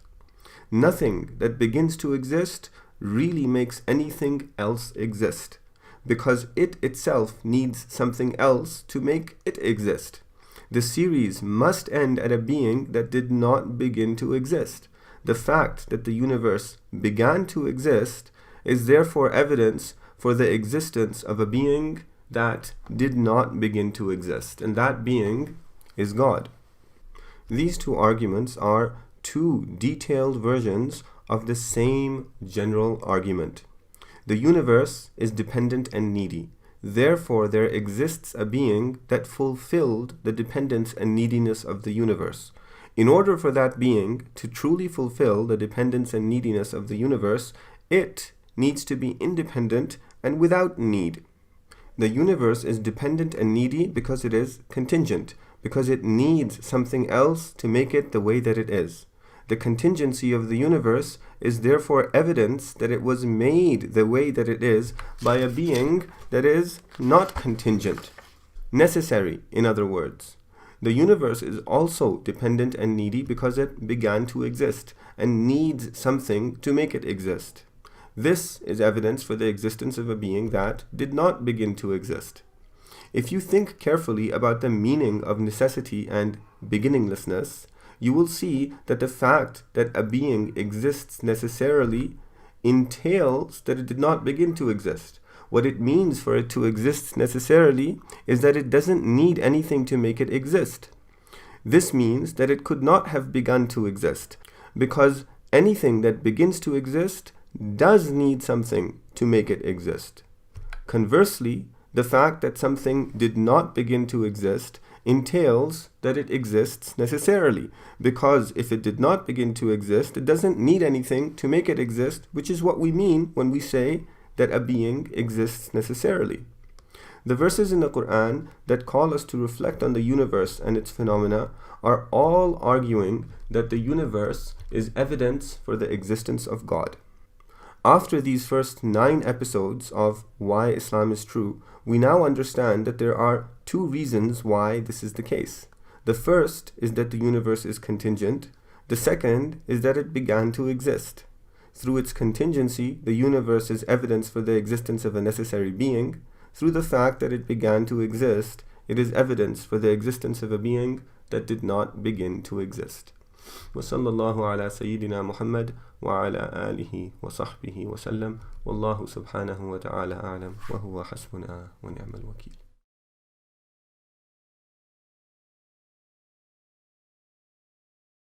لا إله إلا الله محمد رسول بسم الله الرحمن الرحيم الحمد لله رب العالمين وصلى الله وسلم على سيدنا محمد وعلى آله وصحبه أجمعين. This is the 10th episode of the series on Why Islam is True.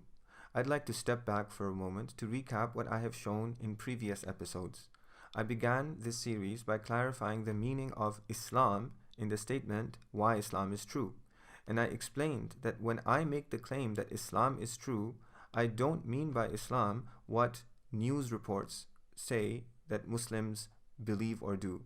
Nor do I mean what you might have been pressured to do as a Muslim in your childhood if you were raised as a Muslim. Nor do I mean saying the confession of faith. Nor do I mean a struggle for peace or justice. What I mean by Islam is none of these things. What I mean by Islam is the claim that God created the universe, put us in it for a great purpose, and sent us messengers to tell us our purpose so that we might gain eternal happiness in our life after death. Now, this claim comprises a series of sub-claims about God, about people who claimed to be God's messengers, about the purpose of our existence, and about a life after death. In previous episodes, I have focused on the claims about God, particularly on the claim that God exists. I have unpacked 2 conclusive arguments for the existence of God, an argument from the contingency of the universe, and another argument from the fact that the universe began to exist. But if you have followed the arguments closely, you will see that they don't actually prove that God exists. Rather, what they actually prove is that a necessary being exists. Is the concept of God the same as the concept of a necessary being? No, it's not. God is more than just a necessary being. God is omnipotent, all-powerful in other words. He's omniscient, all-knowing in other words. He answers our prayers, He deserves our worship, and He is alone in His Godhood. Proving the existence of a necessary being is part of the proof for the existence of God, but it is not the complete proof. The argument needs to go further. In the Western tradition, the argument of choice for the existence of God has historically been the argument from contingency, not the argument from the beginning of the universe, as I explained in previous episodes. The Catholic philosopher and theologian Thomas Aquinas famously concluded his exposition of the argument with the words, and that, the necessary being in other words, is what most people call God. Because he didn't take the argument far enough, the most common objection in the Western tradition, the favorite objection of Western philosophers to his argument, is that proving the existence of a necessary being is not the same as proving the existence of God. In the Muslim tradition, however, the argument does not stop here. Proving the existence of a necessary being is the first step towards proving the existence of God. The second step is to prove that God is also someone with agency, someone who has volition, someone who created the universe through his free will, knowledge, and power. God is a necessary being who is alive and acts by his free volition. The goal of this presentation is to show that the necessary being whose existence I have conclusively proved in previous episodes, to prove that that necessary being is also a volitional agent. Let me first clarify what I mean by volitional agent. Historically, people have believed in 2 kinds of necessary beings. A necessary being who is not a volitional agent, and a necessary being who is. A necessary being who is not a volitional agent is an inert, involuntary, and necessary cause of the universe. This necessary being is an involuntary cause for the existence of the universe, just as fire is an inert and involuntary cause for the generation of heat to boil water in a pot, for example.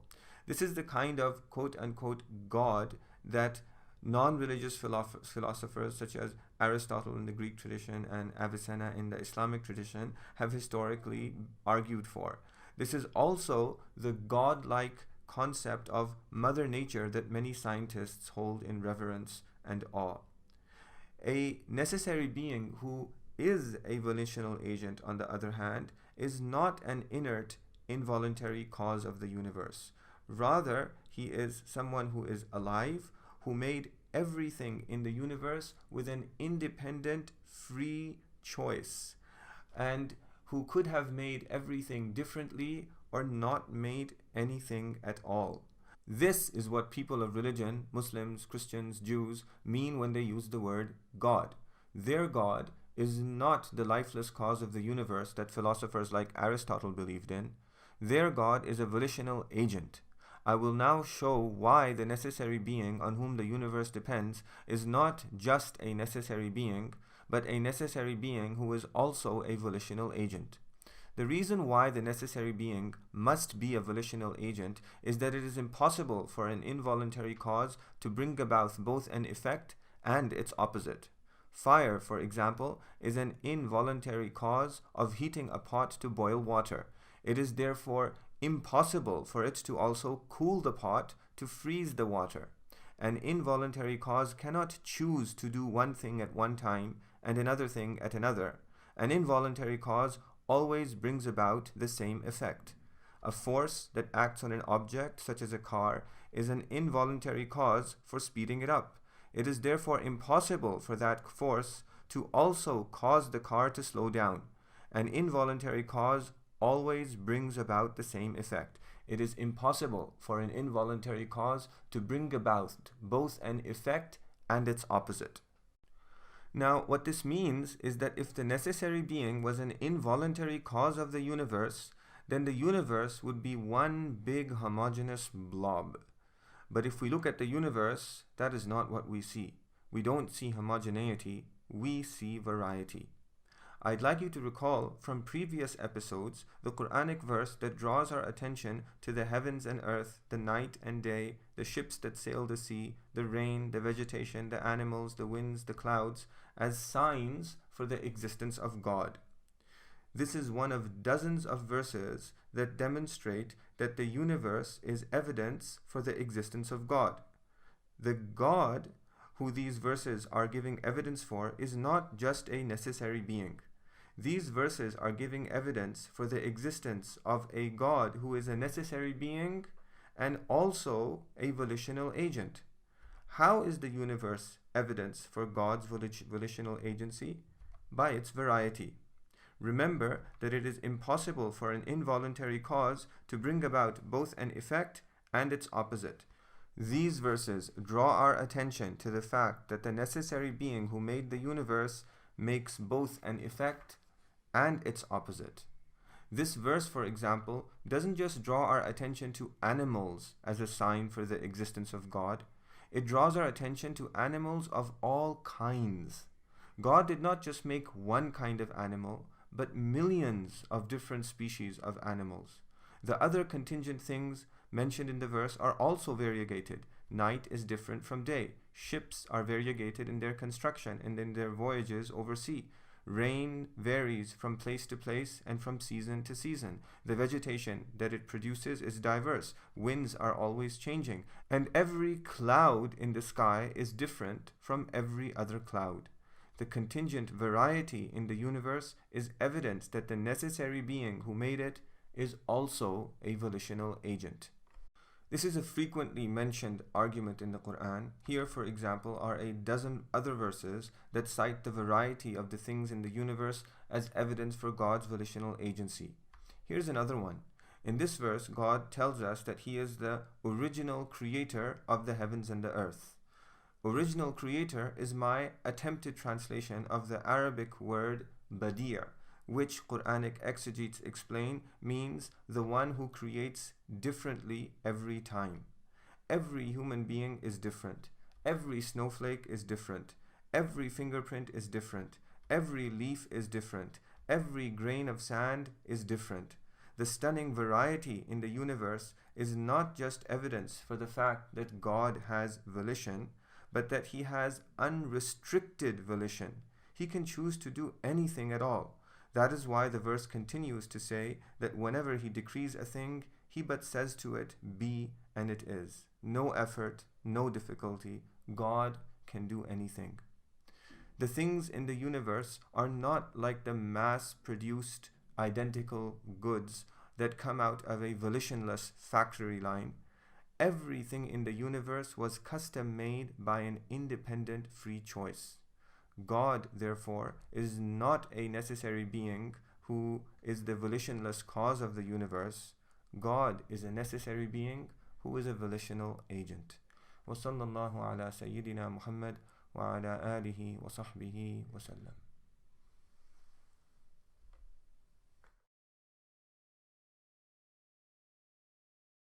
لا إله إلا الله محمد رسول الله. Bismillahir Rahmanir Rahim. Alhamdulillahi Rabbil Alameen. Wa sallallahu wa sallama ala Sayyidina Muhammad wa ala alihi wa sahbihi ajma'een. I showed in the previous episode that the stunning variety in the universe is evidence that God is not just a necessary being, but a necessary being who is also a volitional agent, meaning someone who freely chose to make each thing in the universe the way that it is. A volitional agent, remember, is someone who is alive and someone who has knowledge, will, and power. The opposite of a volitional agent is a non-living cause, like fire. A volitional agent creates both an effect and its opposite. God makes night and day, rain and shine, wind and still, and so on, but it is impossible for a non-living cause to bring about both an effect and its opposite. Fire always makes water boil. It never freezes it. If this sounds unfamiliar, you should pause me right here and listen to the previous episode before continuing further. At the end of the previous episode, I also showed that the stunning variety in the universe is not only evidence for God's volitional agency, that He knows, chooses, and creates, but that it is evidence for His unrestricted volitional agency, that He knows everything, that He can choose anything, and that He can create anything. I will show in this episode that modern scientific discoveries about the universe reveal God's unrestricted agency even more. Modern scientific discoveries reveal more clearly than ever before that God knows everything, that He can choose anything, and that He can create anything. The argument goes like this. In the previous episode, I showed that contingent variety is evidence for volitional agency. If the necessary being who made the universe was not a volitional agent, but an involuntary cause, like fire, then the universe would not be variegated, because it is impossible for an involuntary cause to produce both an effect and its opposite. Towards the end of the previous episode, I showed that the seemingly endless contingent variety in the universe, every human is different, every snowflake is different, every fingerprint is different, every leaf is different, every grain of sand is different. This seemingly endless variety is evidence for unrestricted volitional agency, that He has the knowledge, volition, and power to create anything. In this episode, I will show that modern science has revealed more clearly than ever before that God made the things in the universe for a purpose, and that when we add purpose to the seemingly endless variety in the universe, the evidence for God's unrestricted agency becomes conclusive. I will also show that modern science has revealed more clearly than ever before that God has made the purposes in the universe dependent on a highly intricate determination of physical constants, and that when we add this intricate determination to the purposes and seemingly endless variety in the universe, the evidence for God's unrestricted agency becomes incontrovertible. Modern science, in other words, reveals beyond any shadow of doubt that God has unrestricted agency, that He knows everything, that He can choose anything, and that He can create anything.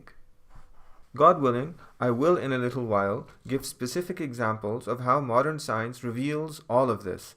But before I do that, let me illustrate the argument that I have just described.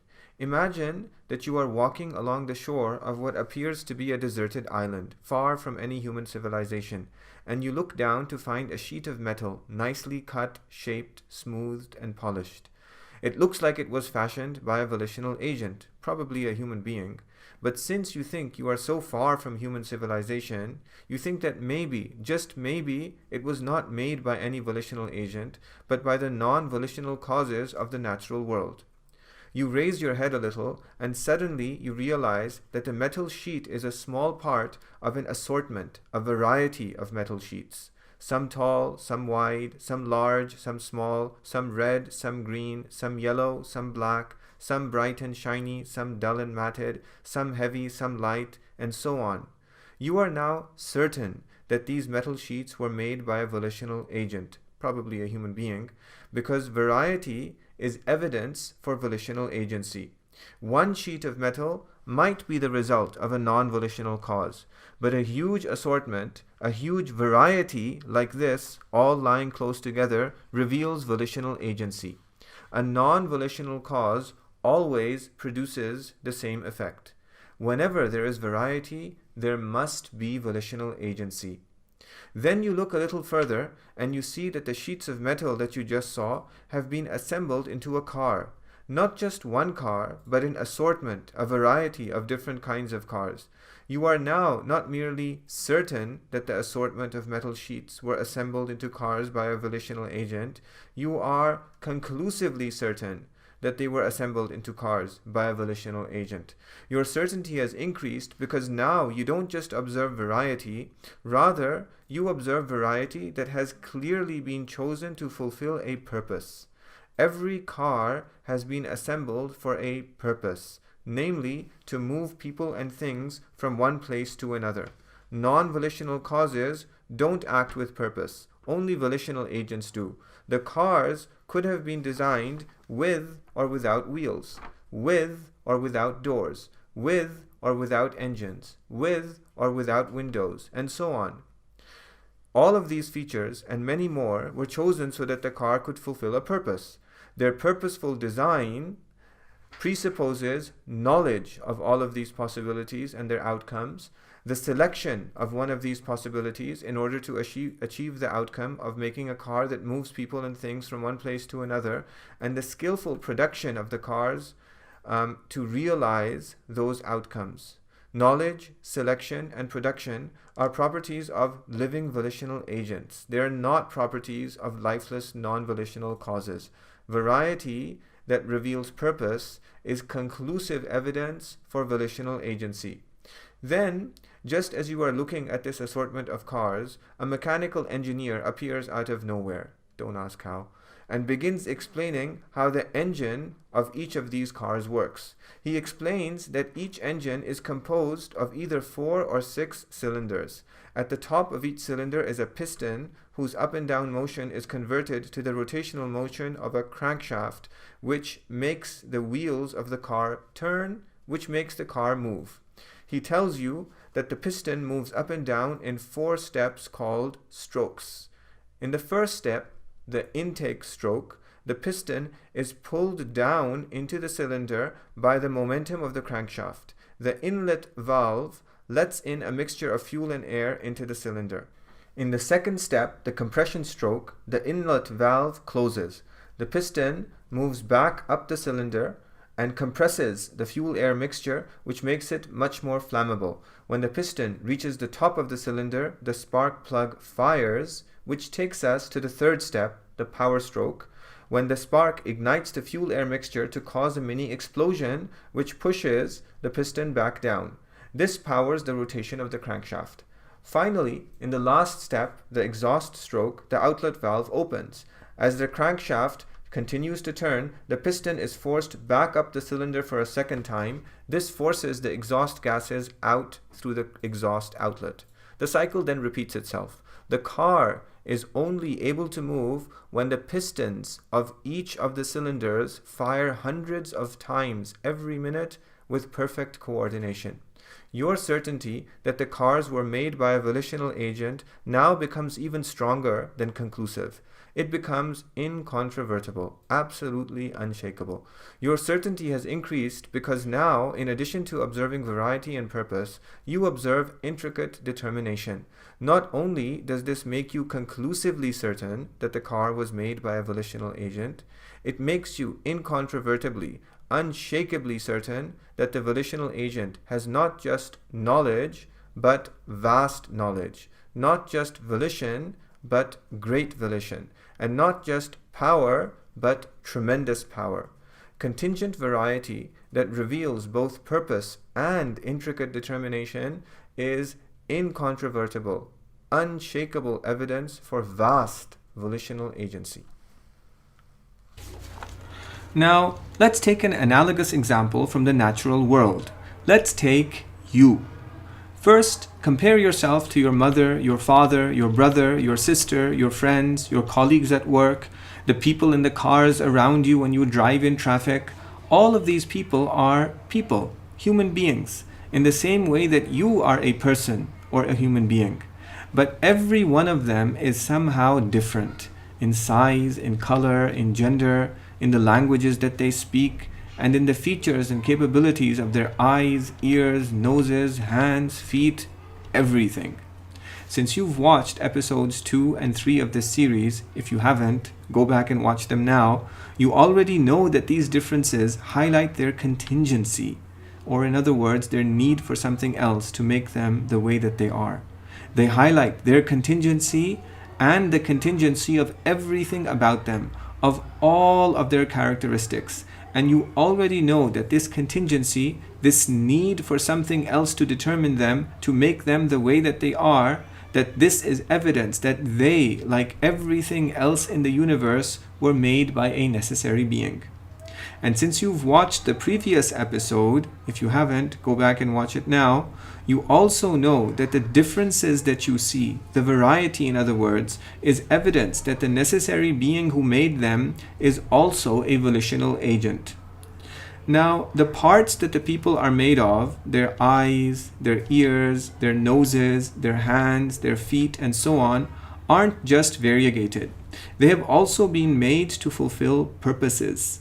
The eyes to see, the ears to hear, the noses to smell, the hands to hold and manipulate, the feet to walk, run, and jump, and so on. Non-volitional causes don't act with purpose. Only volitional agents do. The eyes could have been made with or without retinas, the ears with or without eardrums, and so on. All of these features and many more were clearly determined, chosen, selected, so that the eyes, the ears, and the other organs could fulfill a particular purpose. This purposeful choice presupposes knowledge of all of these possibilities and their outcomes.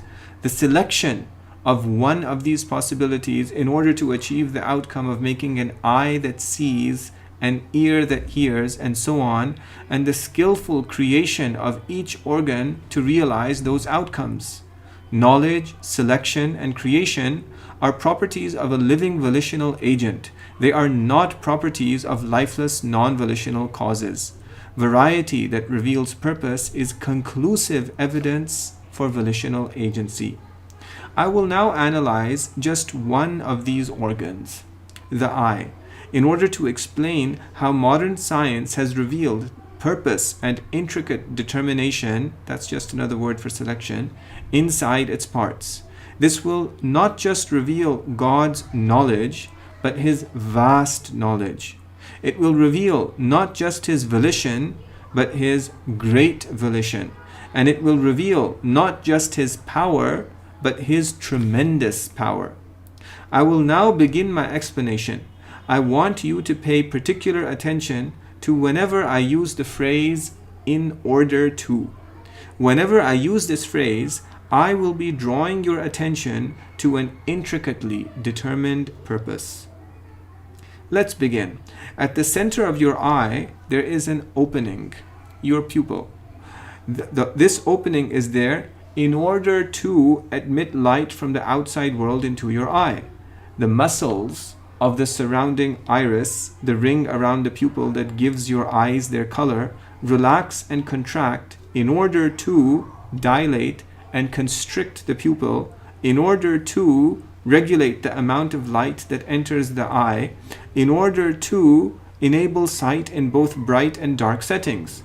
When it is dark, the muscles contract in order to dilate the pupil, in order to increase the amount of light that enters the eye, in order to help you see better in dark settings. And when it is bright, the muscles relax in order to constrict the pupil, in order to reduce the amount of light that enters the eye, in order to prevent you from being dazzled in bright settings. The contraction and relaxation of the muscles in your iris is an autonomic reflex, which means that it happens involuntarily without your conscious control. And this happens autonomically in order to allow you to focus your attention on what benefits you directly, namely using your sight to your advantage, rather than distracting your attention towards the dozens of fine movements that benefit you indirectly, such as the complexities associated with the dilation of your pupil. Just behind the pupil lies the lens, which is transparent in order to admit light into the eye, and elastic in order to stretch and contract, in order to focus light that enters the eye, in order to help you see clearly both at distance and at proximity. The edge of the lens is attached to tiny and intricate suspensory ligaments, which in turn are attached to a ring of tiny and intricate muscle called the ciliary body, which relaxes in order to stretch the lens flat, in order to help the eye focus on distant objects, and contracts in order to allow the lens to return to its rounder shape, in order to help the eye focus on close objects. These contractions and relaxations are also autonomic reflexes in order to help you focus your attention on what benefits you directly, using your sight to your advantage, rather than distracting your attention to the dozens of fine movements that benefit you indirectly, such as the complexities of adjusting the thickness of the lens. The light that is focused by the lens falls on the inner wall of the eye called the retina, which is composed of neurons, rod cells, and cone cells. The tips of the rod cells contain a purple pigment called rhodopsin, which absorbs the energy of the light in order to activate a chemical reaction, in order for the pigment to break down, in order to induce an electric potential in the rod cell, in order to induce an electrical signal which passes through the retinal neurons in order to be partially processed before traveling through the optic nerve to the brain, in order to be completely processed with the millions of other partially processed signals from the millions of other rod cells, in order to interpret the information into the picture that you finally see. These rod cells work optimally in dark settings and only distinguish between shades of gray. The other kinds of cells in your retina, the cone cells, are the cells that distinguish visual details such as color. You have far fewer cone cells than rod cells. only 6 or 7 million. And they are found mainly in a retinal depression at the middle of your line of sight in order to give you detailed vision where you need it the most, at the center of your vision. There are 3 kinds of cone cells, each containing a different kind of pigment, one of which responds to red light, another to green light, and a third to blue light. This variegation between the cone cells exists in order to help you see color. Each pigment absorbs the energy of the light in order to activate a chemical reaction, in order for it to break down, in order to induce an electric potential in the cone cell, in order to induce an electric signal which passes through retinal neurons in order to be partially processed before traveling through the optic nerve to the brain in order to be completely processed with the millions of other partially processed signals from the other rod and cone cells in order to interpret the information into a picture with greater detail in your central vision than in your peripheral vision. This processing happens not just in one eye, but in 2 eyes, in order for the brain to receive signals from 2 different perspectives, in order for it to merge the pair of 2-dimensional images into a single 3-dimensional image. This was all a cursory overview of how the parts of the eye have all been intricately determined to fulfill sub-purposes that are purposefully organized in order to coalesce into a highly intricate and purposeful whole that is your eye, which is just one of many other purposefully determined organs in your body. My overview has omitted hundreds of other details, such as the complicated process of irrigation, lubrication, cleaning, and protection that happens every time you blink, an average of 4.2 million times a year, and the vestibulo-ocular reflex, VOR, an inbuilt muscular response that stabilizes everything we see by making tiny, imperceptible movements in the opposite direction to where our head is moving. Without VOR, any attempts at walking, running, even the minuscule head tremors you make when you read something on your screen would make our vision blurred, scattered, and impossible to comprehend. The purposeful and intricate determination of all these details reveals not just God's knowledge, but His vast knowledge, vaster than anything we might have imagined before we learned these details. Not just His volition, but His great volition, greater than anything we might have imagined before we learned these details. Not just His power, but His tremendous power, more tremendous than anything we might have imagined before we knew these details. But all of these details merely scratch the surface of the purposes and intricate determination in all of us. Modern science has revealed much, much, much, much, much more. Let's break each of these parts, and in fact every part in the body of every living organism, into the most basic unit of life, the animal cell. For over 200 years, since they were first discovered, scientists thought that cells were disorganized blobs and particles that were tossed haphazardly in random directions.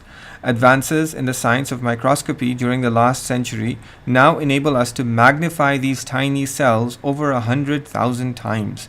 We can now see that these tiny cells, invisible to the naked eye, are made up of thousands of tinier parts, which in turn are made up of even tinier parts, and so on, and that every tiny part has an unimaginably intricate sub-purpose in the larger purpose of the tiny cell, which in turn has an unimaginably intricate purpose in the larger purpose of the tissue that it constitutes, which in turn has an intricate sub-purpose in the larger purpose of the organ that it constitutes, which in turn, as we have just seen with the eye, has an intricate sub-purpose in the larger purpose of the human body. I will now read a slightly adapted quotation from one of the books of Michael Denton, a senior fellow at the Discovery Institute's Center for Science and Culture. Scientists at the Discovery Institute, such as Michael Denton, have done groundbreaking work in explaining how modern scientific discoveries have unveiled the unimaginably intricate purposes in the universe. Before I cite their work, however, I want to note that the way that they use this discovery in their arguments is not always correct. particularly the way that they use these discoveries to reason about the theory of evolution, and the way that they will use these discoveries to make their argument for intelligent design. I will, if God wills, explain their mistakes in future episodes. For now, I'd like you to focus on their explanation of the unimaginably intricate design and purpose in the cell. Michael Denton explains that cells are not disorganized blobs.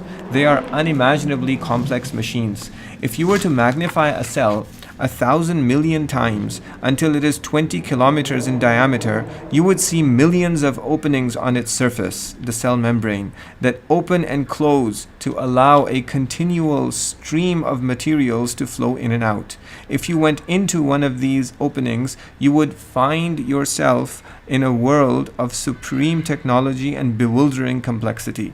You would see highly organized corridors and conduits, the endoplasmic reticulum, microtubules and microfilaments that branch in every direction away from the perimeter of the cell, some leading to the central memory bank, the nucleus, and others to assembly plants such as the ribosomes, and processing units such as the Golgi apparatus. The nucleus itself would be a vast spherical chamber more than a kilometer in diameter, in which we would see, all neatly stacked together in ordered arrays, the miles of coiled chains of DNA molecules. A huge range of products and raw materials would shuttle along all the manifold conduits in a highly ordered fashion to and from all the various assembly plants in the outer regions of the cell. As you looked around, you would wonder at the level of control implicit in the movement of so many objects down so many seemingly endless conduits, all in perfect unison. You would see all around you, in every direction you looked, all sorts of robot-like machines. You would notice that the simplest of the functional components of the cell, the protein molecules, are astonishingly complex pieces of molecular machinery, each one consisting of about 3,000 atoms arranged in highly organized 3D spatial configuration. You would wonder even more as you watched the strangely purposeful activities of these weird molecular machines, particularly when you realize that despite all of our accumulated knowledge of physics and chemistry, the task of designing one such molecular machine, one single functional protein molecule, is completely beyond our capacity at present. Yet the life of the cell depends on the integrated activities of thousands, certainly tens of thousands and probably hundreds of thousands of different protein molecules. You would be witnessing an object resembling an immense automated factory, a factory larger than a city and carrying out almost as many unique functions as all the manufacturing activities of man on earth. However, it would be a factory which would have one capacity not equaled in any of our own most advanced machines, for it would be capable of replicating its entire structure within a matter of a few hours. To witness such an act of magnification of 1,000 million times, at a magnification of 1,000 million times, would be an awe-inspiring spectacle." End quote.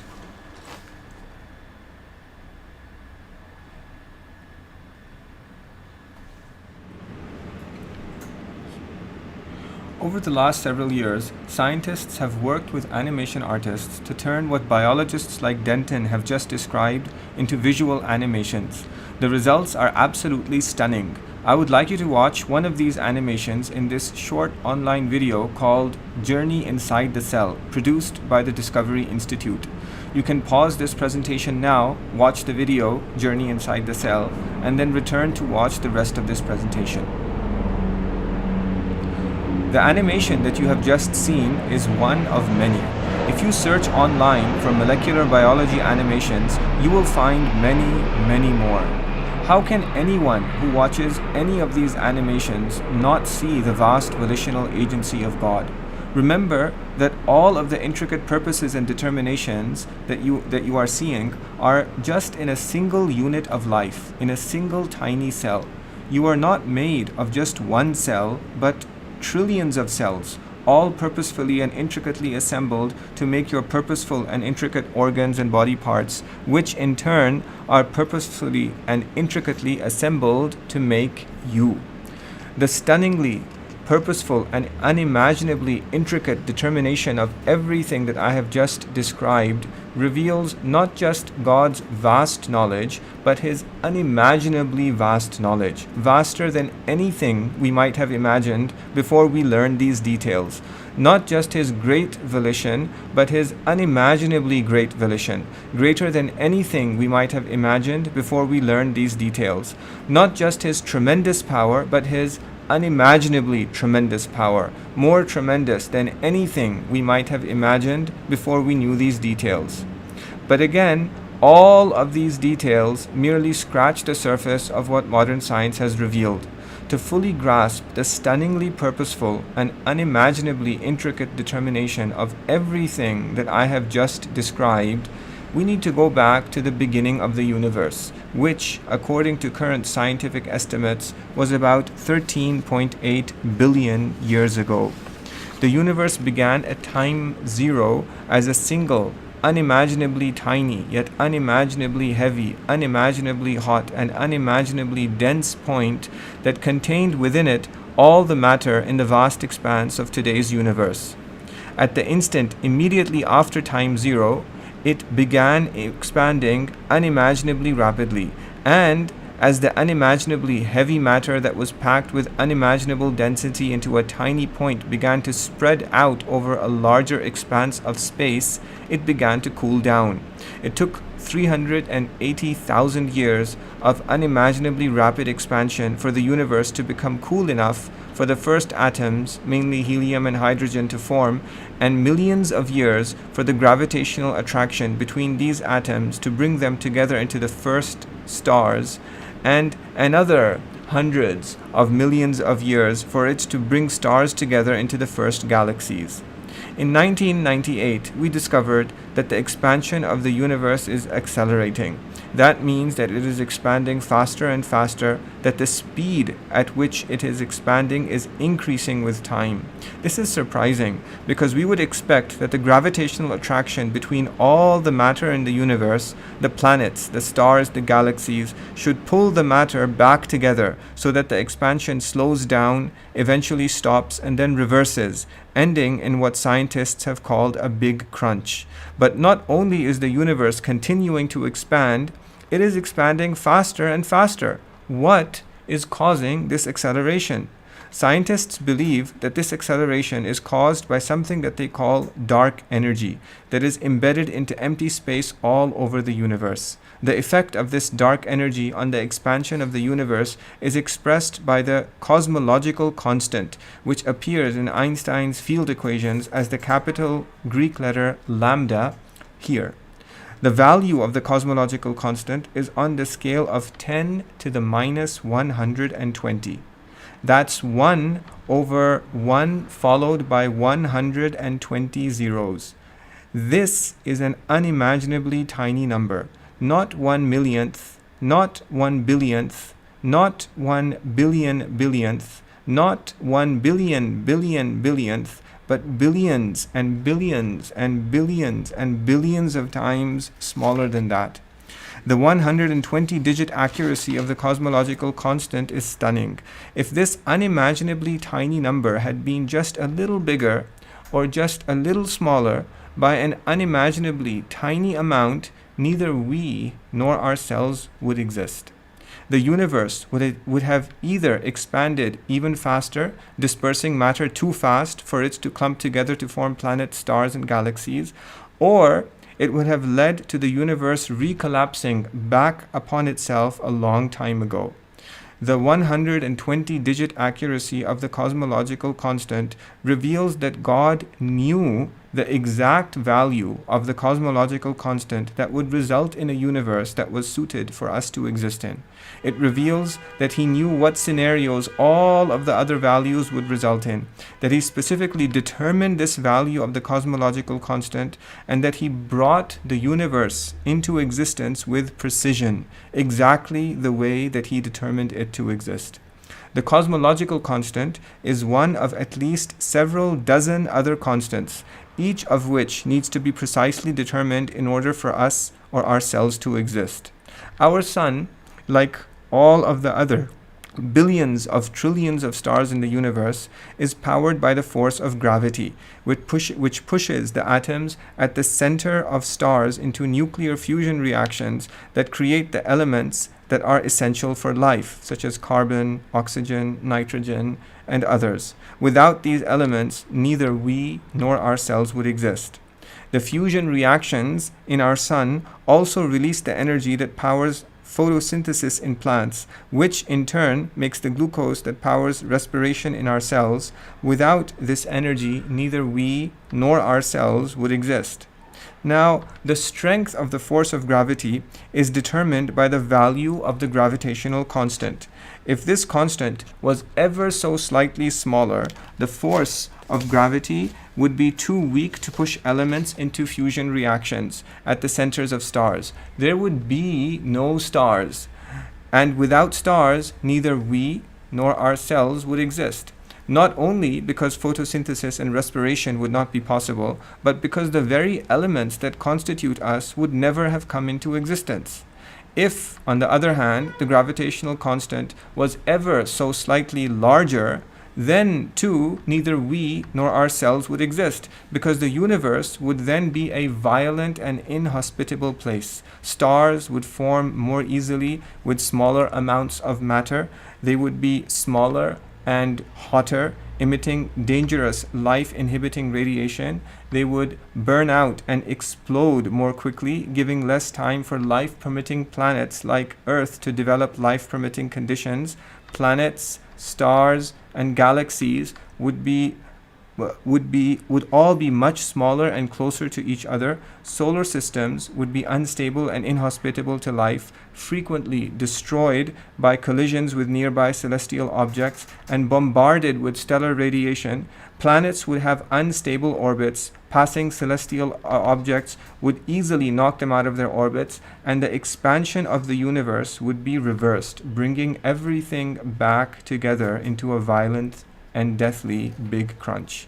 There are many other constants in addition to the cosmological and gravitational constants, every one of them precisely determined in order to make it possible for us and ourselves to exist. These include the constant that governs the strength of the electrostatic force, which determines the chemistry that makes the reactions of life, such as photosynthesis, respiration, and digestion, possible, and the strong nuclear force, which overcomes the electrostatic force at short distances so that the protons in the nuclei of the various elements are not pushed apart from each other, and the elements that are essential for life, such as carbon, oxygen, nitrogen, and others, can exist.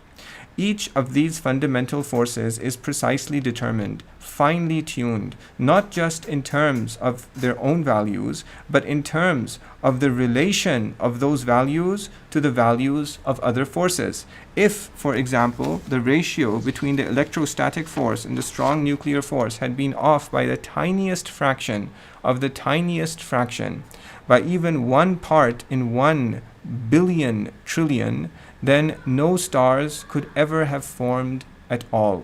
The formation of stars and everything else in the universe collectively depends not only on the relative values of these two forces, but on the relations of the values of these two forces to the unimaginably intricately determined cosmological constant, the unimaginably intricately determined gravitational constant, and at least dozens of other physical constants. If any of these physical constants had values that diverged from their existing values by an unimaginably small amount, neither we nor ourselves would exist. Now, add to the unimaginably intricate determination of all of these physical constants the fact that our planet Earth is a terrestrial planet and not a gaseous giant, that it has just the right size to support life, that it is just the right distance from a sun, that in turn has just the right size and emits just the right heat and light, that our planet has just the right atmosphere that admits the heat and light that are essential for life and filters out the radiation that inhibits life, that it has an unusually large satellite that prevents it from wobbling as it goes around the sun, and that nearby lies a massive gaseous giant, Jupiter, whose gravity draws away asteroids to prevent them from hitting the Earth's surface, that our solar system is located in just the right region of our galaxy, away from supernova, whose catastrophic explosions have the potential to sterilize an entire region of a galaxy for billions of years, and away from the dangerous spiral arms of the galaxy.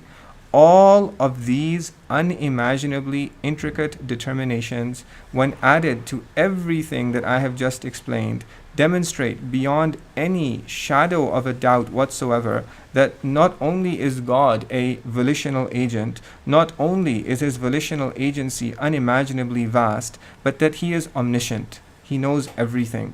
That he is omnivolitional, that he can determine the universe to have any description whatsoever, and that he is omnipotent, that he can do absolutely anything. Modern science incontrovertibly reveals the unrestricted volitional agency of God. وصلى الله على سيدنا محمد وعلى آله وصحبه وسلم والله سبحانه وتعالى أعلم وهو حسبنا ونعم الوكيل. لا إله إلا الله محمد رسول الله. بسم الله الرحمن الرحيم الحمد لله رب العالمين وصلى الله وسلم على سيدنا محمد وعلى آله وصحبه أجمعين. I showed in the previous episode that modern scientific discoveries about the universe reveal that God's agency is unrestricted, that he knows everything, that he can choose anything, and that he can create anything. I showed this by giving examples of how modern science has revealed more clearly than ever before that God made the things in the universe for a purpose, and that he made the purposes in the universe dependent on a series of unimaginably intricate determinations. Now, as you watched my argument in the previous episode, you might have thought that it sounded very similar to what is famously known as the argument for God's existence by design. Philosophers sometimes call this argument the teleological argument for God's existence. Telos is the Greek word for purpose. This argument is extremely compelling. I will, God willing, explain why it is so compelling in the next episode. In this episode, I want to examine a commonly raised objection to this argument. Atheists object to the argument by design by asking the question, who designed the designer? In order to understand this objection, we have to understand the formal structure of the design argument. This argument can be formalized in several different ways. For our purposes, I will confine myself to a formalization that, I think, represents the way in which many Christian theists, such as the scientists at the Discovery Institute that I cited in my previous episode, make this argument today. The first premise cites modern scientific discoveries. It observes that the phenomenon of life exhibits complexity, information, and dependence on the fine-tuning of physical constants. I illustrated this premise in great detail in the previous episode through the example of the human eye, the animal cell, and physical constants such as the cosmological and the gravitational constants. The second premise moves from these discoveries to infer the existence of volitional agency through a kind of inference that modern philosophers call inference to the best explanation. That's why this premise asserts that the best explanation for these phenomena is the existence of an intelligent designer. I won't dwell on what this inference is or how it works. For our purposes, it's enough to simply understand that complexity, information, and dependence on the fine-tuning of physical constants are evidence for quote-unquote intelligent design. As an aside, I want you to note that Christian theists who use the design argument use the term quote-unquote intelligent design, and that's what you see here in this argument. They don't use the term volitional agent that I've used in previous arguments. I will, God willing, show you shortly that this difference arises from the fact that their argument is different from the one that I am making. The third premise makes a jump to assert that this quote-unquote intelligent designer is God, and from this follows the final premise, therefore God exists. The problem with this argument is the jump from the second to the third premise. Atheists object that if we say that the design in the universe is evidence for an intelligent designer, then if that intelligent designer exists, he exhibits even greater design than the universe that he designed, and must therefore be evidence for the existence of another designer, who must in turn be evidence for the existence of another designer, and so on. We are therefore stuck in this cycle of inferences at the second premise and can never make the jump from design in the universe to the existence of God, because God, by agreement of everyone who worships Him, doesn't need anything. This is what atheists mean when they counter the design argument by asking the question, who designed the designer?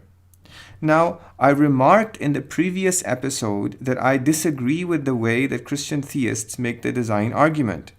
This objection illustrates one reason why I disagree with them, because this objection is in fact correct, and the argument, as I have just described it, the design argument, is indeed flawed.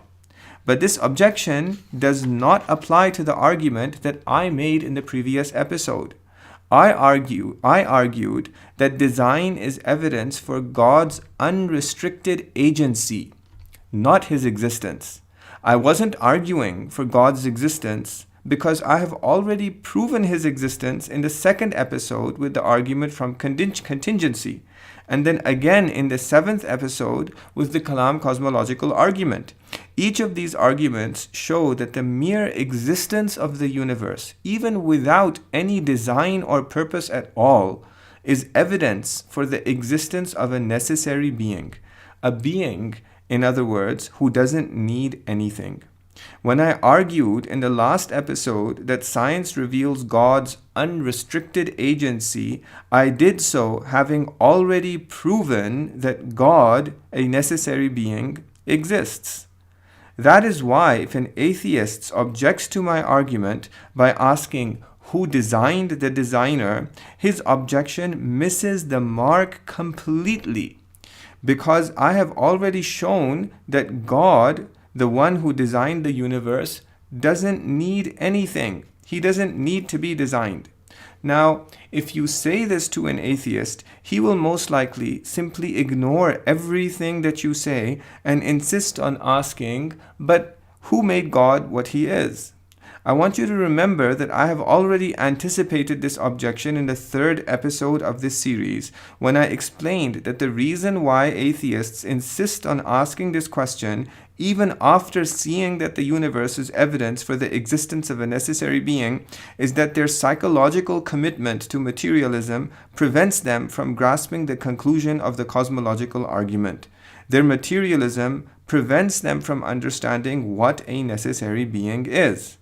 I explained that the cosmological argument proves that God exists and that He doesn't need anyone to make Him what He is. He doesn't need a designer.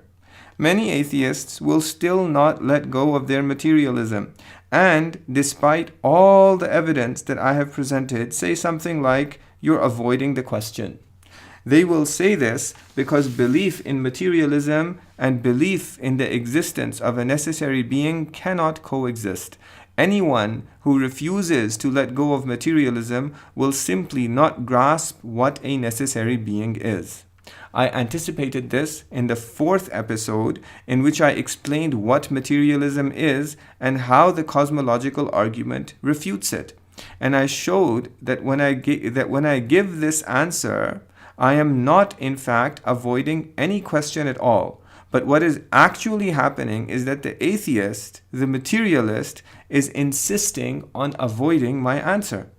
That is why the objection, who designed the designer, is not a valid objection to the argument that I made in the previous episode, although it is a valid objection to the design argument, which, as I have explained, is flawed.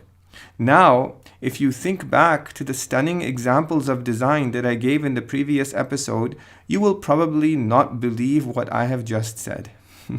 The design argument, you'll think to yourself, still seems extremely compelling. Why is that? I will, God willing, explain that in the next episode.